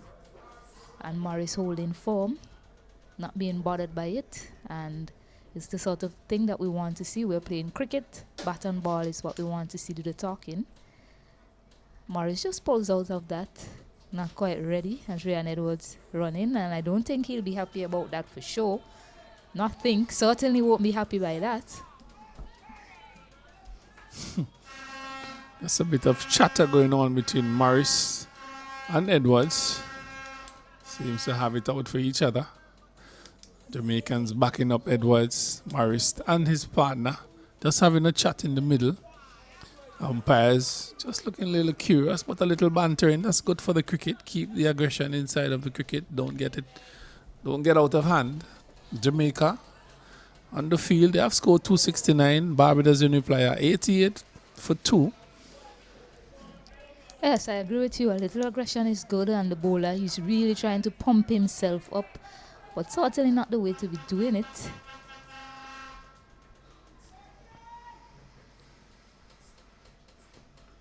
As was around the wicket, short lifting delivery. Telling Morris that I'm still here, I'm going to come at you. So some good aggressive cricket between these 2.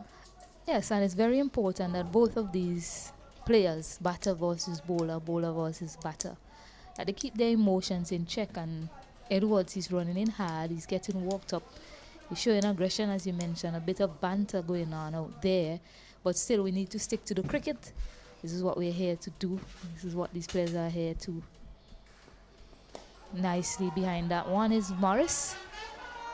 And again, some aggression being shown by Weatherborn on that occasion, having a shot at the stump, and Edwards probably just having a chat to Morris. But as I mentioned, just need to keep their emotions in check. There's still a game to play.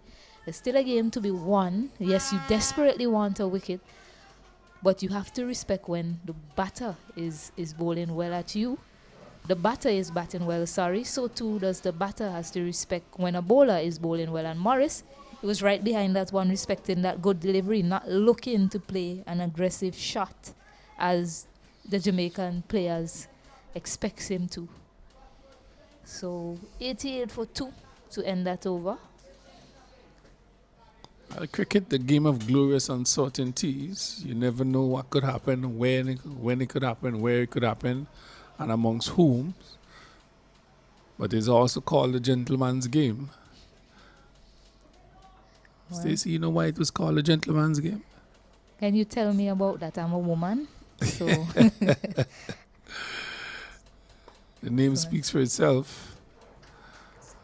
the gentle part, not the men, as women play cricket as well. But I do understand the term and where it's from, and maybe it's something that they try to inculcate in the cricket culture, that it's a gentle sport, a sport played by everyone who should have respect for each other, and it's not a rowdy sport because it's not a contact sport by any means compared to other sports like football and rugby, American football. So I expect to see everyone playing, showing great respect to each other. This one is a huge appeal, and the finger is risen.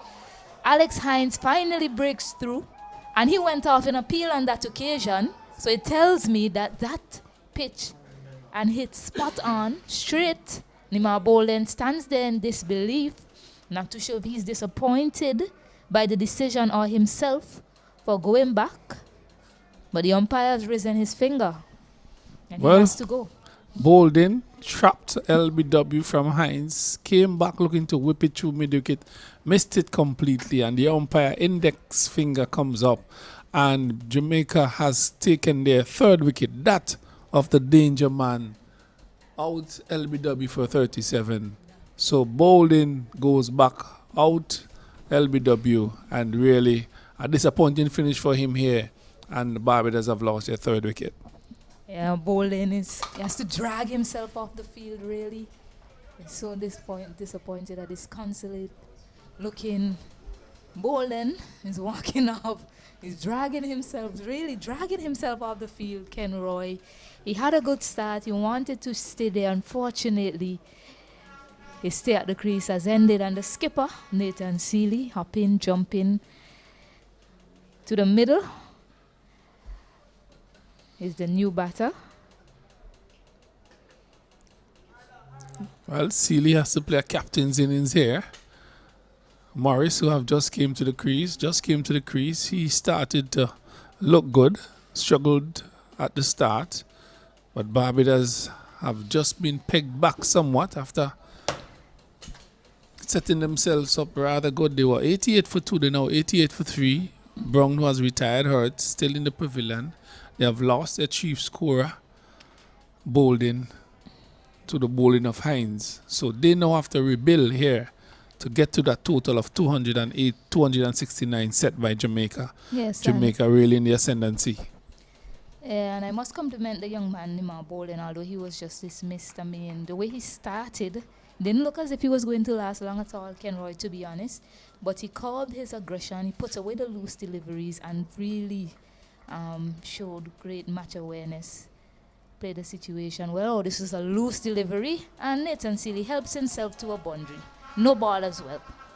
Yeah, full toss ball by Hines. Rare ball, that is. Rare bad delivery. And the first delivery, skipper helping himself to a 4. And no ball bowled by Hines. So 4 runs to him to open his account. And 4 runs to Barbados to help them in pursuit of this total of 269. If you're a new batter coming into the middle, that's the sort of delivery that you want dished up to you. Oh, that one bounced into the glove of Trevon Williams. Got some bounce on that occasion. Probably delivered that one a bit quicker, Alex Hines. Also, it bounced and also came in with the arm as well. So two things you have to look at there. On that occasion, it kept low. So Sealy, being a left-arm spinner himself, should be able to negotiate another left-arm spinner from Jamaica, Alex Hines. He's played with soft hands on that occasion. So a successful over completed. 93 for 3. Well, Barbados have lost. They're set batter, bowling. These two now have to rebuild here. Hines bowling well. And Edwards, who have just been brought back. Aggressive Edwards. He's bowled some good deliveries. Continue to maintain the pressure on these batters here for Barbados as they continue to battle here in this, the final game, finals of the West Indies under 19 Rising Stars 3-day third tournament being played here in St. Vincent and the Grenadines. Excellent conditions here for cricket and really a ding-dong battle on here at Annisville. This one didn't get up much. Nicely worked there by Morris to get out of the crosshairs of Ryan Edwards. He's been eyeing him up since his stride to the middle. There's been some aggression being shown in particular from Ryan Edwards towards Morris. And he's now off strike and the skipper has to negotiate the fire of Ryan Edwards. Edwards running in hard, putting in the effort. I like the way as to how Barnes is really marshalling his troops. It's a slip, a gully, square cover, short extra cover, mid-off. Edwards hitting the outer portion of the bat of Sealy, squeezed down to third man. He's down for 1. They're back for 2. So 2 more runs to Sealy. Scores goes up to now 95. 95 for 3 Barbados here at Annisville. Day number 2. We're in the last session of the day. Looking for that total of 269. They have lost 3 wickets. Brown is back in the pavilion as well. Not feeling as well as he ought to. He had to retire out. And Edwards continued to bowl here for Jamaica. Short delivery is being pulled. 1, 2, 3 bounces to the man at fine leg. He fields. Throws into the keeper. Another run to Barbados.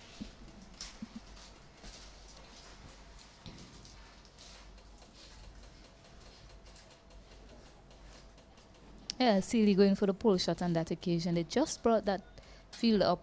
Was that deep square close to the umpire. Short square leg in position, and he went for the pull shot. Someone is at fine leg waiting on that. This one is full but errant in line.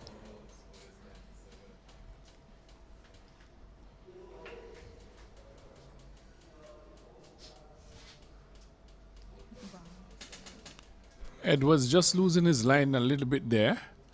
Down the leg side, Morris trying to whip it off, missed it into the keeper's glove. But a crucial point in this game here. 2 new batters really. Edwards has a loud appeal. Loud appeal. The umpire shakes his head. The Jamaicans are confident that it hit something. What did it hit? Not sure. But not out, says the umpire.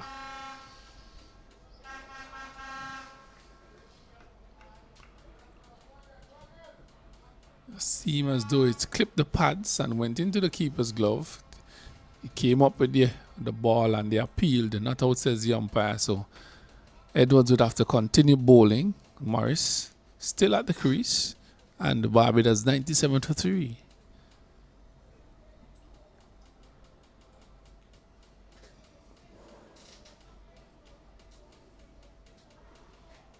Left arm around the wicket. Bustling. So when it's pitched up and that's driven gorgeous. nicely. Well fielded by the man at short extra cover. Morris getting into his stride, really. A lovely shot, but straight to the fielder. That brings the end of the over. Barbados 97 for 3, looking for 269. The batsman at the crease, skipper Seeley, he has just joined Morris, who's on 7. Seeley himself is also on 7. It was such a pleasant drive to end the over. Unfortunately, couldn't find the gap. So Hines will continue, no doubt. 6 overs, 10 runs. Picked up that wicket of Nima bowling. 7 overs.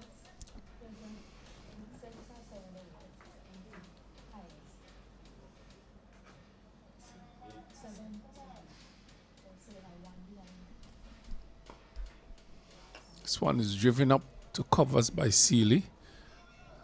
To loose cricket there by the Jamaicans.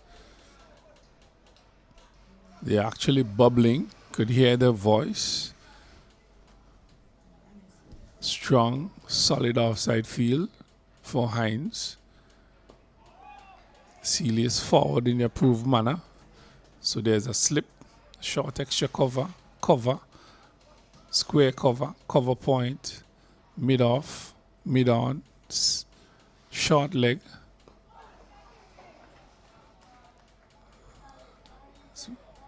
And there's a man at short, fine leg. Basically, just for the turn, for the sweep. Every ball has been bowled. There's a scream. That was a quicker delivery outside the off stump into the keeper's glove. Yes, suddenly it seems like every ball delivered by Alex Hines is an occasion. All of the field is quite animated when he runs into bowl.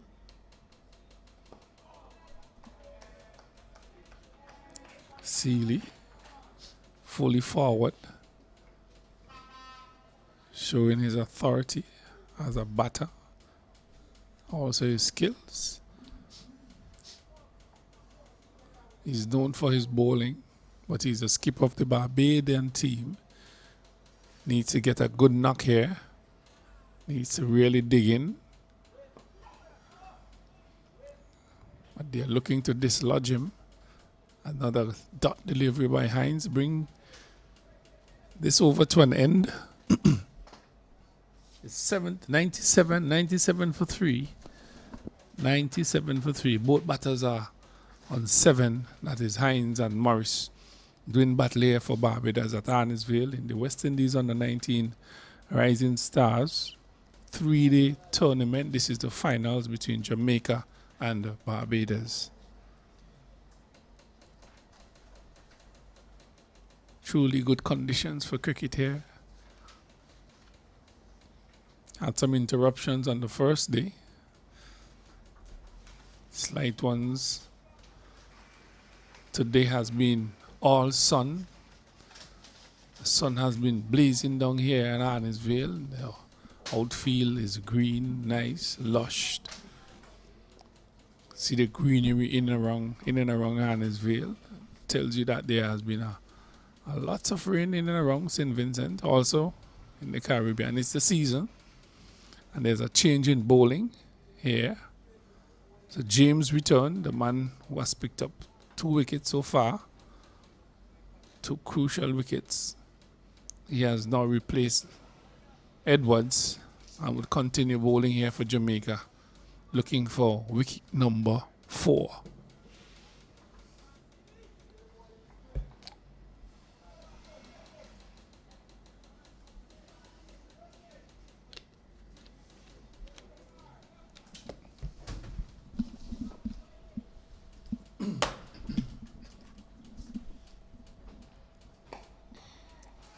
James, full delivery to start. Pushed up, back, past him by Morris. This is a very crucial session. The loss of a wicket or 2 could spell trouble for Barbados. But a good partnership would put them in good stead as well. Between Morris and the skipper, Seeley. James is looking to interrupt such. That's why he was brought back by his captain Barnes.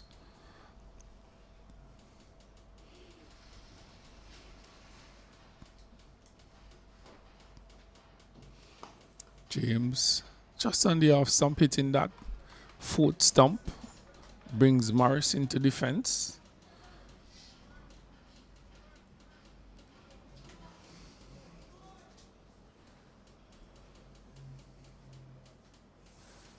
Pretty quiet time here at Arnesville between both teams. Little cat and mouse game being played here between both teams.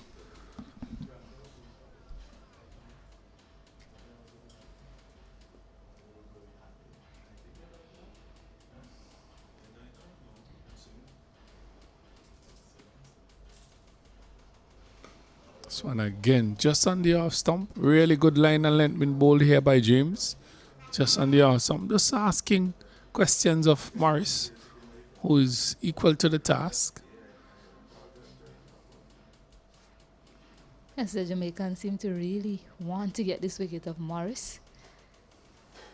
He hasn't lit up the tournament with the bat, but he seems to think it's a very important wicket to get. I'm not too sure. A lot of the players, they're quite worked up out there. Ryan Edwards in particular,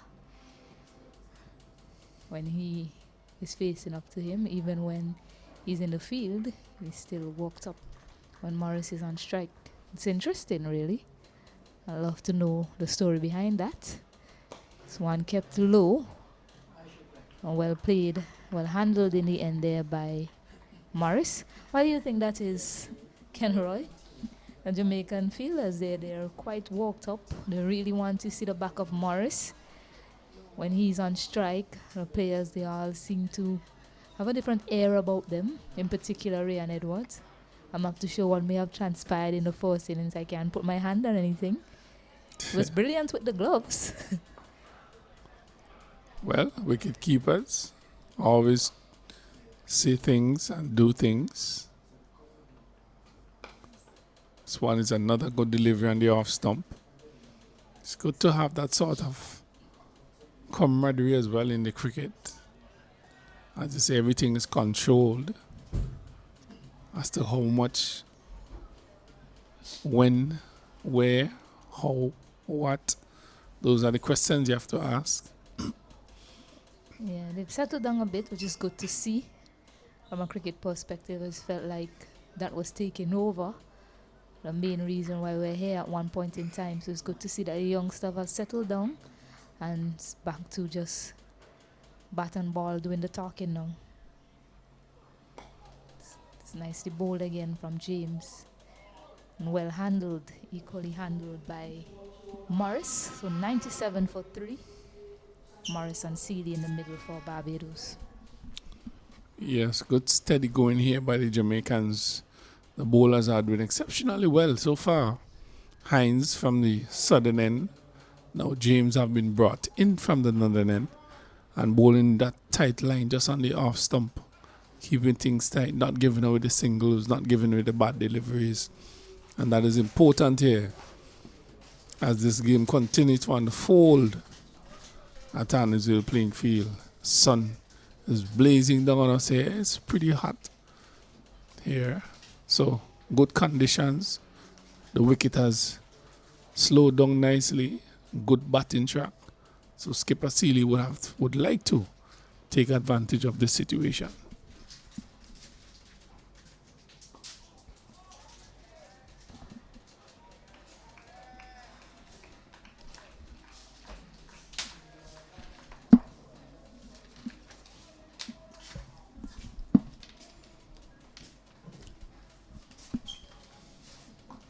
This one is a short delivery. Seeley pulls into it.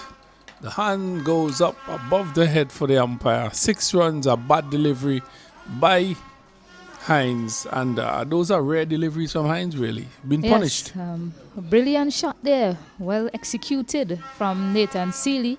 He's picked the length early, got in position nicely, and he didn't try to keep it down. He wanted 6, and he got 6 as well from that shot. So the skipper, the man with the ball, is also showing his skills with the bat. So loose delivery being punished there by Sealy. Turns that one and calls for a quick single. Gets it. Brings Morris into strike. So some good batting here by Sealy. Scoring that 6. Then looking for a single. Turning the strike over to Morris. Carries the Barbadian scores now to 104. 104 for 2. Sorry, 104 for 3 really.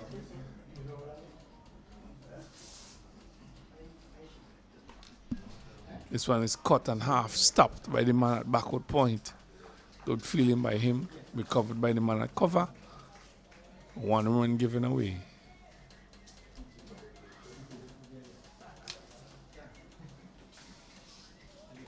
Right, given away, taken. Yeah, what we noticed from Morris, any room given to him, he loves to free his arms. Nicely played there. Well timed, but a good hand by the man at point to stop that from going for 4. Slow on that occasion from Hines.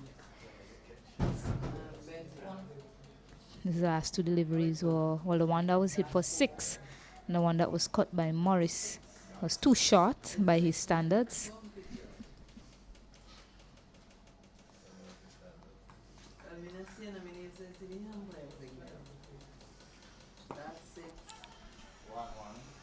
Gorgeous, well played, up and over the man at mid-off. So Sealy on the charge here, Ken Roy. Yeah, good positive batting here by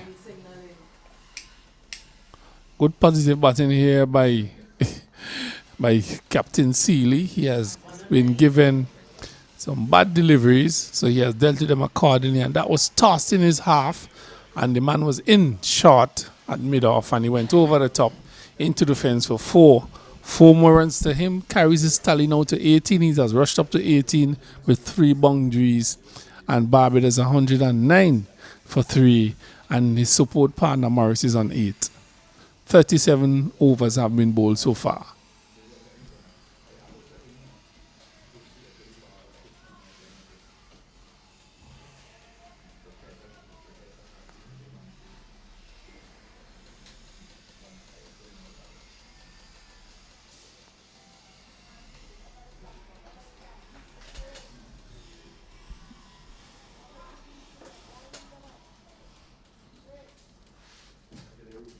James continue to bowl from this end. We bowl into Morris as Sealy has a little chat with Morris. Short extra cover. A slip, gully, cover point. Mid off.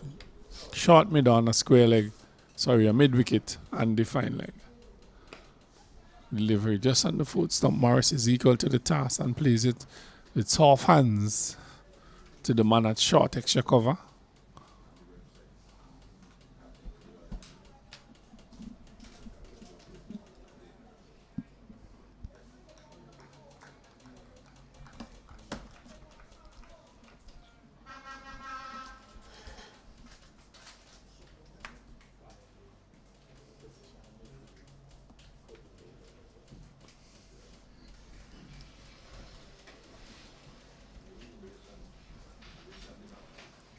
James runs away from us here. Again, just on that off stump. Disciplined bowling. Just on that off stump. Steady. Morris comes forward. Plays it with a solid bat.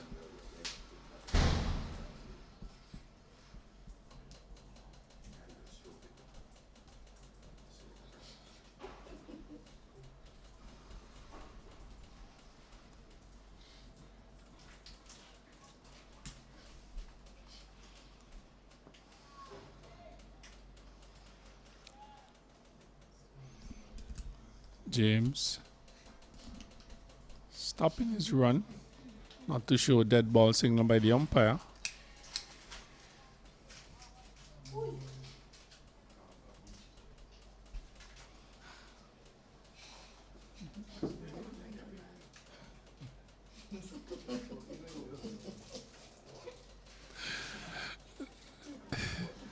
There's a slip, a gully, square cover, short extra cover, mid off, mid on, mid wicket.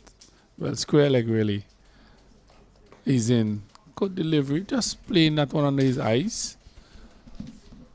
Yes, Morris, who's now on strike. I was doing some quick calculations there, Ken Roy. I just wanted to know what sort of runs they've scored in the tournament. And I've seen that Morris has actually scored a half century to his name, gotten starts in the tournament. He had a 37 as well. Before the start of this innings, he had 109 runs in the tournament so far. And Sealy, he has, before the start of this innings, 89 runs to his name. And we know Sealy, he's quite capable with the bat. Last year, he had a 96 to his name, scoring 118 in last year's tournament, but that big total of 96 runs.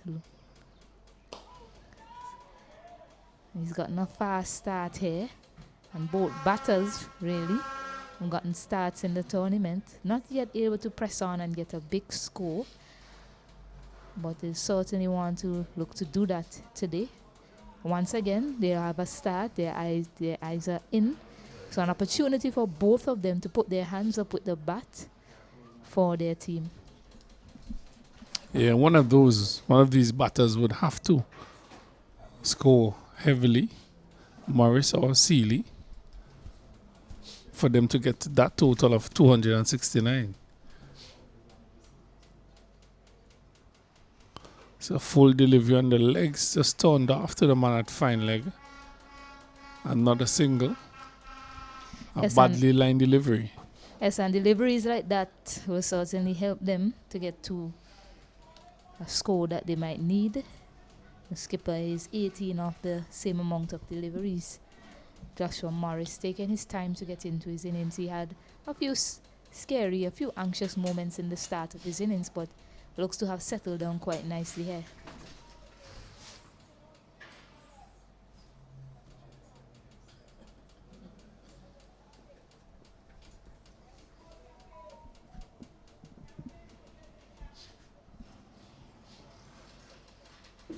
So James, just another off stump again, fourth stump as the umpire signals for the first break in the final session of on the second day.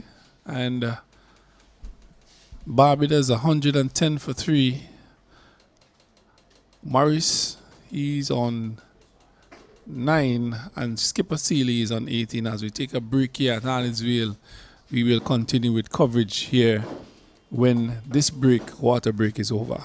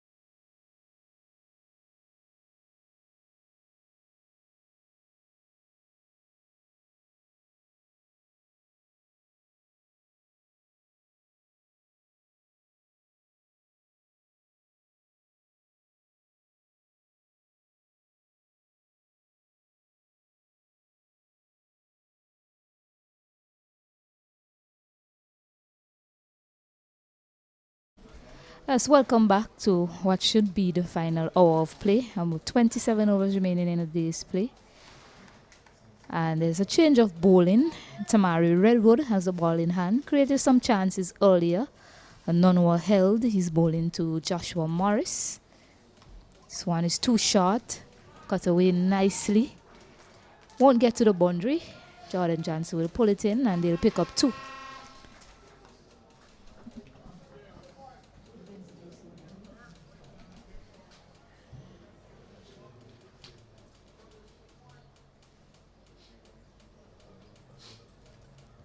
It's already mentioned Joshua Morris likes to free his arms, so Redwood and the other bowlers will need to bowl as tight as possible, straighter to him. It's better. Still can do well with being a little bit closer to him. Anything loose, any width given, and he'll surely put you away.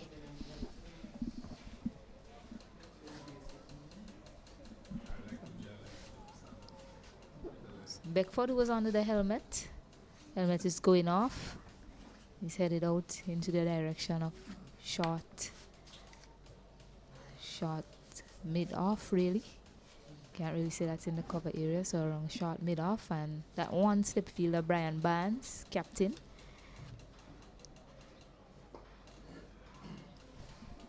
So full delivery, not put away by Morris.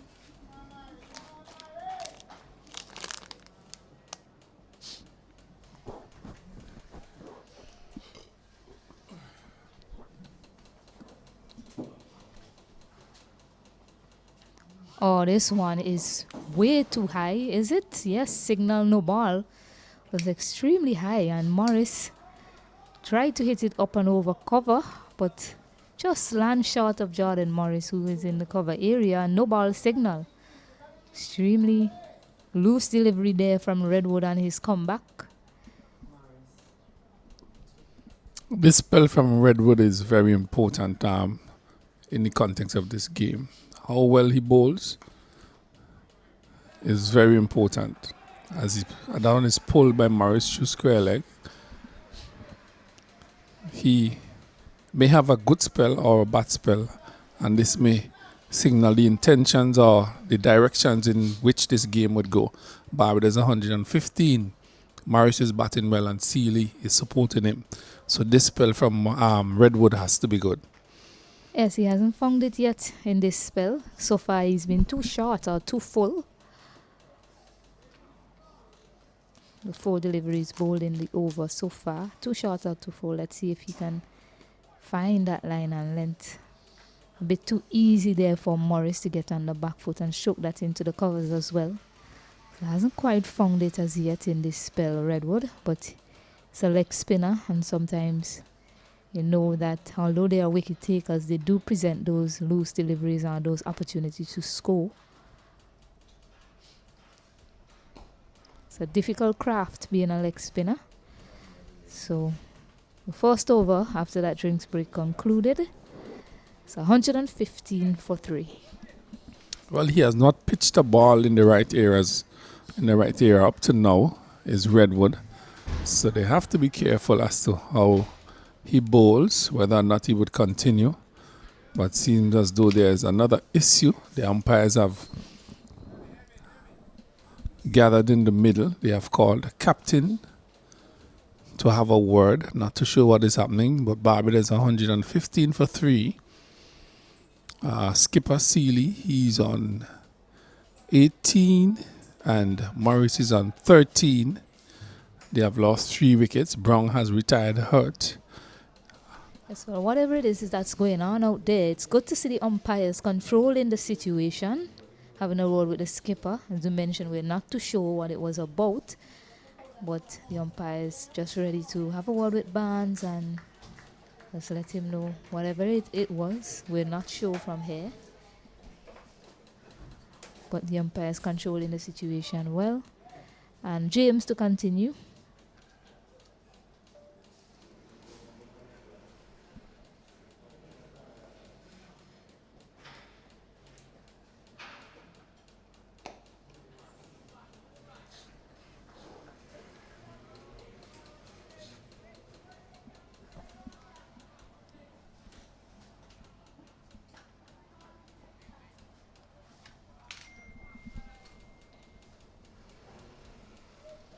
So James has hit that length just on the off stump since he has been reintroduced, and he has really bowled very well.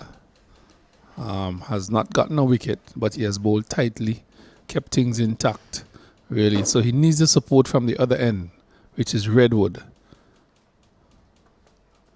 Again, just on that off stump, causing the batter to play Sealy. He's bowling to his field. There's a slip, a gully, square cover, short extra cover mid-off, mid-wicket, a mid-on, and a fine leg. So he's hitting that area as to where he's supposed to be bowling, keeping things tight, but he needs support from the other end, which is that of Redwood. Barbados still some time away, still some distance away from that score of 269. They need a partnership between these two as well to propel them to that total. This one is on the pad, stifled appeal somewhat. That was heading down leg from my vantage point.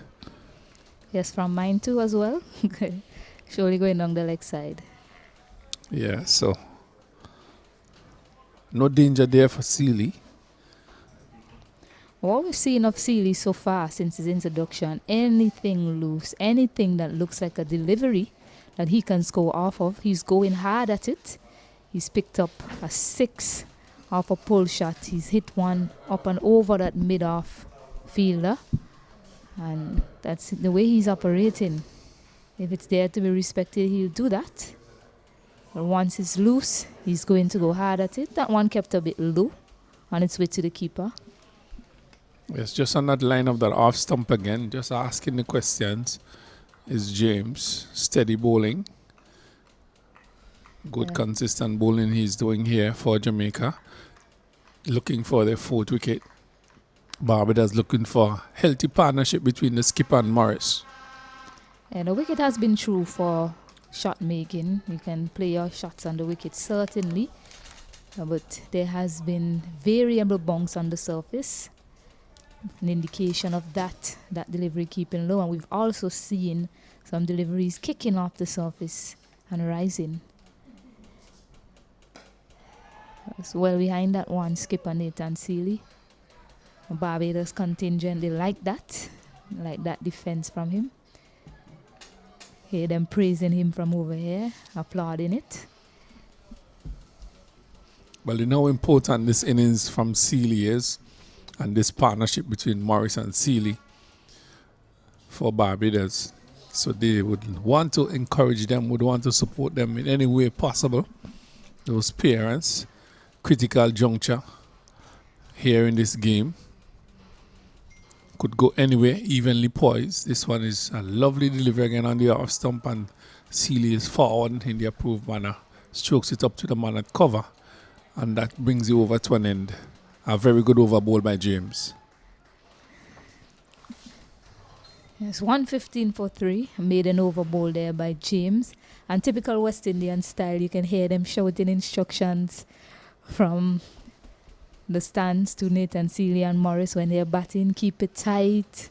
You know, that's what I'm hearing them saying over there. And, you know, that's something that we miss cricket here at Annisville playing field. Those were the good old days, you know, when you're seeing West Indies facing up to the opposing team and people in the stand, they're shouting instructions from various areas. Kenroy, were you one of those people shouting instructions, letting the West Indians know how to bat or bowl? No, I was looking. I was observing. This one is cut to backward point, going past the man there, not feeling cleanly. Another 2 runs there to Morris. So, some not so good feeling there by the Jamaicans. Yes, and once more room offered and room accepted by Morris. Already highlighted that anything wide, he's going to play at it and he's going to get runs. He seems to like it when room is given. Most batters do, but he's particularly prolific on anything short and wide. So, have to cut off room to him. This one is too full again. So it's been a mixed bag really from Redwood since his reintroduction. And when I say mixed bag, I mean it's either it's too full or too short. Hasn't quite found his line and length yet in this new spell. They trouble the batters earlier when he was bowling. Oh, there you go. That's the sort of deliveries that the captain is expecting him to bowl. That one just getting a leading edge, but just flying short. And you have to be careful about playing on the onside to him with that delivery. I've seen a number of batters dismissed trying to play on the onside to the delivery that's turning back into them. It's just because it pitches so far outside of the leg stump that they think it's an opportunity to play it into the onside, which a captain has a field set perfectly. That gap is vacant, so you're thinking, oh, it's free runs once I get it into the gap, and then it produces the leading edge. Seen two instances where it produced the leading edge, but nothing goes to hand as this one is punished down the ground. No need to move there from Joshua Morris. Excellent shot from the young man. Yes, a flighted delivery there by Redwood. As you said, he has had a mixed bag, really. He has bowled some really bad deliveries, and that one, Morris had no issues of putting it away, and he did that with fine style. Over the head of the bowler into the fence for 4 runs. Yes, nice swing of the bat there. Came right into his hitting arc, and all he had to do was get that nice golf swing out and hammer it down the ground for a welcome boundary. This time he whips it on the onside and no run. So a partnership of 33 from 53 between these two. 121 for 3. Barbados recovering well here after the loss of Nima bowling, and unfortunately as well losing Achilles Brong, their opening batter, to an injury. Retired hurt. So Wedderburn is off the field and Michael Clark, substitute fielder. Fresh legs. Quick across the ground is Michael Clark.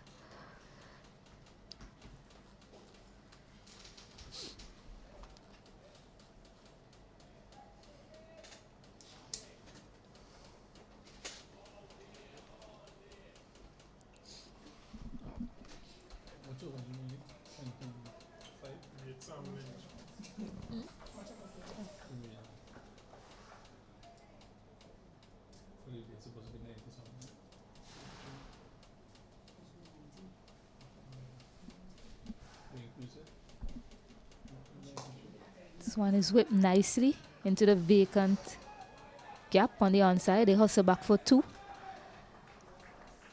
In the end, the fielder just slip in there, so they get 2 runs quite easily. Redwood, the fielder on that occasion. Redwood not having the best time of his life, really. Not bowling much of a good delivery. Not much he's been doing so far. And really, Jamaica has to be very careful with this period of the game where these two are building a nice, healthy partnership. That is skipper, Seeley, and Morris. They are doing a pretty good job, a good rebuilding job here for Barbados. And if they continue to do that, they would find themselves chasing the 8 ball, the Jamaicans. Bit of wit offered on that occasion, but played straight to the skipper, Barnes.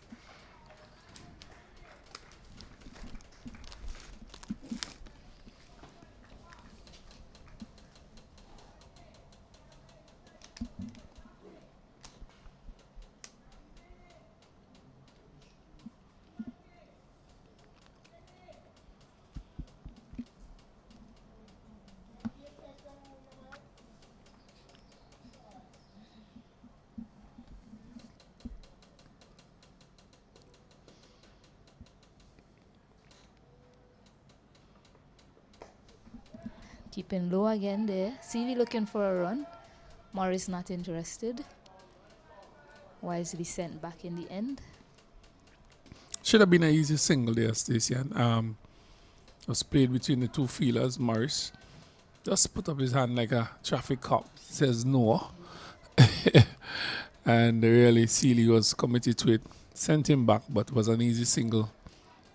Well, At the end, he made a decision not to run. Sometimes we judge singles and say it's easy, and maybe Morris to himself realized that he wouldn't have made it and decided to pull out of it. And, singles ran between two people, two persons in the middle. And Sealy wanted it. Morris decided he can't make it, and he turned him down. And that's one way to look at it.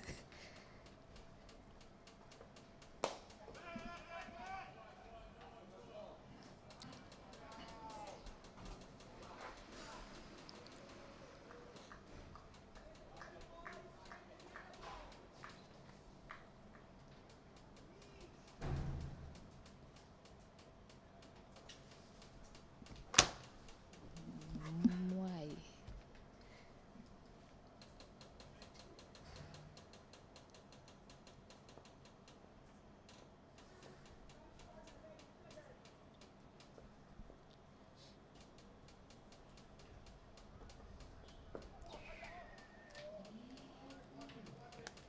So James continues to bowl that nagging length outside the off stump.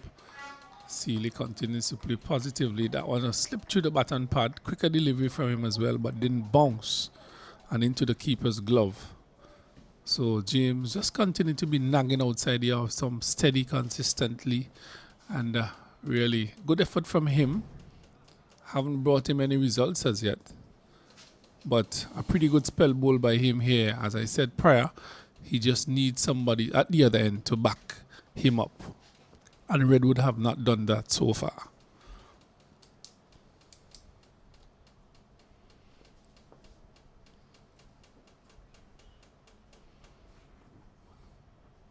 Again, that delivery outside the off stump into the keeper's glove brings the over to an end. So a good over again bowled here by James for Jamaica. Barbados just wiggling themselves back into this game. They are now 123 for 3, looking for that target of 269 with the captain Sealy. He's unbeaten on 20 and Morris on 19.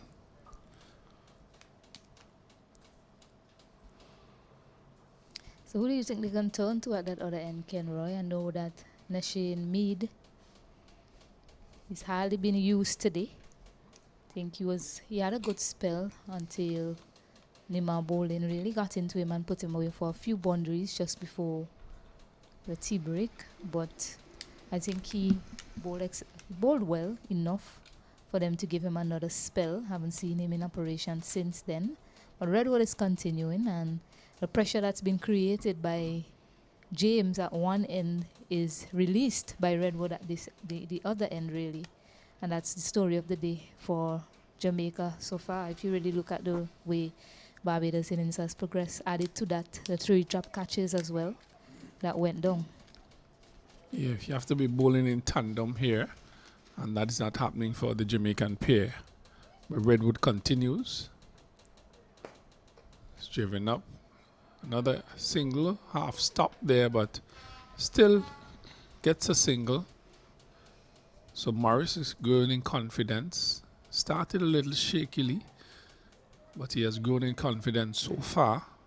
Sealy started positively with a 4, a full delivery, smacked it into the fence. He continues to bat well. He has to play a captain's role here, and he has done that thus far.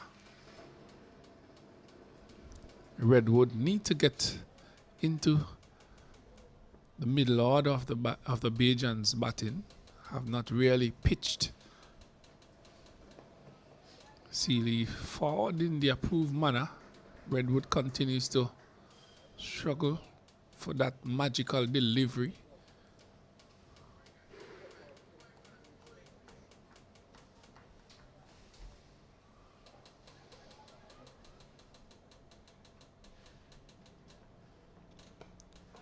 Short punch to the man at square cover. Well, backward point here. There's an extra man there. There's a slip, square cover, cover point, short extra cover.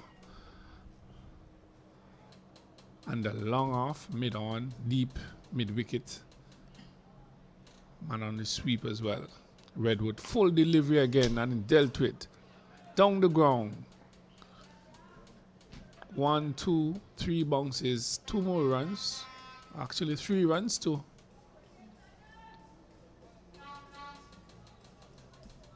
So some bad deliveries here being tossed up, been given to the batters here for Barbados, and they have really capitalized on these. Unfortunately, they have not gone to the fence, but some real bad bowling here by Redwood so far since he's been reintroduced. Yes, and as a result of that, the difficulty presented for the skipper now has to send the fielders back. So can't put pressure on the Barbados batters by the field because of the loose bowling on display. So now there are 3 men on the boundary, long on, long off, and mid wicket.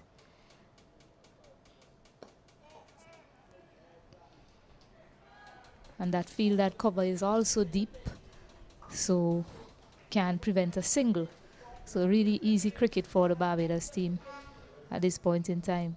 Yeah, just easing the pressure that James creates at the top end is Redwood, making it very easy for the Barbadian batters here and really causing them to be scoring freely. So that brings the over to an end, and the score after 44 overs, Barbados 127, 127 for 3, looking for that target of 269. The skipper Seeley is unbeaten on 23, and Morris is with him. He's on 20. So it's a question now for the captain whether he'll continue with Redwood in the hope that he'll produce a magic over, a few challenging deliveries to the batters. So far in his spell of 3 overs and his comeback, he hasn't troubled the batters at all, dishing up half volleys, full tosses, and long hops, really. So skipper might have to change his plans at that end, as runs are leaking there. A deficit of 142 now, Barbados, trail by 142 runs, 127 for 3.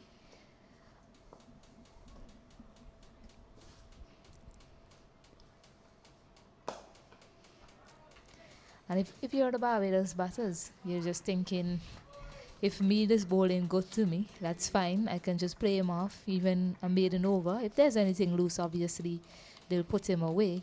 But they can respect the good deliveries because they're able to pick up runs from the other end freely. Skipper Burns have things to think about as James continue to bowl tightly from this end. Has bowled a very good spell without any results. Still working hard. Again, just another off stump to Seeley. Just can't get that ball off the square, Seeley. James bowling. It's a difficult one, really. Seems like they have a plan, but the way they've gone about their bowling innings so far, they've largely rotated the spinners from one end and bowl the seamers from the other end. But they might have to change plans for the first time, given how Redwood has gone. Alex Hines maybe was tiring at the end of his spell, so they give him a break and decided they had to go back to Redwood. I'm not too sure what they'll do from the other end after this over from James.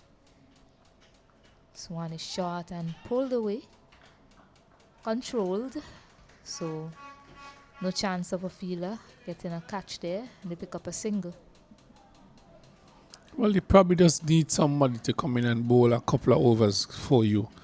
It doesn't have to be one of your regular bowlers here. You probably just need to try somebody for a couple of overs and see what happens. Yes, and therein lies the enigma. If you then decide, okay, I'm going to go to one of my part-timers, and they produce an over of 6 or more, then it's really akin to what Redwood has been doing. So you might as well leave your key bowler on. So it's as I mentioned, it's a bit of an enigma for the skipper in terms of what to do. This one is wrapped on the pad, a huge appeal, and the finger goes up. Out. It That's looked out. adjacent, really.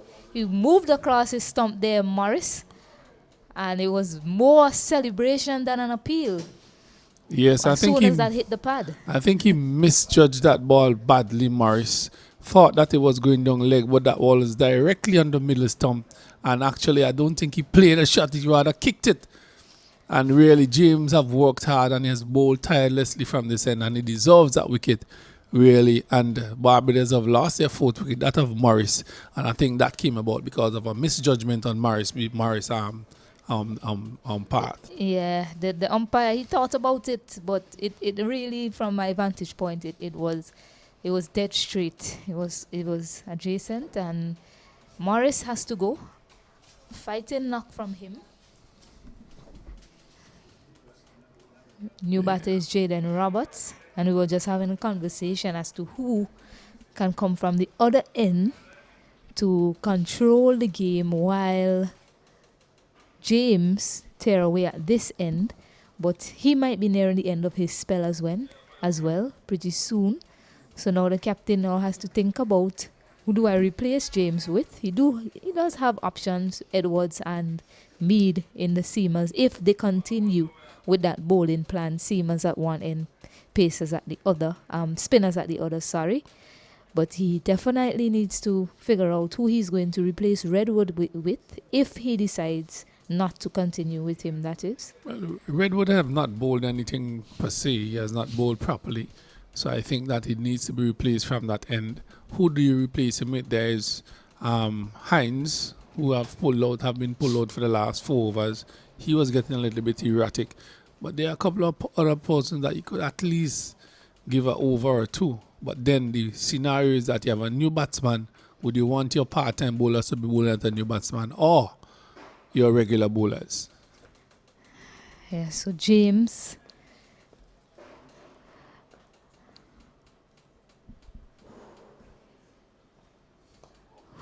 holding into those pads, but too straight. Straying on the leg side on that occasion. And Roberts gets off the mark right away. Yes, and Roberts is a fair strike of the ball as well. Saw him in the tournament hitting some huge sixes in Cumberland. Have not really kicked off in this tournament. A good find, very good all-rounder is Roberts, but have not really got amongst the runs. Skipper Seeley is still there, but Barbados, every time it seems to surge forward, Jamaica seems to just pull them back by getting that crucial wicket.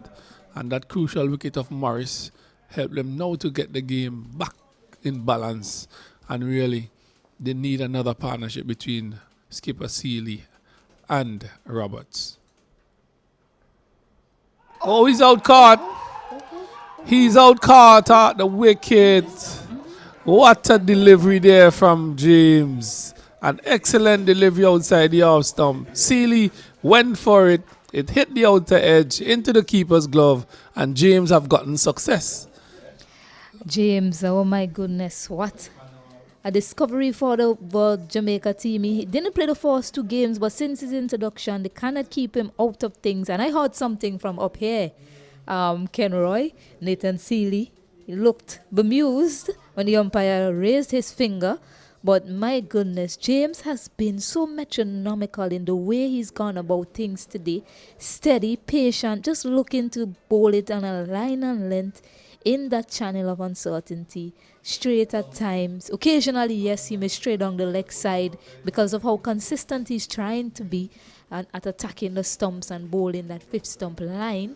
And again, success. 2 wickets in 1 over for Team Jamaica.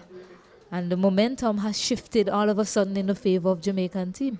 Well, I said it. This session, the way that they bowl or the way that they bat would determine how this game would go. And Jamaica has remained patient. Yes, Redwood has bowled badly, but James have been very steady from the time he was introduced, hitting that off stump length, bowling, and he has gotten 2 scalps here for Jamaica and pulled them right back into the game. And really, an excellent spell from James. No complaints. So new batter, Isaiah Folks. Here's a crazy thought, Ken Roy. How about another seam at the other end? Well, of course. Of course, you're already in the middle order of the Barbadians batting. You have already have 6-5 wickets in the bag. You're down to Roberts. I think that you should really run at them now and try and get the remainder of the wickets. You have less than an hour or so to go. Depends on the amount of overs remaining for the day. I really think that you should have bring somebody else and take this bowler Really and truly, he has not bowled anything for the past 4 or 5 overs, to be honest. I guess. Don't know how helpful it is to James. He's picked up 2 wickets at the other end. They've been able to score freely. So hopefully Redwood can find some inspiration. This one is tossed up again, driven down the ground. Folks, the new batter in, Isaiah Folks, is at the non-striker's end. That's another full toss being bowled there by Redwood. Really, I'm wondering if the skipper is really thinking about things as to how he's bowling. Roberts is new to the crease. And he just edges that one to third man, really. Calls for one. Stays with that. So 1 run to Roberts, another one to him, 1 to Barbados. But I would have made a change with Redwood. Yeah, because you're on top. So naturally you want to stay on top. Right now, you're 129. You just dismiss 2 of the set batters back to back. That last delivery, few and far in between, really, from Redwood, from what we've seen today.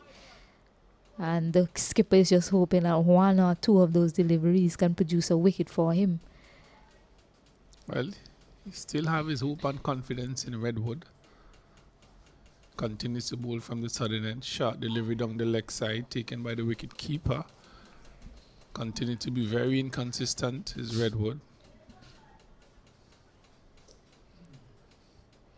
Barbados, who looked really good just a while ago at 130 for 3. They are now 130 for 5. All of a sudden, 2 quick wickets from James has turned the whole game around and put it in a different perspective. Yes, and all of a sudden, those last 3 deliveries, and Redwood looks a new bowler. Certainly something is happening here for him all of a sudden. If he can maintain that, nicely bowled again by him to finish off that over 130 for 5. Well, I've been taught not to be fooled by the last 2 deliveries that the bowler bowls. They are always good deliveries when you're not bowling well. And really, that is what happened to Redwood. Pitching in the right areas, just telling the skipper, I'm probably getting things good, things right. But I really think that he deserves the rest. But there's a change on this end. Really surprising one. Surprising one. After taking 2 wickets in 2 overs, he has changed. The man who have created and caused the game to be in the way that it is. He has taken off James. Yeah, quite surprising indeed. I mean, unless the bowler, his bowling pace may have been getting a bit tired at the end of his spell.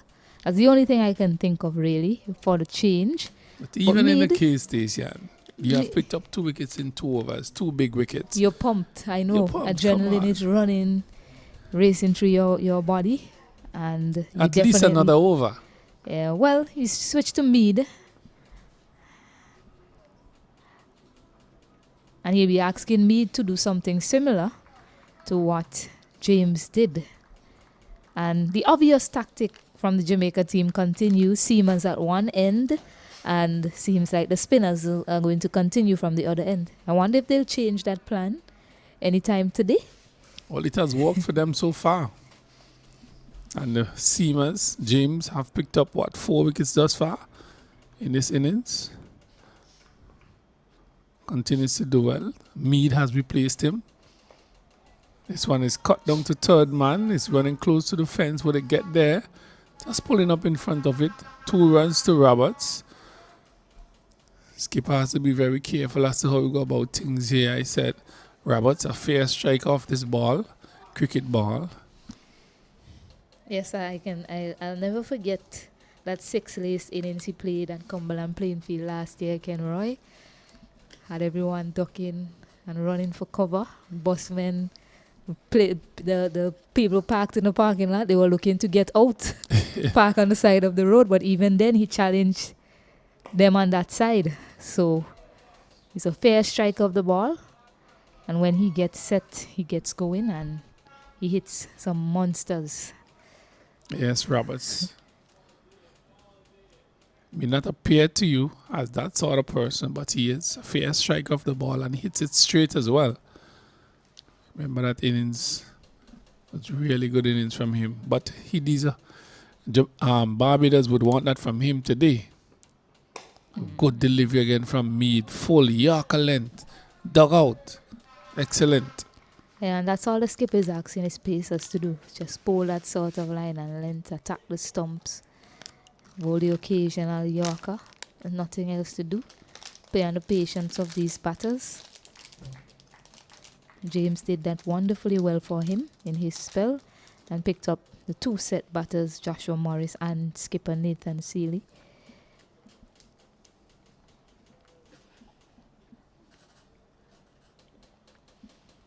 So Folks and Roberts quite handy with the bat, both of them. Roberts, well, Folks came to the rescue of Barbados a few times in a white ball tournament. So quick single taken there, out to the skipper Barnes, who does the fielding. So this sort of situation is tailor-made for the way Folks plays. Seemed to be a resilient young man and likes a challenge. So 132 for 5, 33 rather for 5. He has a lot of work to do in terms of rebuilding him and Jaden Roberts. They still trail by 137 runs. Barbados 5 wickets down, effectively 6 if Achilles Brown can't bat again in this innings. Well, another steady over there by Mead. Full length, Yorker deliveries. Just what the skipper asked of him. And Barbados looking so easily going. He's really nice at 130 for 3. Now 133 for 5. And you mentioned Brown. He's still in the pavilion, who had to retire hurt. He's still there to come if he can continue. But skipper continues to bowl Redwood at the other end. Really should really be looking to get through this middle order for Barbados. Well, his last 3 deliveries or so in that over is more, in his last over, is more of what a skipper wants from him. And you mentioned not to be fooled by the last 3 deliveries in the over. So let's see.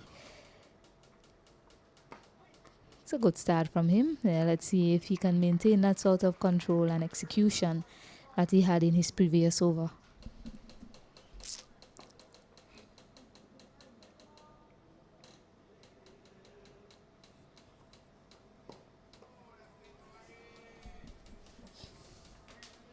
So Redwood continues to bowl.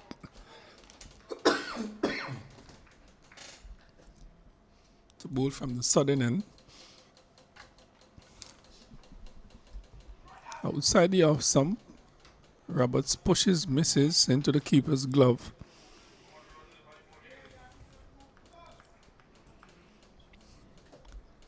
Yes, that's nice from Redwood. Seems to be getting into his spell now. Took a very long time to do so. And the captain has showed faith in him, and he's hoping that he can repay him by picking up a wicket or 2 here.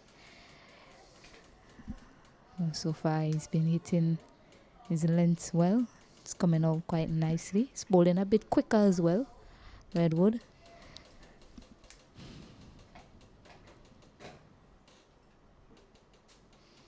Has bowled 4 good deliveries so far in this over. I've not seen that consistency from him during this spell. So as you said, probably just getting into his spell. Took a very long time. This time was outside the off stump, just pushed up to the man at backward point.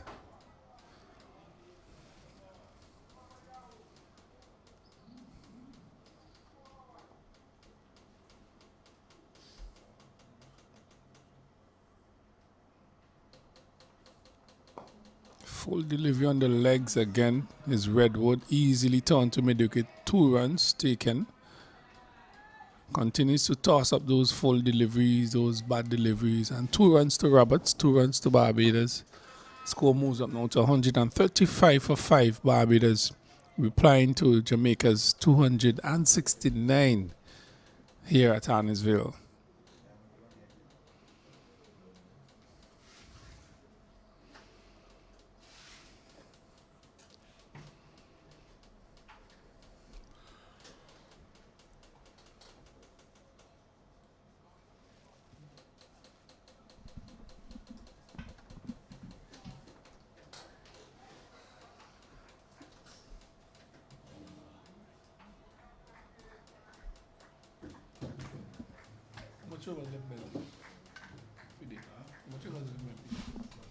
So Mead bowling up to Folks. Not yet off the marks, Folks.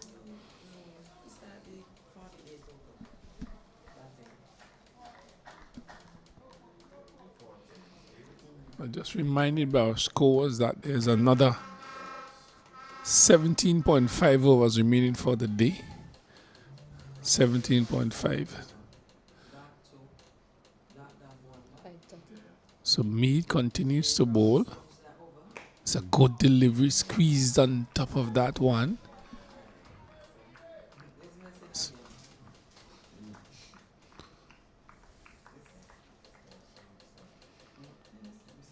Me just bowling a tight line on the off stump, similar to the line that James bowled.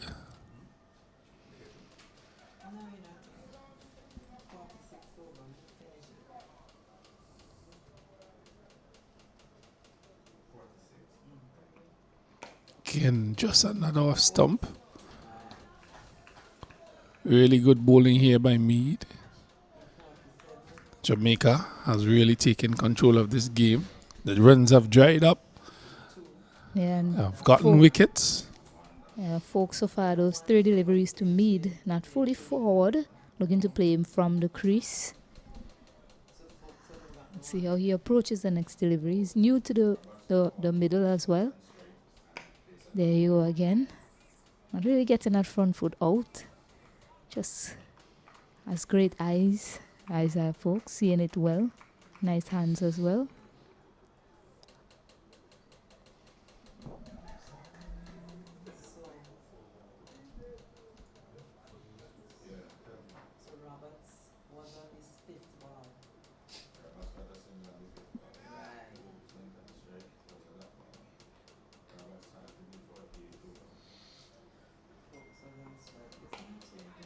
Mead just So Folks is now, off the mark. Neatly tucking that one on the onside.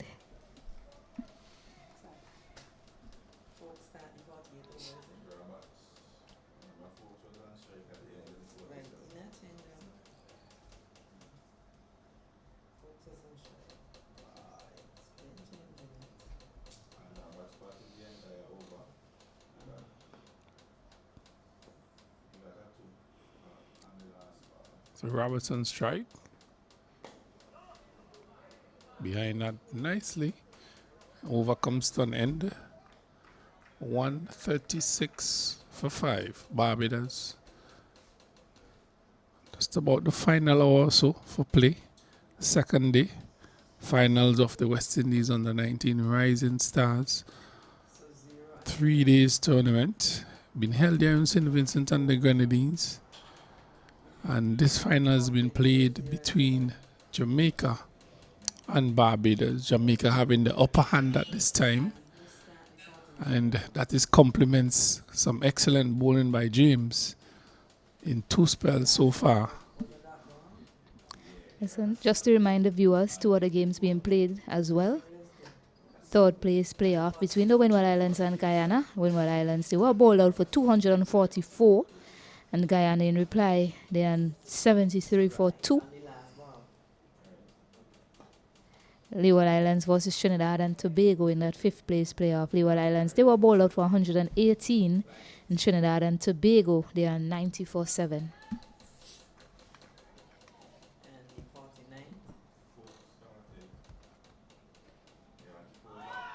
And finally, reward for the skipper in persisting with Tamari Redwood edge and neatly taken there by Adrian Ware in the first slip. Folks has to go. Well, one of the better deliveries from Redwood, pitching just on the midland leg. And the Folks went for a drive, hitting the outer portion of the bat into the slip cordon. And he has picked up his first wicket, caught by Ware at first slip. One of the better deliveries bowled here by Redwood. So he got some reward, and really Jamaica really now in charge of this game, and Barbados 136 for 6. After being 130 for 3, they are now 136 for 6.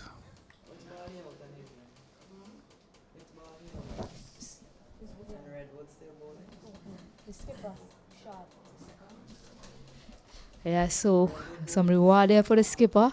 He'll feel good about that. Showing faith in his strike of spin bowler. The Mari Redwood, he did have a shaky start.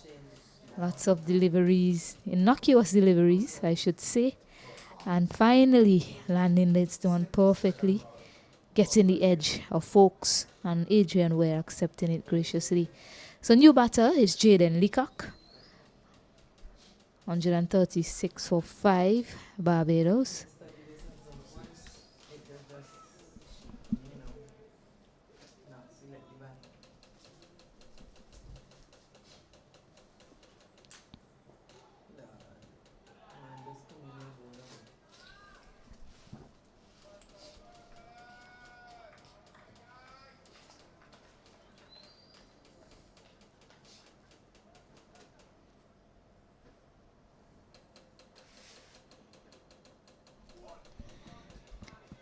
Leaving that one, Jaden Leacock.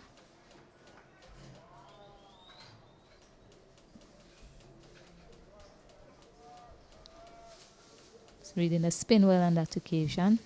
Turning away from him. So well left in the end.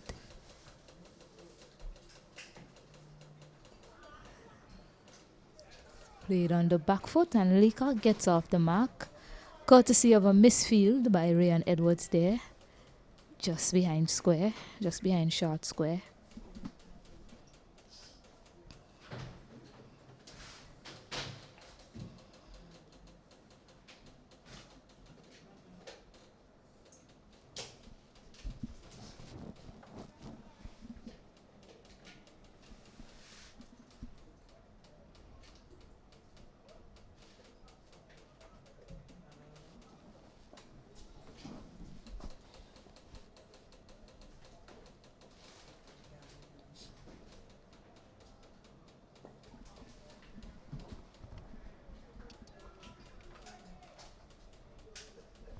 A successful over completed. 1 run coming off it as well. 137 for 6.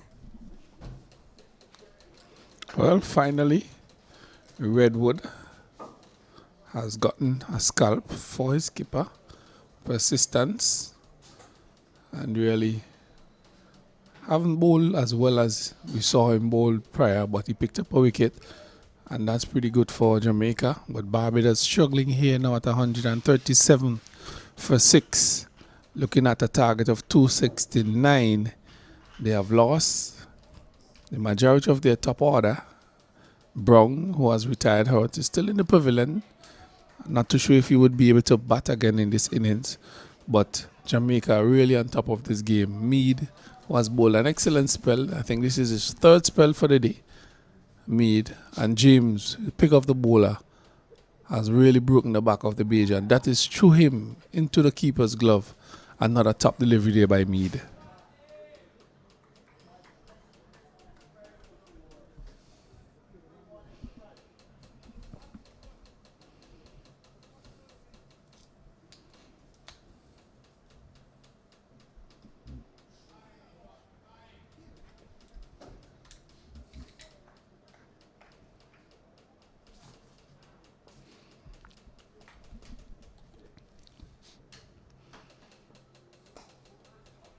Mead straight the delivery, and right behind of that is Leacock, Jaden Leacock.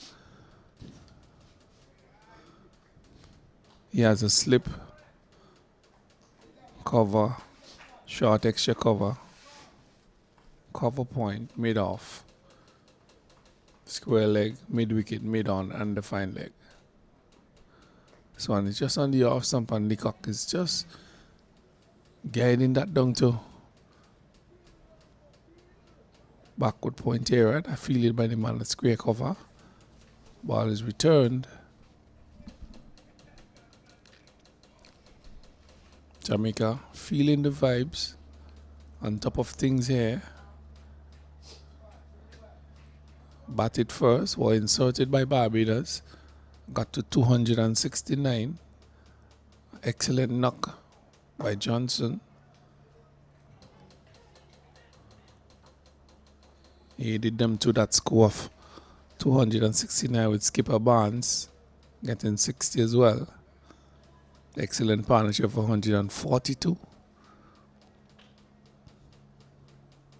And they're here now, second half of the game, bowling, and they have taken 6 Barbadian wickets thus far for 137 runs. 50 overs have been bowled. This one is just tickled off his leg, running close to the fence. Would it get there? Yes, it does. Over the boundary. 4 runs to Leacock, 4 runs to Barbados, and 4 welcome runs here off of the bat of Leacock. Yes, and both batters have shown.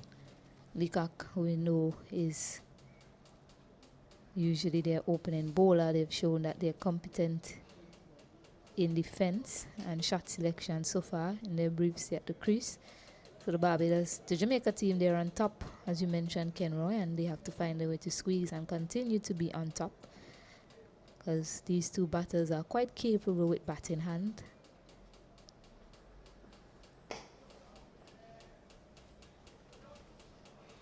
Mead continue to bowl tightly.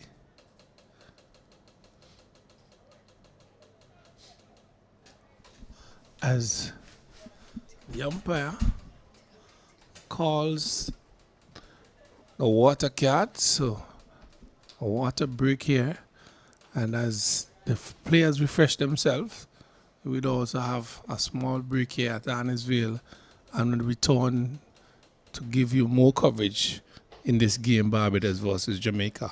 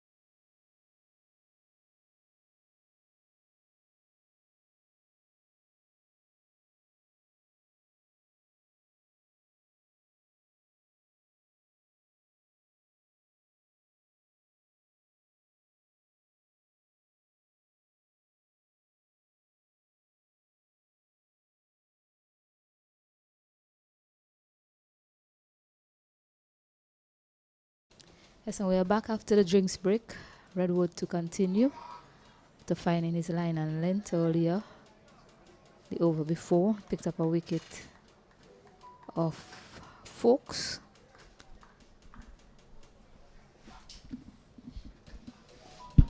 He's found some consistency in his last 3 overs. Swan is swung away high, hard, and it goes all the way for a maximum. So Jaden Roberts, he's had enough. He's gotten his eye in and is about to play some shots, Kenroy. Well, we know Roberts for that sort of cricket. He has just expanded his hands, extended his hands, and lofted that over mid-wicket into the fence for 6. Another not so good delivery from our spinner, Redwood. This time he cuts it. He cuts it well. He'll challenge the boundary, but good work there. Good chase by the 2 fielders. Mead pulling it back in. They pick up 2. So Roberts looks as if he's ready to get going.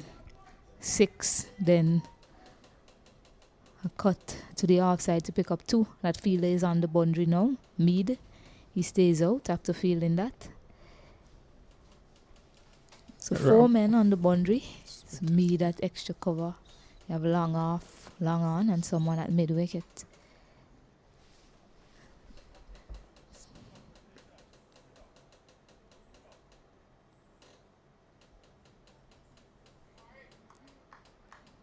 Umpire appears to be telling the keeper just not to be saying anything while the bowler is running in. We saw Ishan Kishan get a similar warning like that in one of the one-day matches. So the umpire intervention here. So we're ready to resume.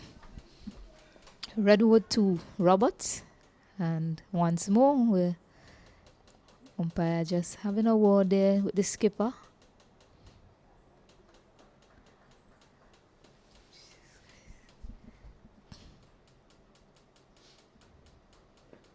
Oh, this time he edges it to where he takes another catch in the slip off Redwood, and Roberts has to go back. The taking 8 of 2 deliveries. He now departs, and Ware takes another catch. Well, Roberts just seems to want to change gears, but unfortunately he has to go back to the pavilion. A short stint by him, a good catch by Ware again, and Redwood have picked up his 2nd wicket. But that was a good delivery just on the off stump. He jammed it into the pitch and into the hands of Ware, who has safe hands, and Barbados have lost the 7th wicket. Yes. New batter now, Raniko Smith. Yes, was speaking earlier station, and I said that this session would determine as to how things goes in this game. Jamaica has been very patient, and they have bowled the lines and the lengths. Yes, Redwood have not bowled the way that he ought to, but he's now bowling and picked up 2 wickets, and really they have been disciplined in the way that they have carried themselves in this game, and this way that they have approached it, and it has really paid off for them. Especially the bowling of James really has set things up for them here, the Jamaicans. Yes, and 7 wickets down now. Not too sure if Achilles Brown would be able to continue take any further part in this batting innings. So it just might be 7 wickets, 2 more wickets for the Jamaican team. It's left to be seen. So Smith to face up to Redwood, who's found his groove.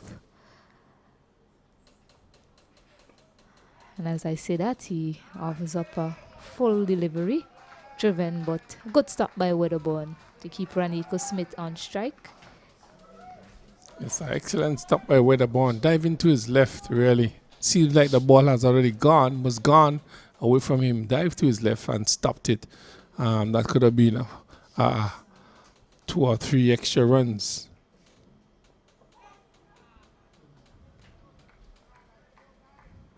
So Redwood has seems to find his line and length finally. Picked up 2 wickets thus far. Tail is up. Jamaica now has taken 7 wickets. Barbados 149. 149 for 7. Still looking at the target of 269. Who's going to bring it home for the Bajans? Yes, and just to go back to that incident, I'll call it that. The umpires having to intervene with the players around the bat. You know, just talking while the ball is running in. We all know the rules of the game. We know that when the ball is about to deliver, there has to be dead silence from everyone around the field, and you cannot be talking or moving around when the ball is about to be delivered. So disappointing that the umpires had to step in about 2 to 3 times just to simmer things down while the bowler was running in. Hopefully that situation like that doesn't arise again. This one is whipped nicely on the onside. No power in that, so they'll only get 2. It won't go to the boundary. Skipper Barnes pull it back.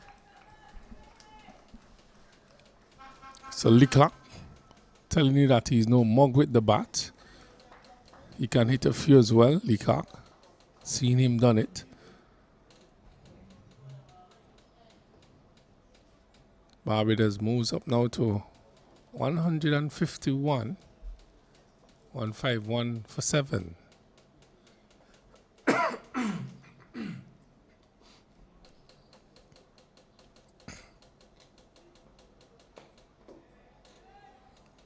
Leacock is right behind up that delivery. Bat and pad. Displays it with soft hands.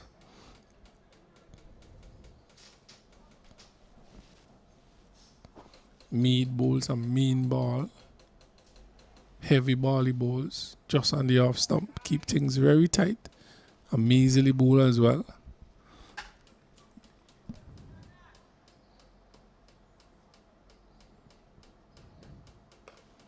Full delivery with a squeeze out to backward point. They have gone for 1.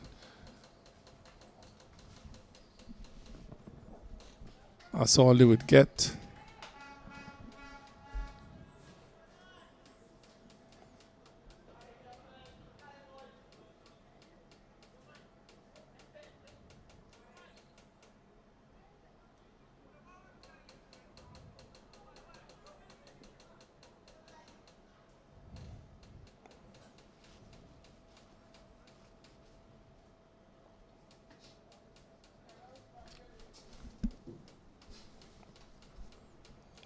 Mead passes the umpire, pitched up delivery, squeezed out to cover. No run.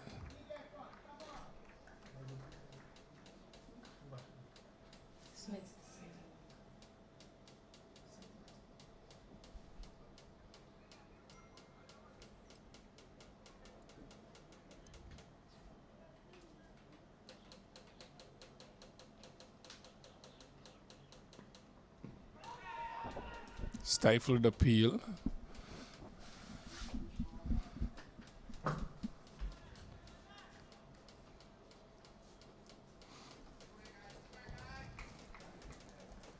Pretty quiet time here for Barbados.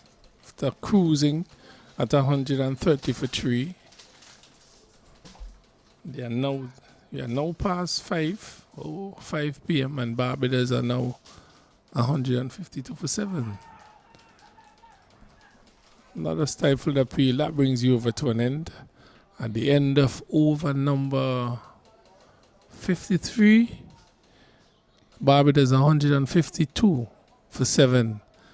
Looking at a target of 269 with 3 wickets in hand, really.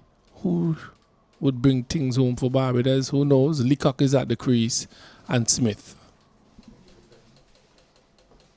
That's full delivery to end the over, but shaping down the leg side from Mead. Scattered a peel around the bat, but of course it was heading down the leg side. So Redwood to continue.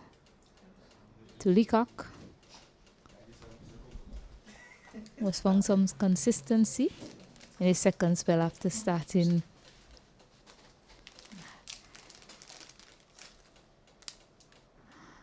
This one is down the leg side, an attempted sweep shot. Not sure he got anything on that one. They're heading back for 2. They get it quite easily in the end. So by signal by umpire Ryan Banwari.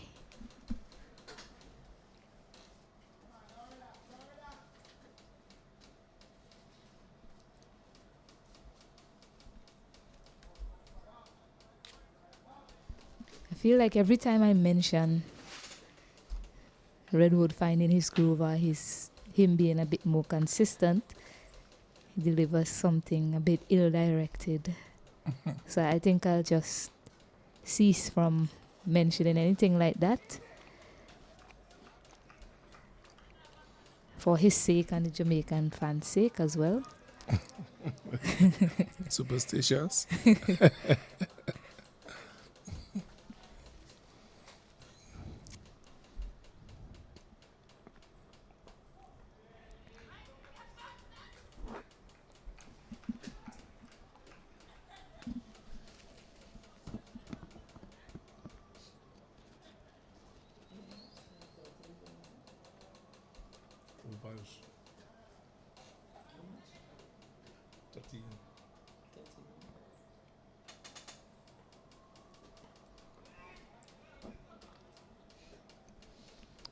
So one cut into the body of Beckford. He's won a few blows in this match so far. Another one being hit into him, but he's okay. Strong young man there, fielding at silly point. Has to be courageous to field in such a position. It's looking for a big drive down the ground. Hits the inner half of the bat and goes on to the onside. He picks up a single. Leacock brings Smith on strike to face up to Redwood. Smith yet off the mark. He's not off 5 deliveries.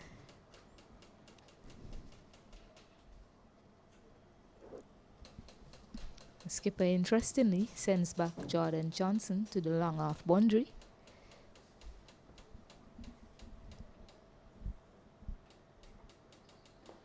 This one ill-directed again, and Ranico Smith gets off the mark.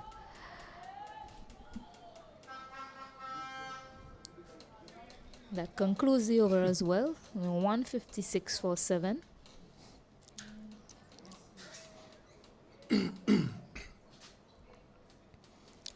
So Smith gets off the mark with a sweep shot from an ill-directed ball from Redwood. Continues to be very inconsistent with his bowling, but has picked up 2 wickets for Jamaica. 156 for 7. 269 is a target. Leacock and Smith battling here for Jamaica. Has been a change of bowling here. The man who have ripped through the innings of the Barbadians, James, have been reintroduced. Yeah, so James refreshed, rejuvenated, hopefully, and back into the attack. He's picked up 4 wickets so far in this innings.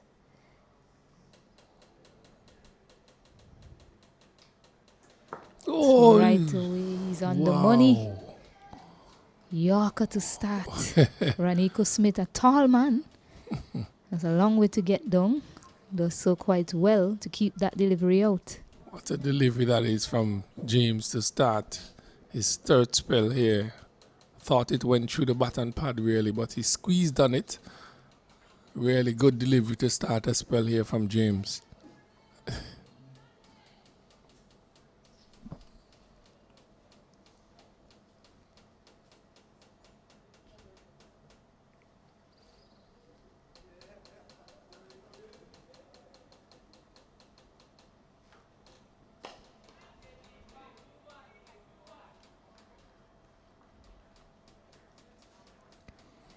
Another good delivery by him, just on the off stump, asking questions of Smith. He has 4 wickets thus far.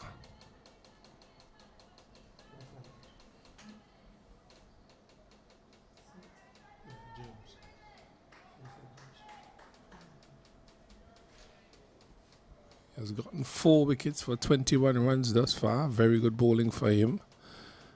This is his third spell.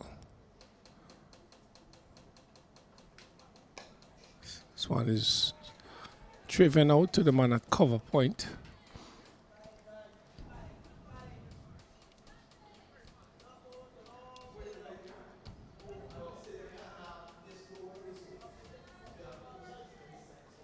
Sun is still shining with us, still here. It's all in all its glory. Breeze have ceased. Everything has become stilled, rather humid as we go past 5 o'clock in the afternoon. Long day at the office.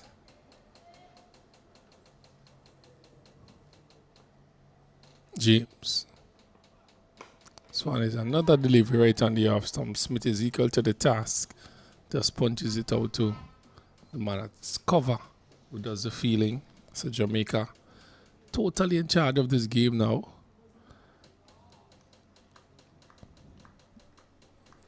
James looking for Pfeiffer. Seems to be having a few issues. Probably just a little bit sore. Has bowled hard and long and consistently good. Been stretching those legs since he has returned. Probably not too comfortable.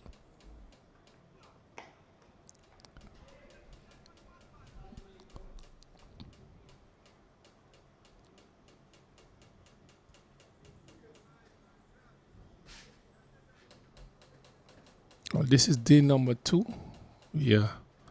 Just closing out the last hours of play here against Jamaica.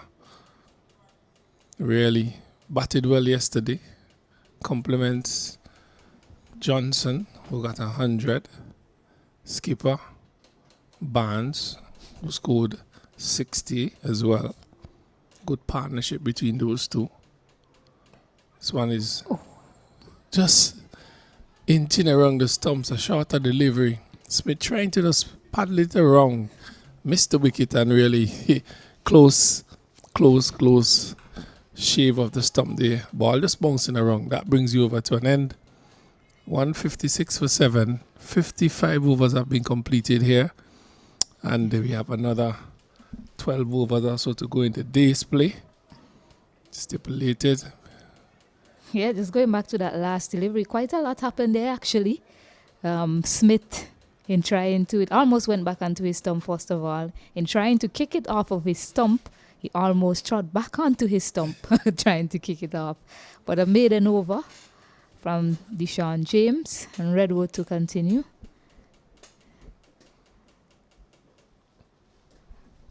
So 156 for 7.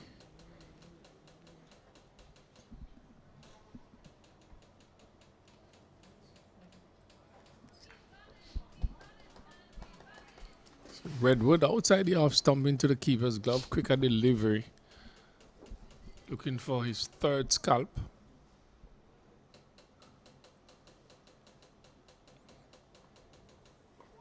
This one is a better delivery. Negotiated well there by Leacock. Known for his fast bowling. But is no mug with the bat. This one is short again and he's cutting that through backward point. They have gone for 1, they are back for a second. So 2 runs to Leacock. Short delivery again by Redwood. His consistency, inconsistency in his bowling in this spell. Left much to be desired really. But he has done the trick for Jamaica. He has gotten 2 wickets. Yeah, well waited and watched there by Leacock. Just waited on it to turn and then play that cut shot into the offside. So one he decides to leave alone.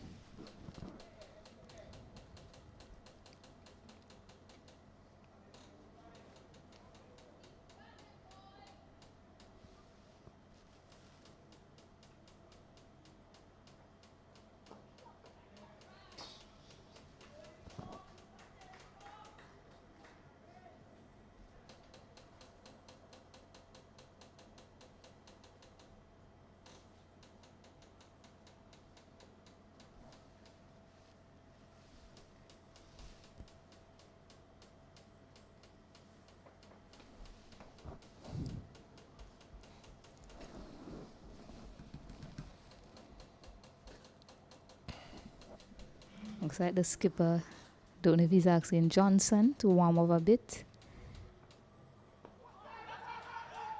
Oh, soft dismissal there from Leacock. And Redwood gets another. Oh, Lord. Another soft dismissal. Leacock trying to whip it off his legs and just ballooned it to the man, Redwood, who's been bowling for Jamaica. So, wicket number 8 goes for Barbados. Leacock bounces back to the pavilion. 158 for 8. Yes, and it's something I've been speaking about. You have to be careful how you try to play across him. And delivery moving, spinning across. Leacock, that one didn't bounce. Didn't pitch all the way on the outside of leg stump. It was fairly straighter. And Leacock just looking to walk it on the onside, getting a leading edge. An easy return catch taken there by Redwood. He played him well in the over. He looked to play him on the offside. He's a leg spinner. That occasion, just looking to play across. A straight bat is what he should have met that one with. And Redwood gets another wicket, 158 for 8. James will continue, not too sure if Achilles Brown is fit to bat. So this might well be the last wicket pair for Barbados team. It's left to be seen. Saurav Warrell, a new batter in. Well, if Brown was okay to bat, I thought he would have been out already, sent out already to bat, really. But Sometimes some players like to show up in the face of adversity, injury. Oh, not this one. Oh, this one is Pfeiffer. Pfeiffer. Well deserved, Stacey-Ann. Yes, indeed. He's easily been the pick of the bowler today, Deshaun James. I am thinking here as he ran into bowl at delivery, he's been a compulsive wicket taker, really. Every time he gets a wicket, he seems to follow up that by taking another wicket in the over. When he picked up his first wicket, he went bang, bang. And when he came back for his new spell, picked up a wicket, then got another one, the fifth delivery of that over. And he picked up his 5th wicket. So if it had another batter, may well have seen him picking up another one there, the way he's gone about things today. So a well-deserved 5-wicket haul, and the skipper just taking him off, carrying him off, telling him, oh, you've done well for the day. You deserve some rest on your feet, so let me just escort you off. Yeah, it's a smaller man. Been lifted off. Showing appreciation by the skipper for what he has done. He has bowled exceptionally well, James, for Jamaica. And Barbados' first innings have come to a close at 158 for 9. Brown, who has retired out, will not return. So they have now forfeited their innings. So Jamaica has bowled out, really, Barbados for 158. He's retired. So, well done to Jamaica. Well led there by the skipper, and really excellent bowling by James has given them this first innings over Barbados with just about a day and about 10 overs remaining, Stacey-Ann. How do you view this game going? I have no comments about the views on the game so far. What I do know, what is a fact, is that Jamaica, they have a lead of 111, and they'll surely be looking to build on that lead quickly overnight into tomorrow morning with the hopes of having enough time to send Barbados in to have a knock to try and bowl them out a second time.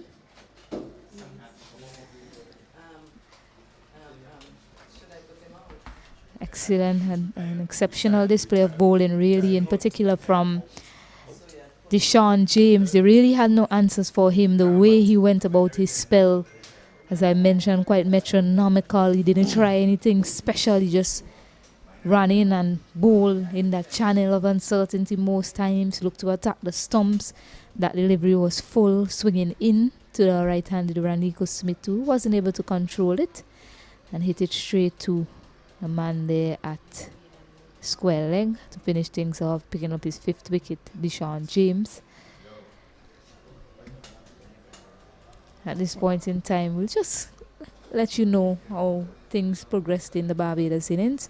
Bat from Barbados and with the ball from Jamaica.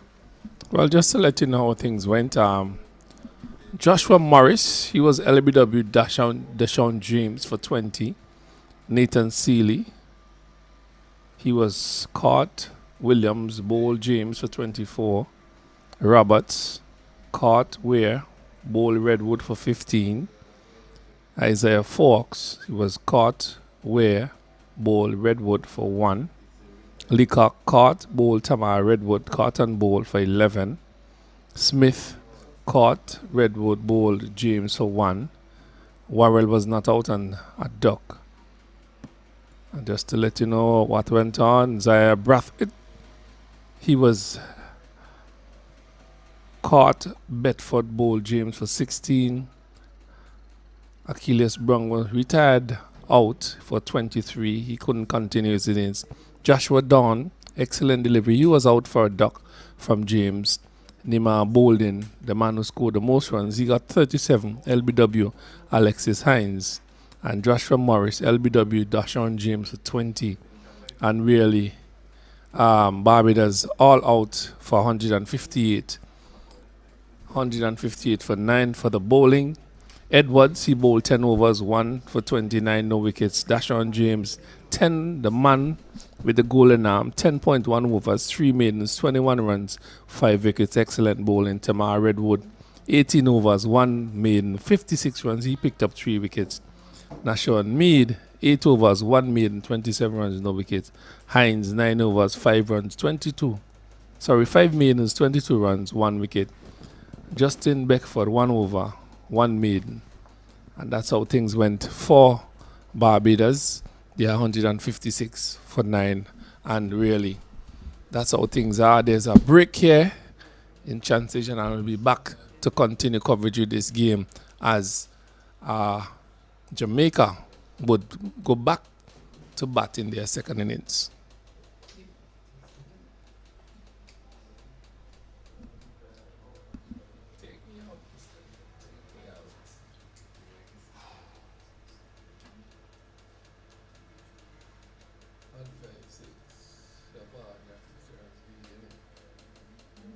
Wait, how much are supposed to leave for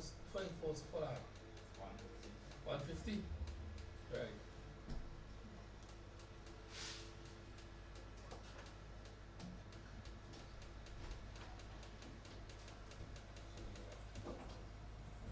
This is 5:30. Huh? This is 5:30.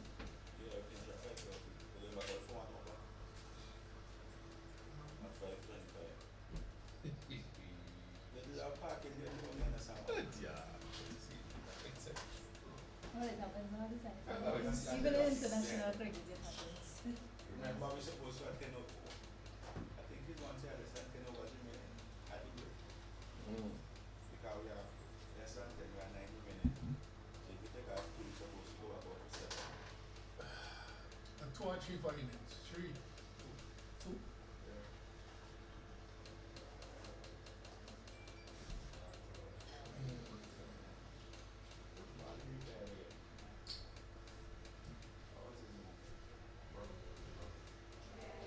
Barbados started back when just before lunch.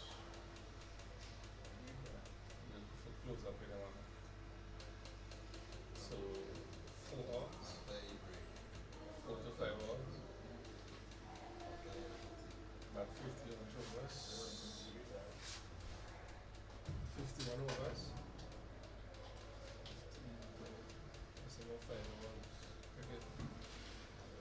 Oh.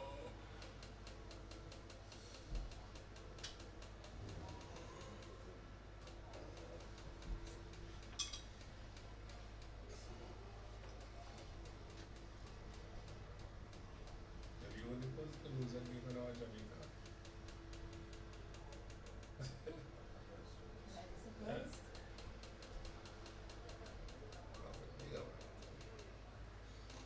Benedict, you were supposed to lose and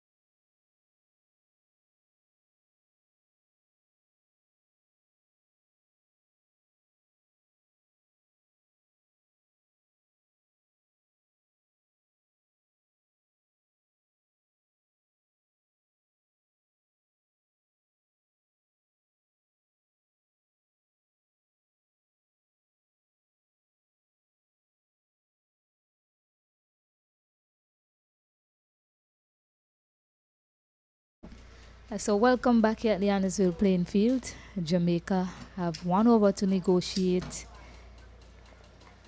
Awkward 1 over. That's going to be bowled by Nathan Seeley and skipper. Opening batters Adrian Ware and Trevon Williams.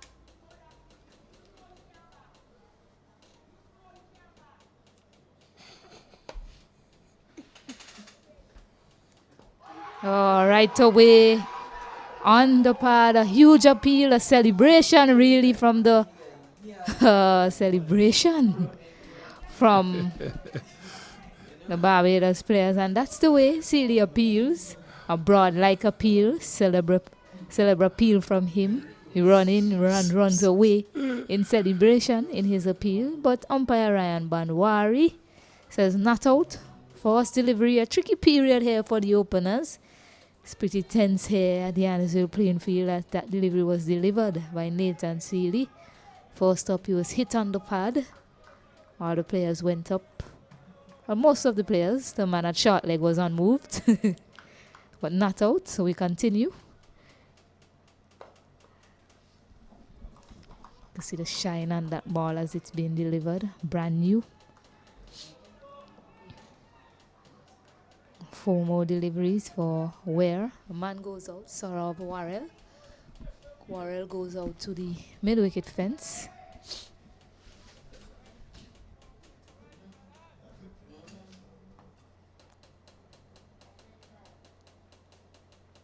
This one is whipped in his direction. I don't think he'll get there. Yes, he does. Good work by him to cut that off. So 2 runs by Ware to open his account. It's a quick walk across the field there by Saurav Warrell to cut that down to 2.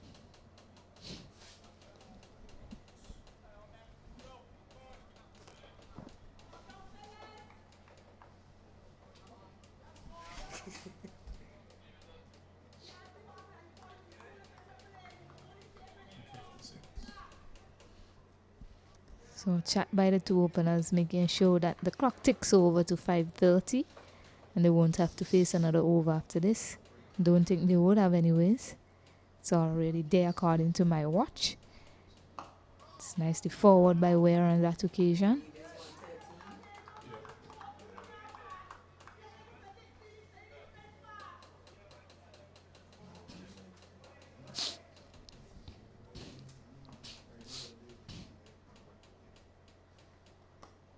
Nicely worked by Ware. Should look for 2. Yes, they're coming back, so another 2 to Ware.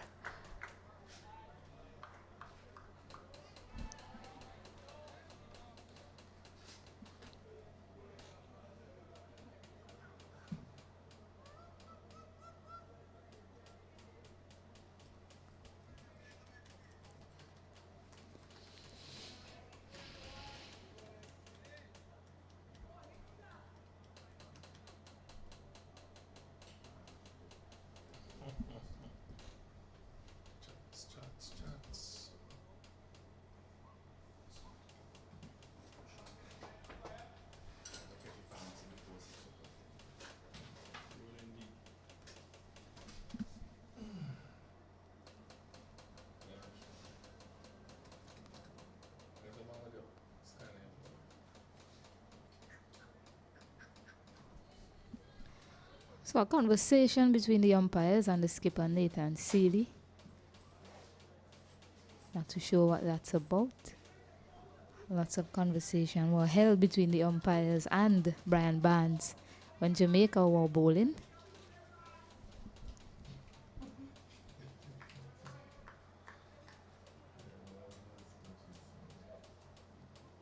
So one pitches and leaves him, overbalancing a bit there. And that concludes the end of the day. The Jamaican openers, they survive 4 without loss, a lead of 115. And Jamaica will say a job well done today. Well, great job by Jamaica. They set a target of 269 and they bowled out the Bajans for 156. That gives them a lead of 113. At the end of day number 2, they are 4 without loss. So that carries their lead to 117 really. So an excellent day for Jamaica here in the finals of the West Indies under 19 Rising Stars 3-day tournament. The finals between Jamaica and Barbados. Jamaica taking the lead here in the first innings, bowling out the Bajans. A really excellent day. And they must say kudos to Johnson, who got 100, and their skipper, who scored 60 in the first innings to propel them to that score. And now the excellent bowling of James to have them winning the first innings and really taking command of this game. So, ladies and gentlemen, we are here at the end of day 2.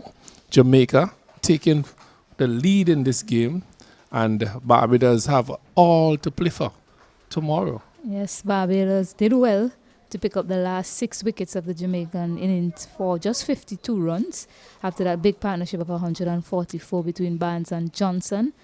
And then they went into bat, and Jamaica answered the call. They were dismissed for 158. Unfortunately, Achilles Brown, the opener, had to retire hurt. And now Jamaica with a lead of 115, after getting 100 and after Barbados give them 111 of that after having bowled out for 158. I'm pretty sure we're in for a thrilling contest tomorrow. Both teams desperately wants to win the trophy. So in the morning session, I expect to see Jamaica really going at it so that they can look to send Barbados in. Barbados, on the other hand, they'll be looking to pick up lots of wickets to curtail the Jamaican charge. So a cracking contest we have on hand. Final day coming up tomorrow. Kenroy. Yes, the final day of this finals, and Barbados have all to play for tomorrow. Jamaica already have the ascendancy and really just need to play basic cricket and get over the line. But really, an interesting day of cricket tomorrow. How does it go? I don't know. You have to tune in tomorrow where we'll bring you coverage again from Arnesville playing field in this, the finals of the West Indies Rising Stars 3-day tournament being played in St. Vincent and the Grenadines. We are saying good evening here from Arnesville and hope to join us tomorrow when we continue coverage in this game between Barbados and Jamaica. It was a pleasure being here. I'm Kenroy Martin. And on behalf of Alan Cookchang and Stacey and Adams, we are saying good afternoon and hope to have you tomorrow when we do another live broadcast.